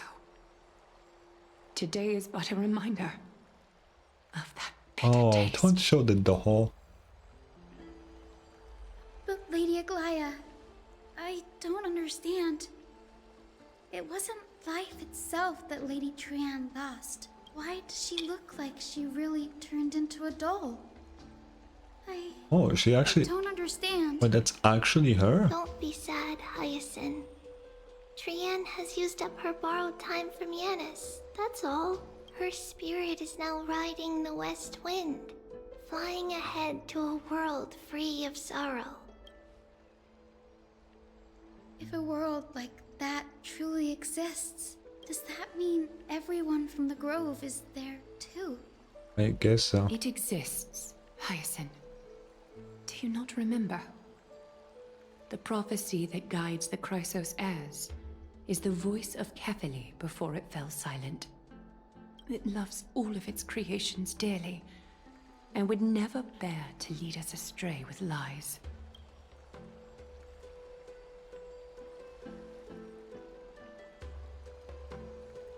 What about the Kremnoan veteran? How is he doing? I mean, we definitely will get the answer to that, so I'm not saying... I don't know why I'm saying I hope, but I really want to know where the Titans came from, you know? Who made them? The Twilight Courtyard has done all we can. Even so, we've only managed to keep him from breathing his last. I had to use the Sky Priest's techniques to help him to walk again. But if light ever disappears from Akama for good... No. Let's hope that never happens. This is already nothing short of miraculous. When we found Cratius, he was no better than a corpse.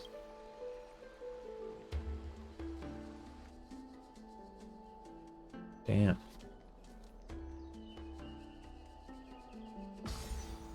Those tree... Oh, we're going up. Okay. The parting hour is upon us. Yet the golden thread runs slack. The heroes have returned with their spoils. Everyone, please take this opportunity to rest and prepare for what awaits us. What does await us, though? You've returned unscathed and brought tidings of triumph. We have the Coffin of Time. Fallen Sword of Oronix, the Time Titan. Okay, I mean, these don't have any crazy descriptions. Worthy of celebration. Hello, Aglaya. It's incredible to think that we returned Nikador's core flame not so long ago. It wouldn't be an exaggeration to say that you and your friend's arrival has melted the glaciers of history.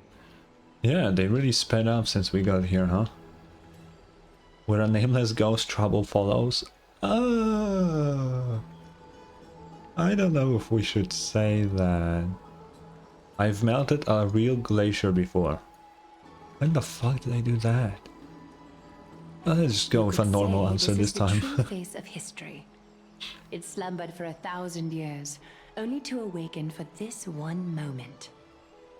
Alas, now is not the time for a study of history. I do not see a Naxa around. Was this under your instructions, Finan? Yes. It just seems much more efficient than letting you two go at it endlessly. So true. A rash decision. After all, he still bears a core flame with him. I do concur with your assessment of efficiency, though. Now, let us table the issue concerning him for the moment. The more urgent matter is the core flame of Orynyx. The Chrysos heirs had initially crafted a plan regarding the order to return the core flames.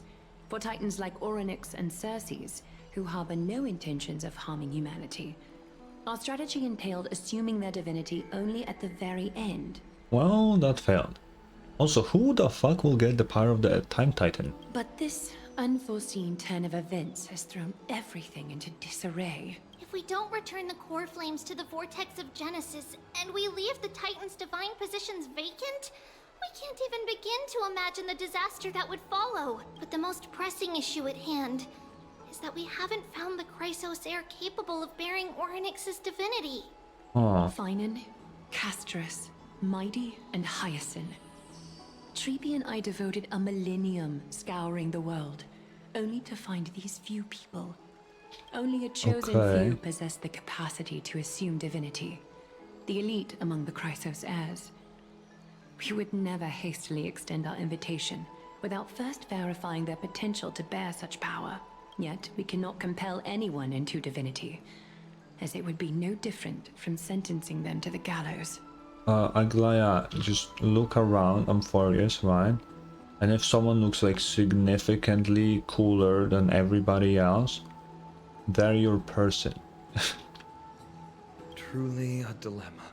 Because that means they're a main character. Yeah. How about letting her give it a try? I've been waiting for someone to say that. I was thinking about that, but then I was like, yeah, but we're an outsider, maybe we shouldn't do that, and blah, blah, blah. But if it works, I'm serious. That's all you're gonna say. You're special. That's the only thing. Okay, you're special to Amphoreus, and we all know that now about Orynyx. The one projected me into this world and granted me this body. Isn't Orynyx just a little titan, even more capricious than a child?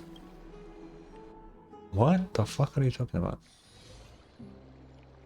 Back to Mighty. Or not really back, but yeah.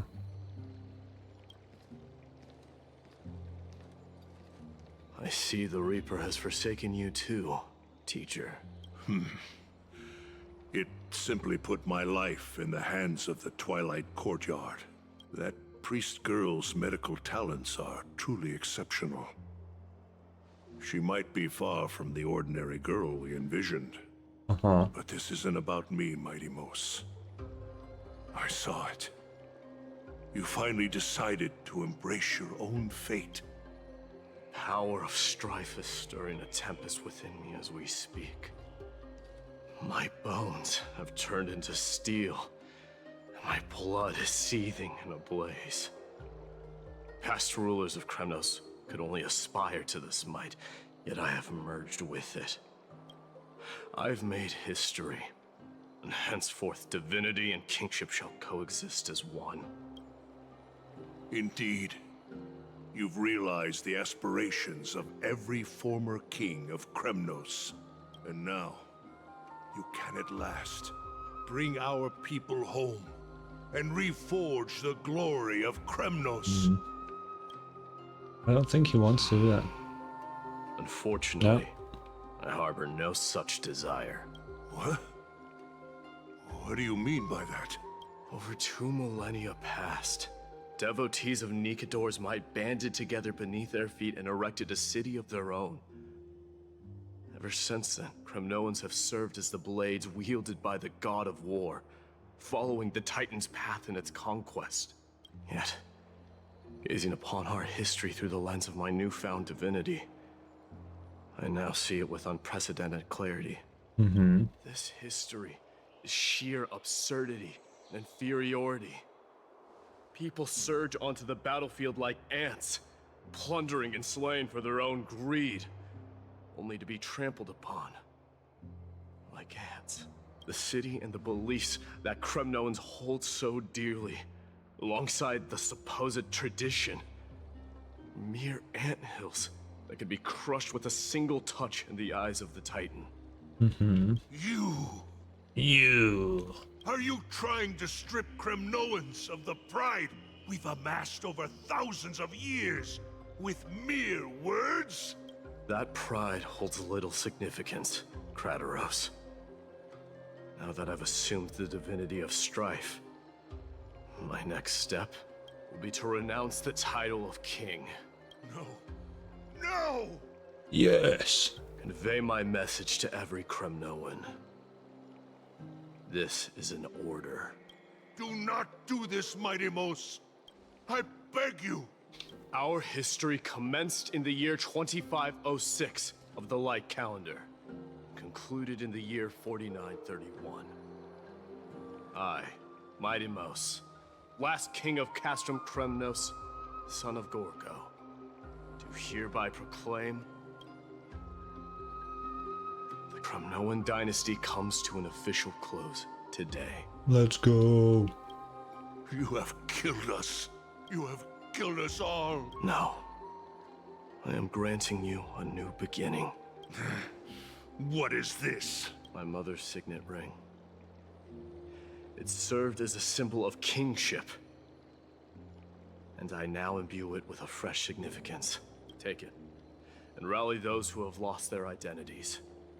Convey the words of Mighty-Mos, now ascended to divinity. You no longer need to chase fleeting honors or face death on the battlefield as if it were your sole destination. However, you must adapt to fit into the city you once observed with indifferent eyes. Yeah. Cruel fate awaits Amphoreus. No matter how illustrious a dynasty may seem, crumbles to rubble and gravel before formidable foes. Yet, you shall tread the only path out, one that leads to a brand new world. I like how this went. I do. I think it's definitely for the better. Why task me with being your messenger? Why not explain all this to them yourself? Because only humans can guide the path to be trodden by humans. It's not the lot of humans who crave the power of gods and spiral into madness for it, but humans who stand ready to raise their shields high to protect the lives behind them. I failed to save that child. That is irrelevant. As demigods, they have long been prepared for it. What truly matters is that you showed up there and shielded her. The one who persuaded Aglaya to set me free that night. Was that you, Mighty-Mos? Yes. She's not one to easily make a concession. What did you offer her? I staked my mother's name to guarantee the integrity of your soul to her. And I promised her that I would dedicate all I have to the Flame Chase journey. Okay, makes sense. That does make sense. What is next, Mighty-Mos? Where will you be headed now? To the place where I belong. To fulfill my promise. The madness that has plagued Nikador and the darkness that has consumed Amphoreus. It's now my turn to fight against it. There are some people to meet with before I leave. Let's go. You're here, Mighty-Mos. It seems that you are prepared. Yes. You aided Akuma through yet another trying ordeal, and my gratitude knows no bounds. Isn't that exactly what you wanted? Not everything unfolds according to my plan. In the current state of the world, I can only proceed one step at a time. Okay. You are ready to dedicate all that you have, regardless of the promise you made to me, aren't you? Throughout my time in the Holy City, I've gleaned valuable lessons from you. Strategy, leadership, and adaptability to change. Yet, it's only recently that I've come to realize the truly remarkable quality you possess. The beauty. And what is it? It's the magnetic allure in your presence. It draws people to gather around you willingly, to seek your guidance. I was close, right? Right? Yeah. They strive not to disappoint you, not due to fear of repercussions, but out of sincere alignment with your ideals. That is precisely what every ruler of Castrum Kremnos has been missing. I am truly honored to hear that. Yeah. And now, my Deimos, you have risen as the most powerful demigod in the world. How do you intend to wield this newfound Yeah, power? he is the strongest one. Because, you know, Nikador was the Titan of Strife. That is, he's literally like a god of war now. I shall see Nikador's aborted mission through to completion, and become the strongest bulwark for Amphoreus to defend against the Black Tide. I will secure enough time for the Flame Chase journey, until you manage to lead everyone to reach the miracle of Genesis. My Deimos, a new chapter awaits Amphoreus. Yet, the one who guides the people to the destination need not be you and I. Huh. What did you see after assuming Nestia's divinity? Despite the passage of 1,000 years, every word of that prophecy remains as vivid as ever. Okay. You shall have your final bath in warm and radiant gold. Just as cryptic as all the other prophecies. What's the reason for the laughter? I was just thinking, if an ordinary person encountered these words, they would probably stay away from the baths for the rest of their life. Probably. But I cannot forgo the delightful experience a bath offers. So, I assume you also glimpsed yours, my Deimos? One day, you shall die with a wound in your back. Oh. Well, that is a rather straightforward scenario. If I were to be terrified by drivel with no basis, I would not have attracted your gaze and joined the Flame Chase journey in the first place. Yeah, I mean, that's such a... If I was Mighty, I wouldn't give a fuck about this prophecy. Because, in the end, I would probably at some point just want to die. If I was immortal, at some point that day will come when I just don't want to be around anymore, right? I would just fucking stab myself. You know, it's just, it makes sense, doesn't it? So telling me the prophecy that you will die someday, because it says with the wound in the back, but that's his only way to die. It is with the wound to the back. So like, naturally he will die someday. That's not like some crazy prophecy. You know. You speak the truth. May you be destined for a powerful fate, and may we reunite in the promised new world. Farewell, Mighty. There's nobody here. Is Lady Trebios Oh. not here? Lord Mighty! Oh. Hyacinth. So you are the physician Krateros spoke of. It's no wonder then that he was pulled back from the brink of death. You have my gratitude. I can take that as a compliment, right? Of course. Why are you asking? I've heard about what happened at the Grove. I'm deeply sorry for your loss. I've heard far too much about death and grief recently. To quote Lady Treeby, we should all focus on tomorrow, shouldn't we? That's a valid point. Yeah, that's fair. You've always been the most optimistic one among us. Among us. Well, I must say, it feels quite incredible to see a new demigod standing right before me. You should prepare yourself as well. Oh. Humanity has already taken hold of strife, and one day it will also reach the sky. True. You really believe I can do it? Even my ancestor, that hero of legends, couldn't conquer the core flame of Aquila. Given your good rapport with the demigods, you should know that the path to assuming divinity is never limited to swords and spears. True. He's so nice to everybody now. That's kind of Always uncanny. been so perceptive, Lord Mighty. Rest assured, if fate has truly selected me, I'll be ready. Right. You are here looking for Lady Treeby and Lady Trina, no? They're not around at the moment. Is there a message you'd like me to pass on to them? No need. I've already bid farewell to Aglaya. Meeting with the Oracle is simply a matter of courtesy. You've bid farewell? I'm heading back to Castrum Kremnos to fight against the Black Tide. In all likelihood, I will never again return No, to don't Akama. go. Oh. On second thought, there is something that I'd like you to help me convey to them. I'm all ears, Lord Mighty. I'll make sure to convey every single word. Tell them that there is no longer a need to send scouts behind enemy lines. With a single message, the Lance of Fury will target anyone who dares oppose Akama. Damn, he's so cool. Lord Mighty. I'll be embracing my destiny before you do, Castorus. Can you feel Thanatos right now? I don't feel them at all, regrettably. I really wonder why Thanatos is so, like, well hidden. You have been painstakingly seeking that Titan for so long. But have you ever considered reaching out to me for help? You mean... Death refused to ferry me. If you were to send me to the Netherrealm, I may uncover clues along the way back. I would never do that, Lord Mighty. Death is not a game. You're right.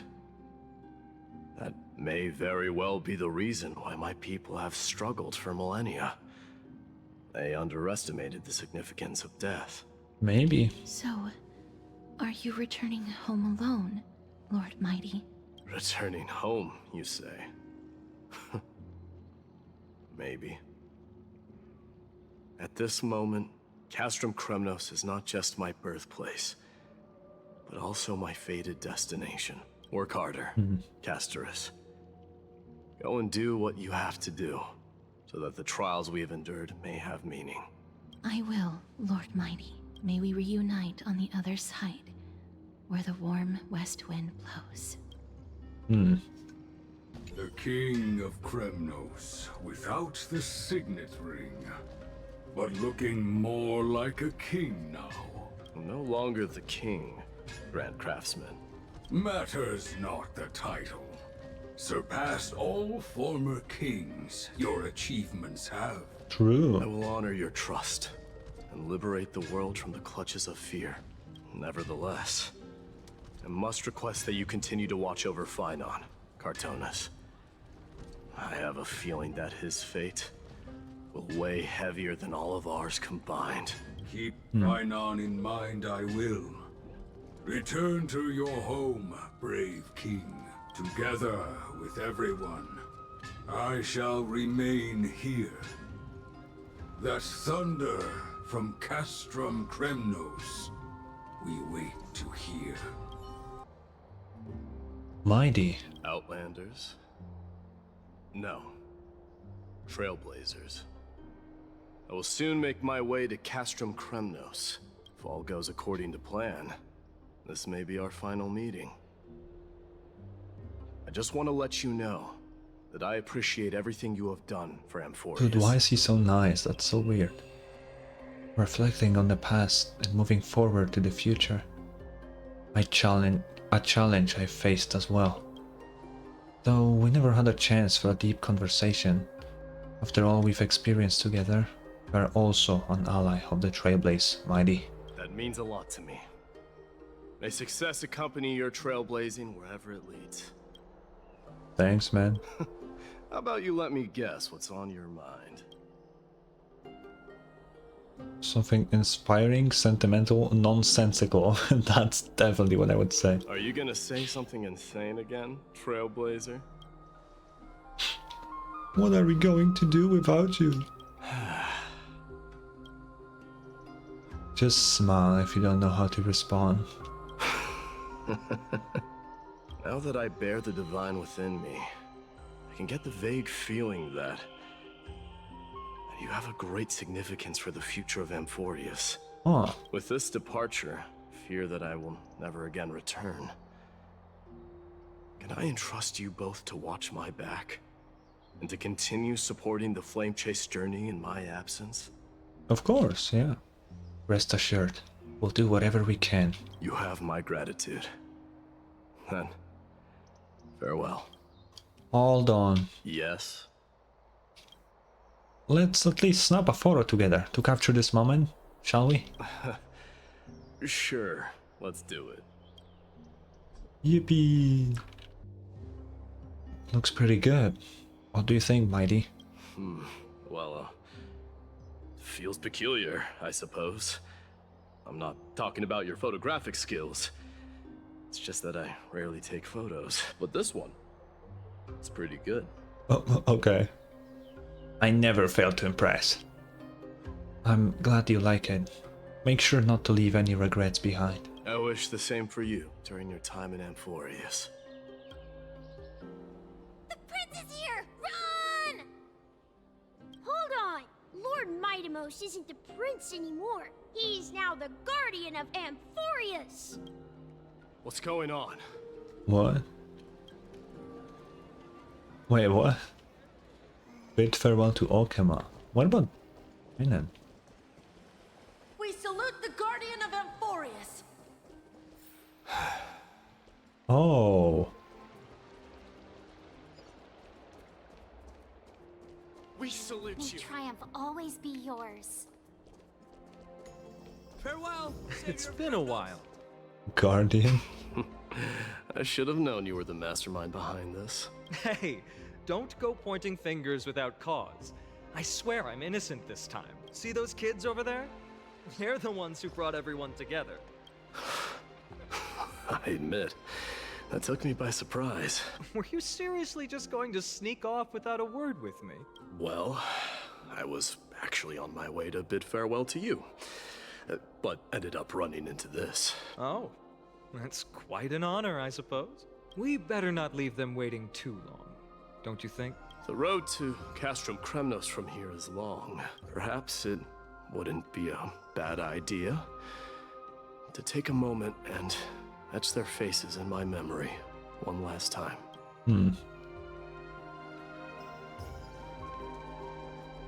I think I see more than just the Kremnoans here.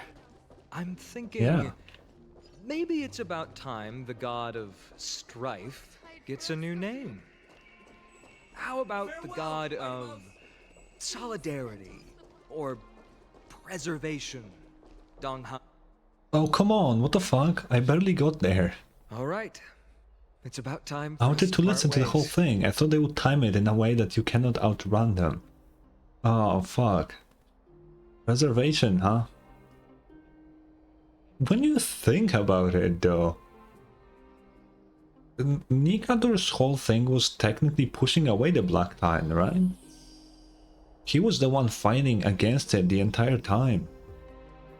That is essentially preserving Amphoreus. Preservation does actually fit. It really does fit. Huh. I never thought about that. But it kinda makes sense, actually. Oh. Any Interesting. final goodbyes you want to share? This might be your last chance. Why so quiet? I thought divinity would wash away some of your sentiments. Do you truly feel as carefree as you seem? Or is this just a facade you wear? You know what? You sound just like Aglaia at this moment. But you're not off the mark. Huh. I just thought that putting on a nonchalant front for this occasion might help us preserve some dignity. I can see through your deception, even without the power of mind reading. Am I really that terrible at controlling my facial expressions?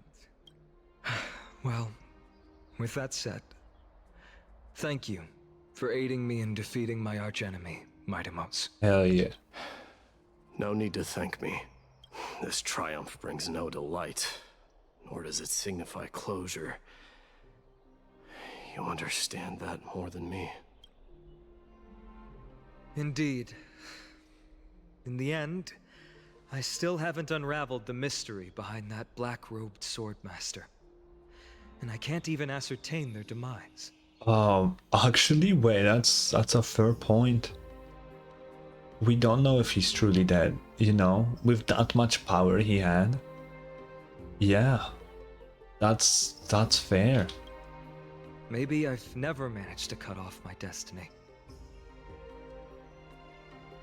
But that matters not. Pain may be cured, but scars remain. This should not be effaced.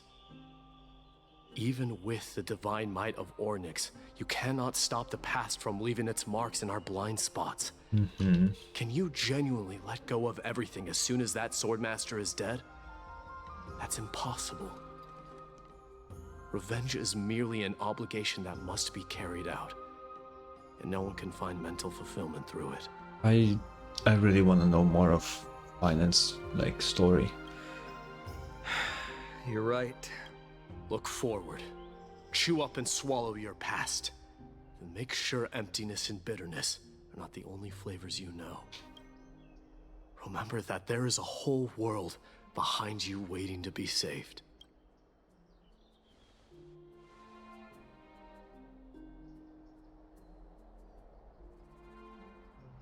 Man. I will keep that in mind. Mighty did really change after all of this, man. And I like it. I do like it. I have a final favor to ask. Please look after the Kremnoan warriors in my absence. That's a big ask. They will undoubtedly face challenges while assimilating into Akama. It is my sole regret that I cannot stand by them during this time. Do not worry. Leave it to me. And, while I'm at it, I'm going to find out if the Kremnoan language is really missing that many words. The Kremnoan philosophy can never be encapsulated in a mere dictionary, but if there's a chance in the next life, you should come visit my library. Oh, he's here too.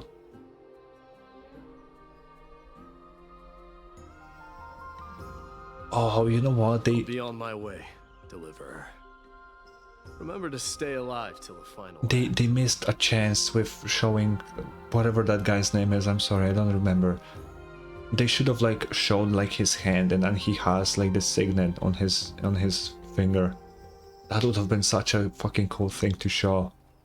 Oh, I'm kind of sad they didn't. That'd be so cool if they did. Same goes for you. Don't die too easily. May triumph always be yours, Mightimos.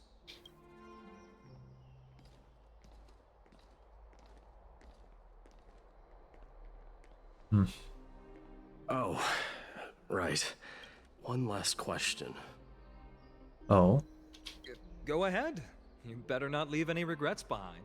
Are you the one who told Cartonis about the signet ring? Well...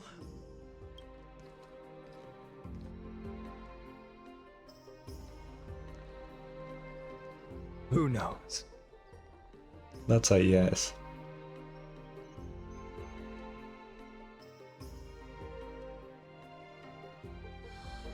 Oh? Oh. Is that a kid, Mighty? Wait, whoa. Get up, my son. You showed great courage in today's training. Let's wrap it up for now. Wait, what is this?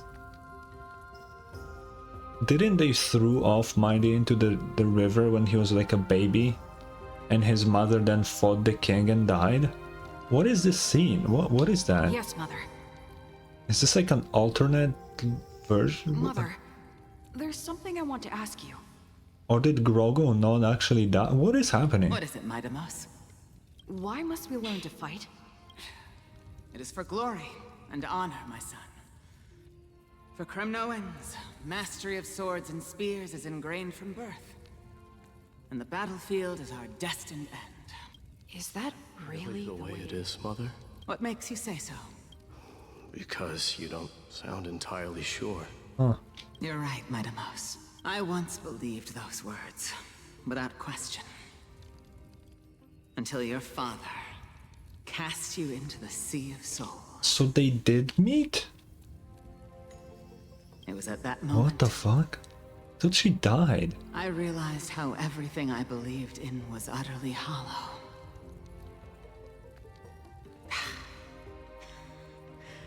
Perhaps the spirit of Kremnos had once existed. Huh. As greed bloomed in the hearts of humanity over the years, such spirit had long faded alongside our glory. I no longer put my faith in any oath or doctrine. Now I have just one role. Don't say it, just to be a mother. That of your mother. Oh, she said it. Your guardian. She said it. I told not to say it, but she said it. That dream always ends there. The journey back Oh, to it's a Castle dream. Kremnos That's is what it proving is. to be longer than expected. Kratos said that shortly after my fall into the sea. My mother challenged my father to a duel. She died through father's treachery, and I never saw her face.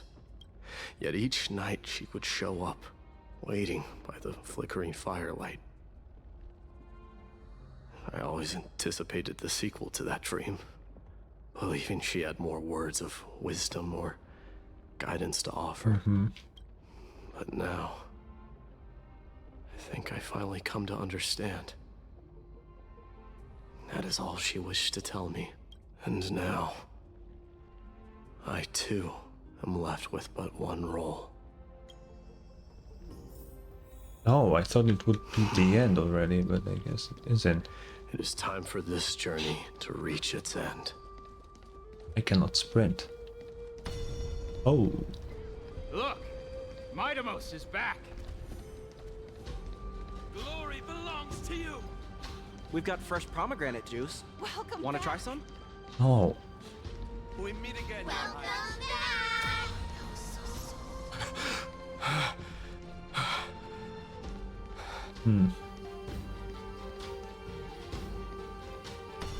How was your training?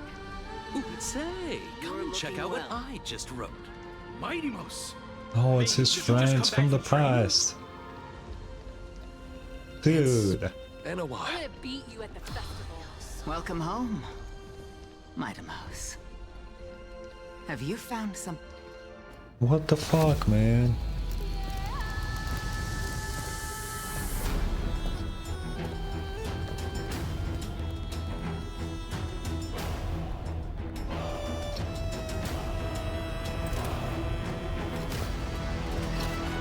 The son of Gorgo will be crowned in blood! The son of Gorgo will be crowned in blood!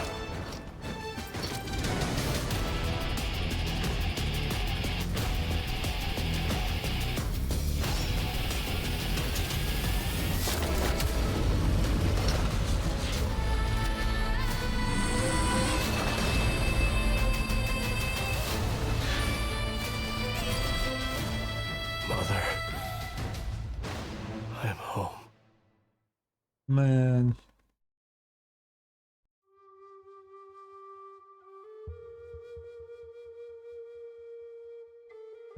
Dude, that was nice. I like that, like, end to Mighty's story, because that basically is what it is. I expect him to show up in the future chapters, But this is the end of his story. You know? Presently in Okama.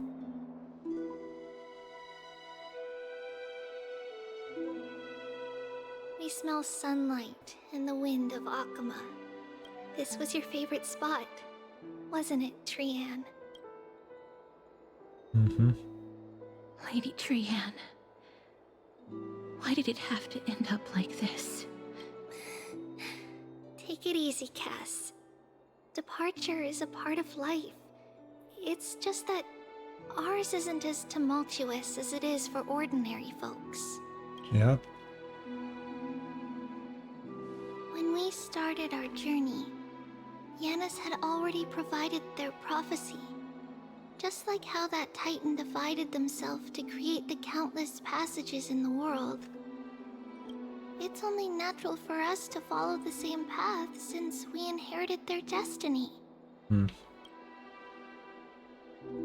If you don't mind, Tribi, are you still willing to unveil that past for us? The past regarding the prophecy?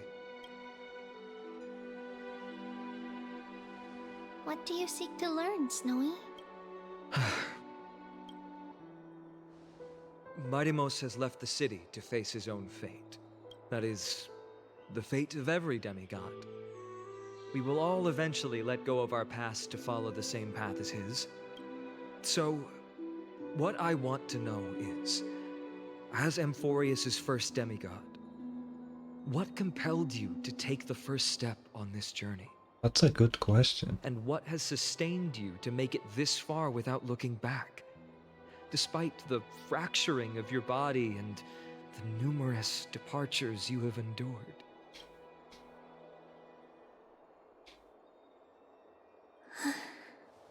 All right. Teacher, are you sure about this? No. He is already doing what he has to do. What reason do we have to keep it from them? Let's go, everyone. Let's go to the Abyss of Fate and see how it used to be. Count me in. That's great. Thank you. Trinan, would you mind? Tribi, are you not coming with us? I want to stay here with Trian for a bit longer. I see. We'll be off then. Take care. Since you have made your decision, then let's proceed as you wish. See you later, teacher. Cass, are you not going with them? No. I'd prefer to remain here to accompany Lady Trian. She hated being alone. What's this? A little gift that I had hoped to deliver to her personally. Though fate had other plans. The rock. I forgot about the rock. Oh. So you saw us arguing that day? Yes.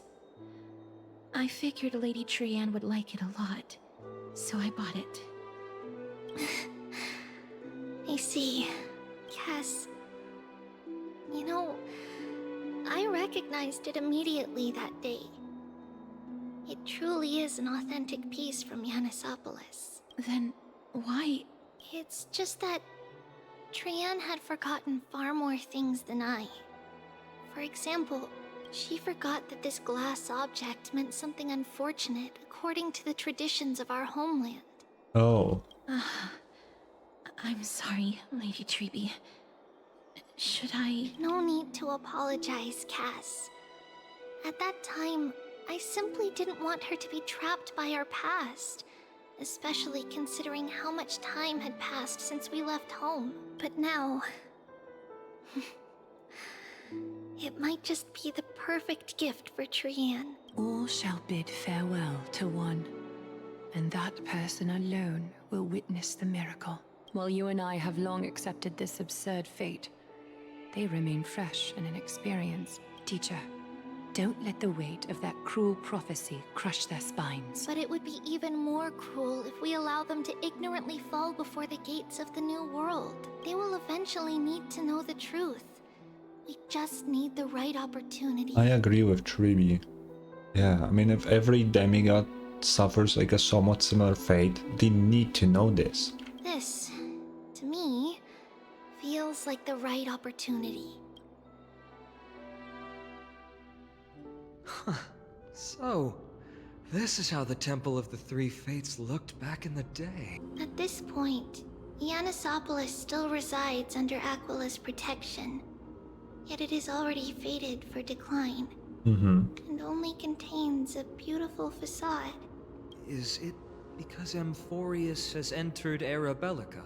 Yes, strife remains distant from this part of Amphoreus right now, but in 5 years' time, at the same entry hour, this temple will become the source of another war. Oh. Then, where are you at this time? Right over there. Why does she look somewhat different? It's because we don't quite recall how we used to look. Ah. Oh, my apologies. Please don't. We should be the ones apologizing. Come, everyone. It's time to witness our last conversation with Orynyx. Oh, the last one. Ooh.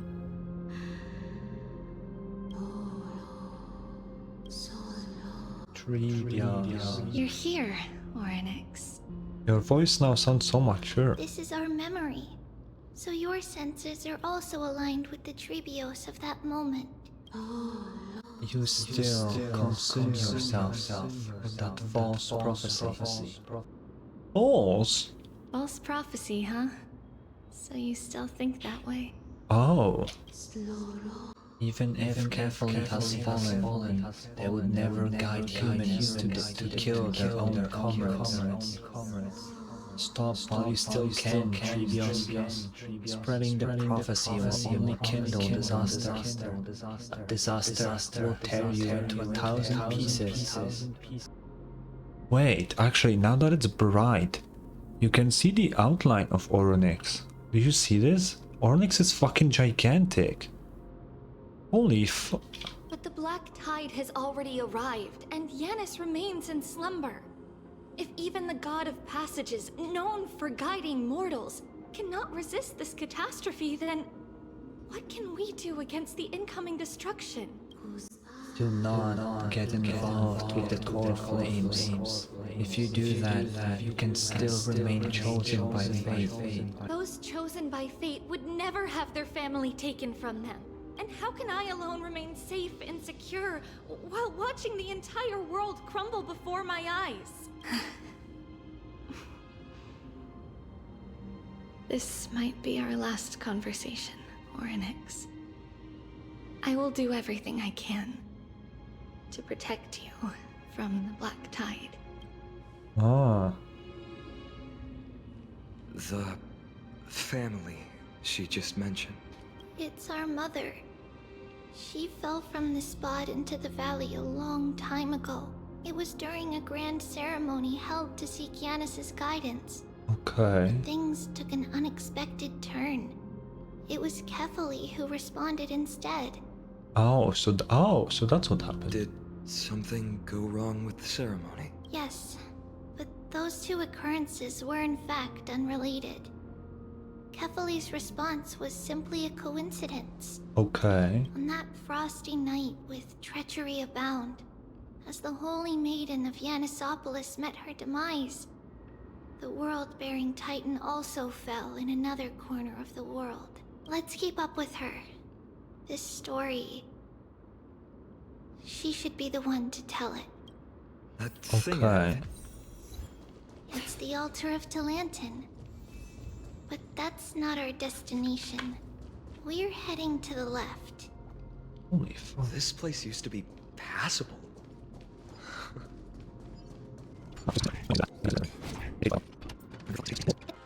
Is this Yanis's maze that Trinon used for divination in the past? Not only that, it also serves as a lock. Our childhood abode lies sealed within. This is the largest puzzle I've ever laid eyes on. And it even acts as a door lock. Should have expected something like this in the homeland of puzzles, I suppose. So, how are we going to solve it? Just follow the designated path and let the stone ball fall into the pool twice. Seems pretty straightforward. Even Mighty might be able to complete it in a single try. Bro. Yeah, how could you talk smack about Mighty behind his back?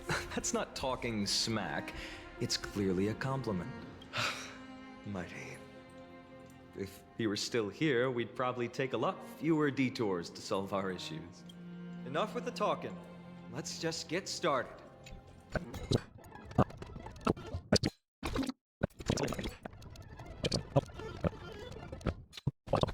The secret door is open. Go inside, and you'll see the place where we grew up.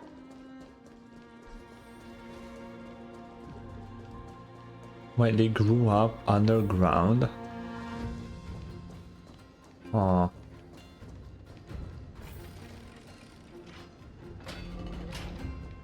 So they are just kept in here. You grew up in a place like this? By the time we were born, the role of the Holy Maiden had already diminished to a mere title. Those in tune with the Titan's guidance are bound to become messengers for others. To maintain appearances, those in authority added some embellishments. And with Mother around, our childhood wasn't entirely without joy. Even so, I still find it hard to imagine. 20 years can go by in no time. Trinon, for most people, 20 years is a long period of time. Yeah. Right. Becoming a demigod sure changes how one lives through time. It's hard to believe it's been so long. Your power is exceptional, Little Gray.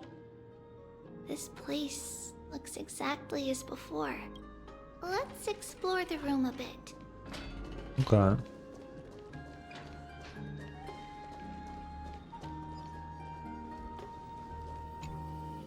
There's so many boxes here. These should be our belongings. It's the rock. This? A red glass fragment? Yeah, it looks like a specialty from your We hometown. were still very young the first time we saw it. Mother came back with a beautiful glass piece, but her face was streaked with tears. She simply placed it on the table. It looked so sparkly that we couldn't resist playing with it, but we ended up breaking it by accident. Mother didn't get angry. She simply held us quietly for a long time. It wasn't until we were older that we learned in Yanisopolis, if someone gloriously died for destiny, the Holy Maiden must pick a piece of glass from the volcano's quarry and polish it, then give it to the deceased's family. Okay. On the day Mother returned with the glass, her friend lost his life on the battlefield.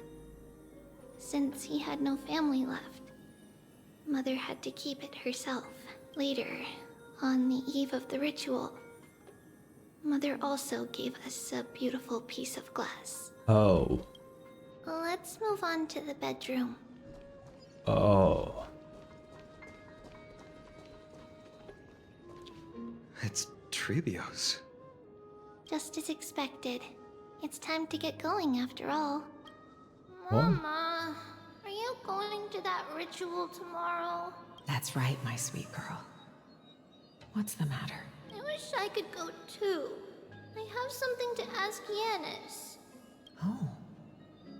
What do you want to ask? I want to know how to chase the black tide away. Ah, I see. Unfortunately, it's a secret ritual, and only I can preside over it.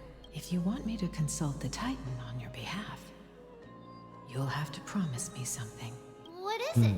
Be a good girl and go to sleep now. And whatever you dream of, don't be afraid. Just sleep through the night until morning comes. Until the next time Aquila opens their eyes. Can you do that for me, sweetie? That's it? Of course I can! Trebios is the most amazing Holy Maiden of Yanis! Well, little maiden? Okay. But why, Mama? Because this ritual might take a long time. How long? Tomorrow, my sweet child. I'll be back tomorrow. If not tomorrow, then the next tomorrow. If not, the tomorrow after that. But if I still haven't returned for a very long time, that means the ritual has succeeded. Huh? It means I found a way to chase away the black tide and reach the new world on the other side. But for various reasons, I can't return to bring my sweet girl with me. Oh, so she just said it to make her feel better. But I'll be waiting for you there. As long as you stay brave and kind, we'll meet again in that new world. It's the end of the West Wind, the black tide's other shore. A radiant sea of flowers, blessed and protected by the gods. In the rosy horizon, you'll see a silver-white shoal. It marks the end of your voyage. A haven, free from storms, cold, and heavy rains. No sorrow can linger there. That is where I'll be. Man, why is everyone's backstory so fucking sad? Wow, that sounds just like the island from my dream. Oh, I know. I'll turn the moon into a ship and the stars into sails to go find Mama. Pinky promise? Pinky promise. As long as you sail toward tomorrow. As long as the sun will rise for the next day, our wishes will come true together.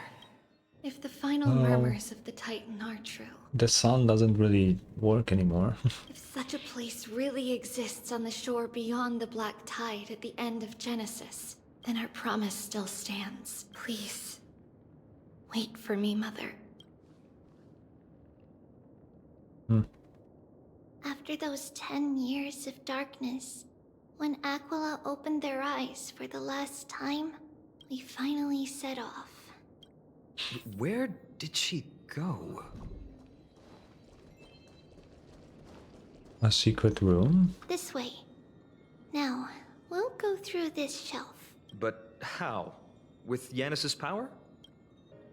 Yeah, she hadn't become a demigod yet. Indeed, we hadn't acquired their power back then. So this obstacle, it was simply a mirage? Yes, the answer is right on the shelf. Go ahead and give it a try. What? Ah, so it is a secret room. That's a big ass room. Passage. It was a secret passage prepared by the Holy Maiden's supporters for Mother and me as a precaution. Ah. And now, it has turned into our passage to escape, just as anticipated. Okay. The path to the temple was in quite a state. Did someone do it on purpose? No surprise at all. Some people caught on to what we were planning and tried to intercept us, while others were willing to clear the way for the Holy Maiden. I can't move it. Time Titan? Is that you? Just like this. Is this replicating the memories or disrupting the space-time dimension? What? Regardless of our actions, the past will remain unchanged. It was someone else who helped Trebios in the actual events of history. We don't remember the details. As for why memory recreated the past to be like this, it must be because it's closer to the answer within our heart. Okay, I see. Passage is now cleared.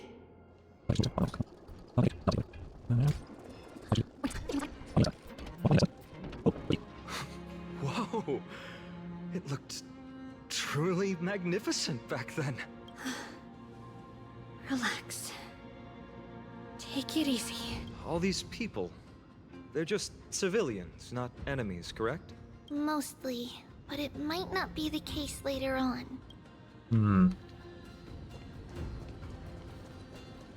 Oh. Hey, little ones. How did you sneak in here? Please keep it down. We had to be really sneaky to get in here. Okay. Okay. But what did you sneak in here for? I heard there's a lovely holy maiden living in the temple, and I want to meet her. I couldn't stop her, so I had to think of a way to sneak her in.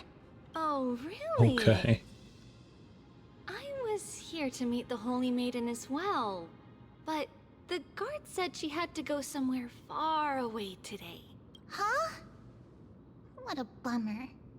Mommy even asked me to bring her gift to the holy maiden. It's getting late. We Your couldn't go mom home told you now, to get... okay? What the Okay fuck? then. We'll come back next time. Thank you. By the way they Oh. are dressed, the siblings look like civilians living outside the temple. Mother mentioned that when she was a holy maiden, she caught a girl sneaking into the temple to steal the tributes. Oh. Stealing from the temple was punishable by death. But that poor girl had no family and just wanted something to eat. So Mother took her outside and even gave her some food. Oh, nice. Perhaps these two children are the descendants of that girl from back then. Who knows?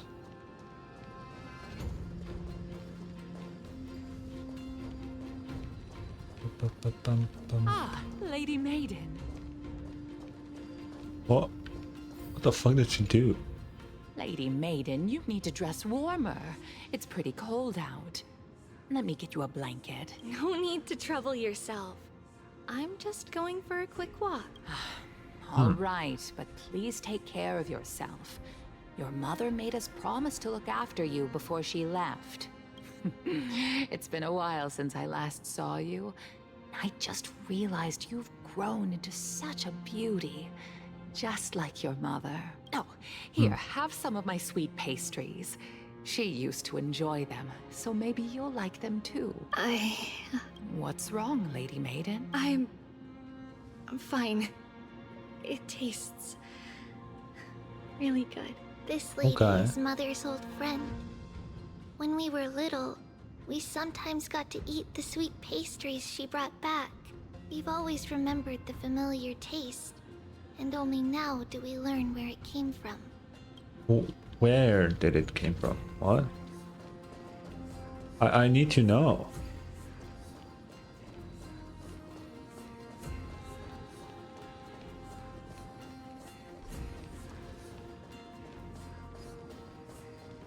Okay. Apologies, Lady Maiden, but the Yanis Vault is under maintenance today.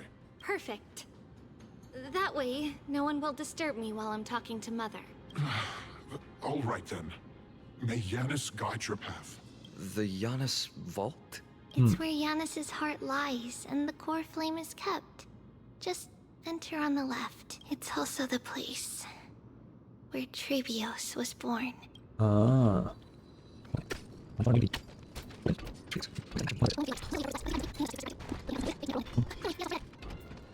There we go. At long last. Trebios, you've come. I knew there was some sanity left in you, Yanis. Just as I thought. You too have been confined. Step forth, and thou shalt bury yourself. Bury the gods, and bury the fate that binds us all. No, Yanis. I've come here to take on your fate.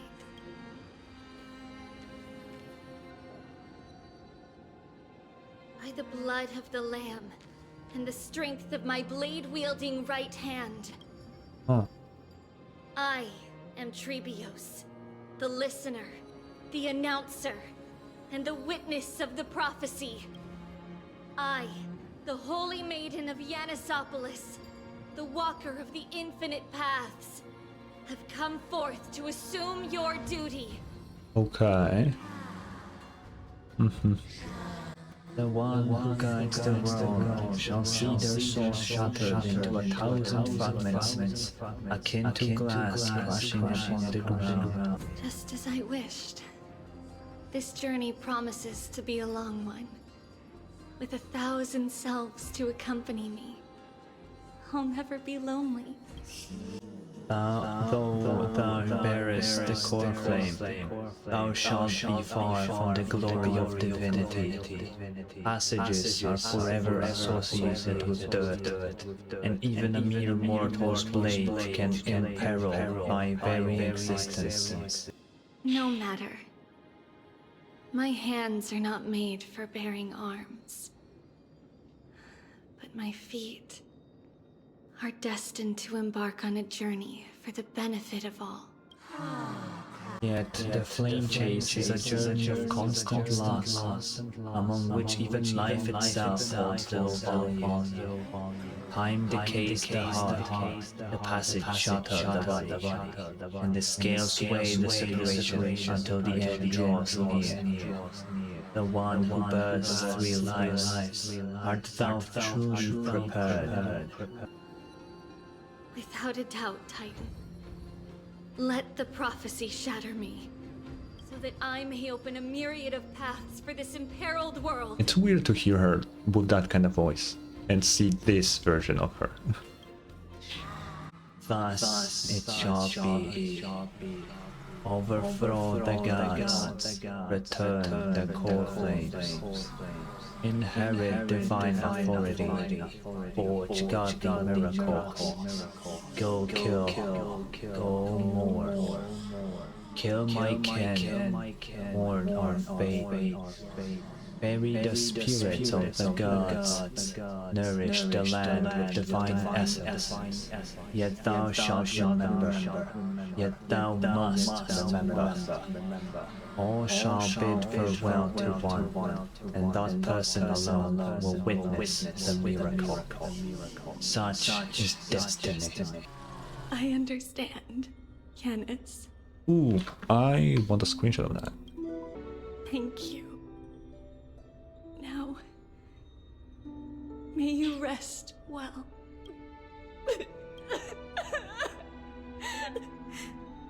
Mother, did you see that? I have assumed my duty and stand ready to set out. We will step over the gods' corpses and wander among humanity, and thus we shall sweep apart Amphoreus' pitch-dark fog. May we... May the world follow the myriad paths trodden and reunite at the end of the west wind, where flowers bloom in spring. Mother, I shall see you tomorrow. Who dares lay hands on the core flame? Drop your weapon and surrender at once. I knew this would come. It's opening up. Move aside and get ready. The Holy Maiden? A holy maiden. What's happening here? Lady Maiden, where's the thief who stole the core flame? Look at what she's holding, you buffoon! She is the thief! Take your positions and ready your arms! We're taking back the core flame! No. Bring it on! What? Come forth, loyal guards. At least do it properly. Pierce me in the chest. What are you scheming? This is your last chance. If anyone wants to earn a promotion and rise through the ranks, I'm right here. You all know who I am. Go ahead. Huh. However, Interesting. if there's still any loyalty within you, step aside for the Holy Maiden. Otherwise, by the decree of the Holy City's Codex, anyone who dares to harm the Holy Maiden shall face execution! Captain, what should we do? Do it. Kill her! If any of you want to get rich, then come with me. Take this traitor's head and wealth will be ours! We can't just stand by and do nothing. Let's move, partner. Okay. How's that possible? Could the Titan actually be on her side? That woman is the traitor! I should go. Let's keep up. Okay, let's do that.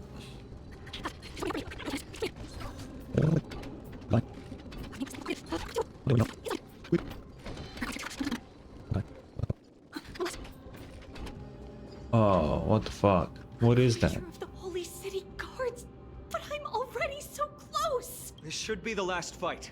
We have to help her get through. But I don't get it. This has been puzzling me for a while now. Yeah. Who has been aiding Trebios in her escape? That is true. Huh.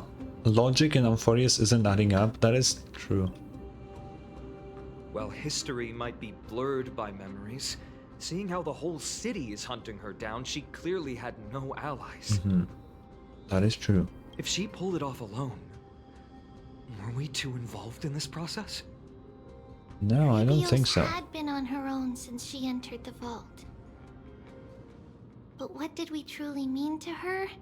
You'll find that answer at the end of this memory. In that case, let's focus on the mission at hand now. Let's do this, everyone! Hell yeah. Kill them.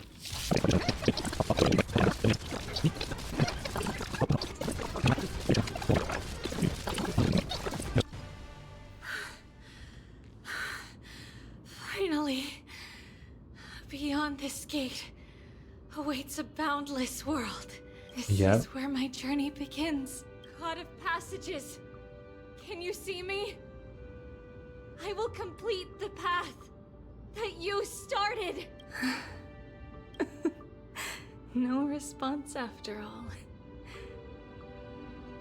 Yanis, may you have a good dream. Yeah. I can't stay here much longer. It's time to leave.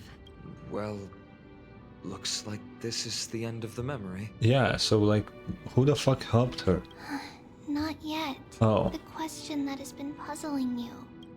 She's about to reveal the answer. Oh. I want a screenshot of this too. But nothing happened.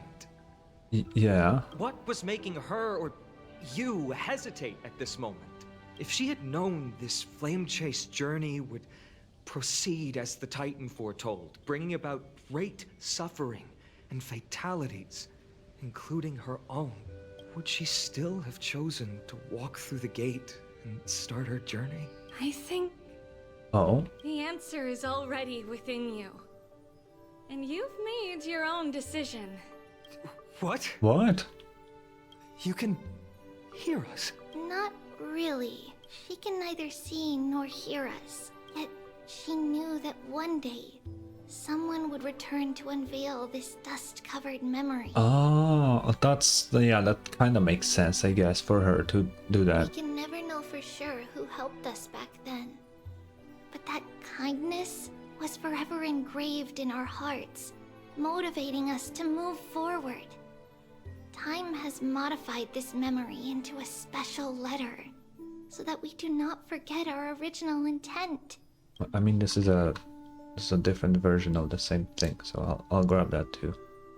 It's a letter written by Trebios of the past and sent to her future self. In this memory, it is Trebios of the future who overcomes all difficulties for her and sends her on a long journey toward the tomorrow where we are. Okay. Yes.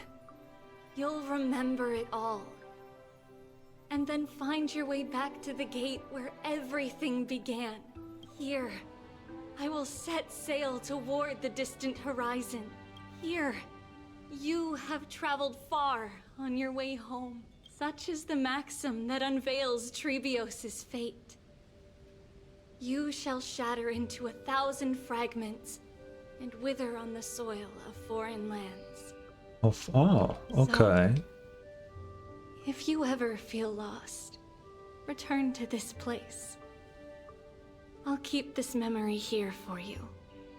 Or for me, to embrace it again. Worry not. Though loss is something we've grown used to, Our resolve and our pledge are what Trebios will never forget. Each one of us has never failed to remember. Losses are a constant on the flame chase journey, among which even life itself holds little value. Okay. The hot blood of the sacrificial lamb will not be spilled in vain, like my mother and I. The libations poured are guaranteed to bear fruit, just as my blade-wielding right hand is not a hollow formality. Surmount the myriad passages of Yanis, and we will once again ride the west wind and let the wings carry us far away. So, this is your answer? That's right. In the name of the three fates, I stand by my answer with no regrets. Now, with or without the gods' blessing, I run towards the world's agony. If I can truly pierce through the utter darkness, we will meet again at the end of the west wind, where flowers bloom in spring. Okay. 1,000 fucking years ago. God damn. This is actually a crazy story for Tribi. Everyone's backstory just sucks. Not as in it's like badly written. I'm just saying that it sucks for them. Like it's fucking awful. Nobody has of like, oh, they had a happy backstory. Nobody. Everyone is fucked up.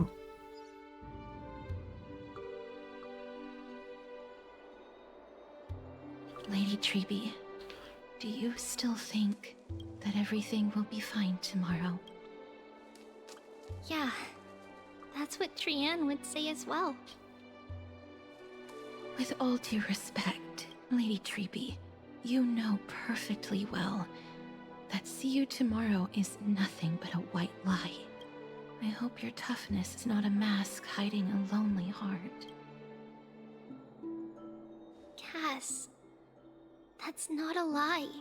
Huh. See you tomorrow is the greatest prophecy in the world. Prophecy? Listen, in every corner of this land, every heartbeat carries a prayer for that prophecy to come true.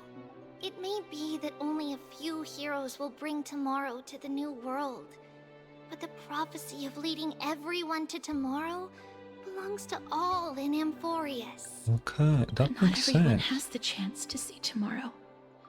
How can such words be called a prophecy? Because people believe it will come true, and they are trying hard to hold on to that belief. Even as the world teeters on the brink of collapse, everyone is pressing forward, longing to reach farther and move toward tomorrow. And that is why a holy maiden exists to lead the world toward tomorrow. And why Yanisopolis' prophecy unfolds as passages. Fate is not about the outcome, but the journey. It's not the flowers that bloom at the end of the road, but rather the paths that lead beyond the gate, where people tread toward the sea of flowers. So, Cass, if anything is troubling you, just set it aside for tomorrow. There's no difference between demigods and mortals. The troubles we encounter can only be resolved by our future selves. Reflect through the long night. Wait for the dawn as you think. Then set off at daybreak. The hesitant part of us will be left behind in the dark, while the determined side of us will know no fear, because that's how Trebios has journeyed so far to spread the prophecy. Beckoning the morning sun, and the tomorrow it promises to bring. We will now continue the journey and face our destiny. We will step over the gods' corpses and wander among humanity, and thus we shall sweep apart Amphoreus' pitch-dark fog. And at the end, all will reach the Dude, don't show me this. What the fuck? end of the journey, that new world What is wrong and new with you? tomorrow. It is a haven free from storms, cold, and heavy rains. No sorrow can linger there. We've made a promise to meet again at the end of the west wind, where flowers bloom in spring. See you tomorrow, Brienne. See you tomorrow.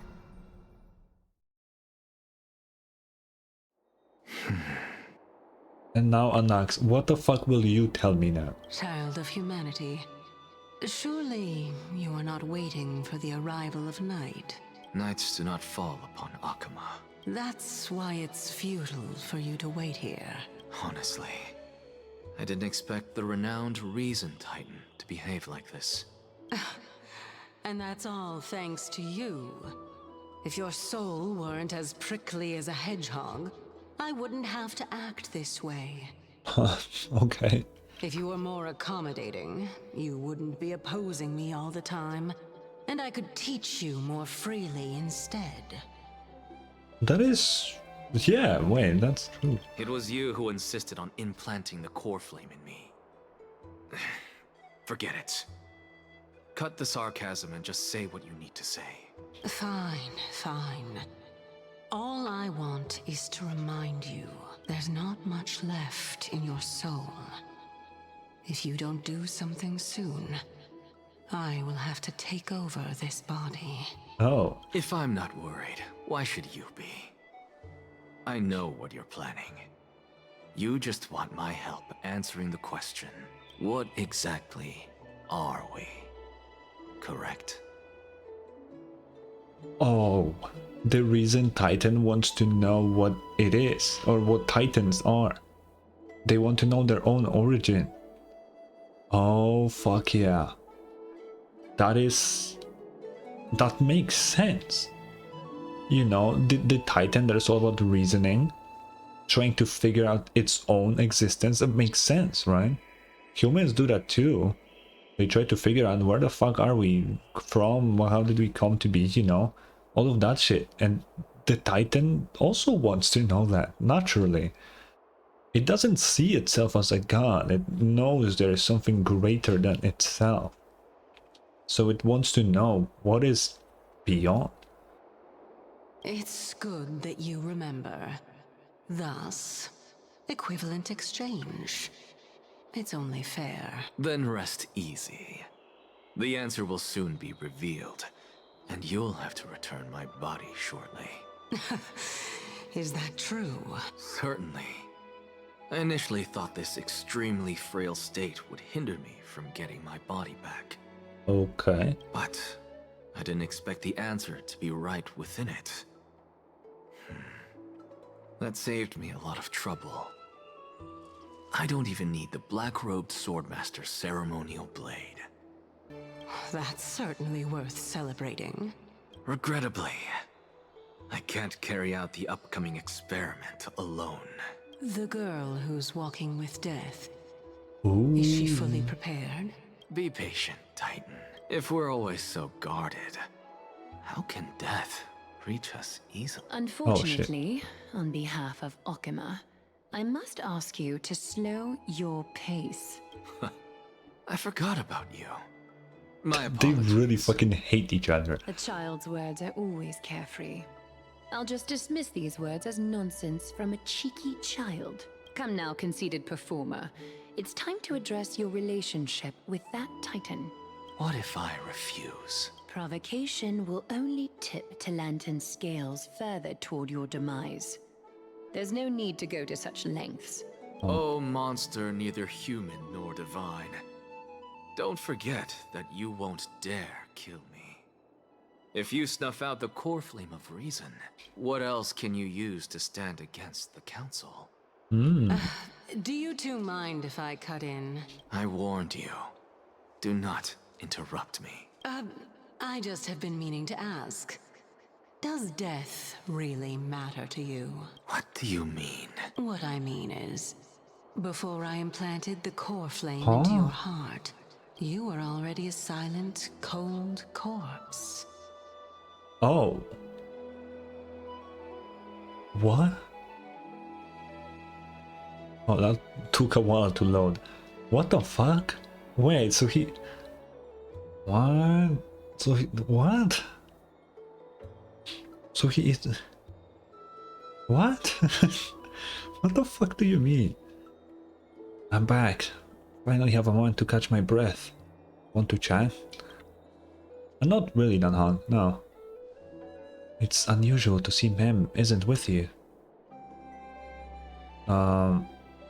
They're inside the ball. No, we didn't. We did not say that. We did not make a Pokemon reference. Oh no, I need to say it. Let's not joke about monsters in your pockets. Oh my god, stop. You cannot make these references. No. Since they're not here, let me ask you, are you really sure you want to take on the trial of Ornyx's core flame on behalf of the Crisis heirs? Yeah, it's about time for me to level up. So true. We've ended up at this point after all. This is probably a fate that Trailblaze can't evade. You should be extra cautious and watch out for yourself. Based on the experiences of those before you, the trial is no walk in the park. But what concerns me even more is that you'll further bind yourself to Amphoreus. If you truly assume that Titan's divinity, do you believe you'll be able to lay it down again? Forget it, we'll deal with that when the time comes. No matter what happens, I'll be right there with you. Thanks, bro. Oh, by the way, I got held up by two people in guard uniforms and ended up missing Trian's farewell ceremony. They said they were messengers of the Council of Elders and wanted to verify my identity. But I suspect we've been on their radar for a while, and they only made their move when you and I got separated. Their questions were quite specific, from how we arrived in Okema to our relationship with each Crisis heir. They even asked about what we did in the market. Luckily, those pawns aren't the brightest. I managed to brush off most of their questions, so they'll probably leave us alone for a bit. Is this foreshadowing for the next version? Stop! They can't keep getting away with this. They cannot. Oh my god. Their conduct is certainly irritating. But on second thought, Aglaya also initially kept her guard up with us. It's best not to provoke either side until we know the full truth. The only thing we know for sure is that some members of the Council of Elders aren't happy with the Crisis heirs. If the worst case scenario, we could be caught up in the internal conflict of the Holy City. To be continued. If I swear to god, if I click this and after this dialogue with Dan Hong, it says to be continued, the devs are of I hate them and love them at the same time, okay? Genuinely. If only we had more time to sort through the clues about the Black Tide. But now, the weather is the only lovely thing left. Let's take some more pictures. Huh? What's going on? Something wrong, Nanhak? The memory card is full. I bet March and the others are pretty worried too. You're gonna remind me of this, huh? And so... Oh, more tribute. Okay, no to be continued yet. Okay. Passed for Akama. Some people arrived, and some left forever. Just like every other day of this journey, where we, stumbling, move forward. We have long been prepared. If we are to chase the flames, then we must grow used to farewells. And yet, no one back then could foresee death. Its arrival Whoa, that's so pretty. always be so sudden. Even little Gray, coming from beyond the sky, could not escape the Reaper's two hands. And wait, I just know. Gained and lost in that trial of death. That's me. I'm dying. Wait, what is this? What is this foreshadowing? What the fuck is happening right now? They literally say that I died.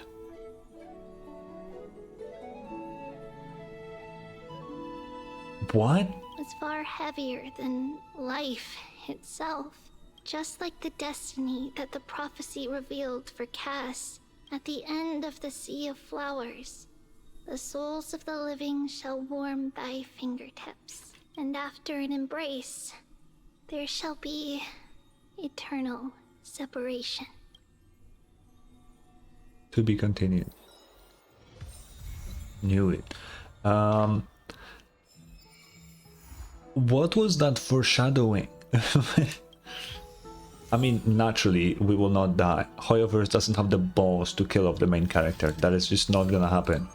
But that was interesting. I wonder how that will make any sense. But the story was really good. I enjoyed it. I think the 3.0 was better. But this one was good. It still was good.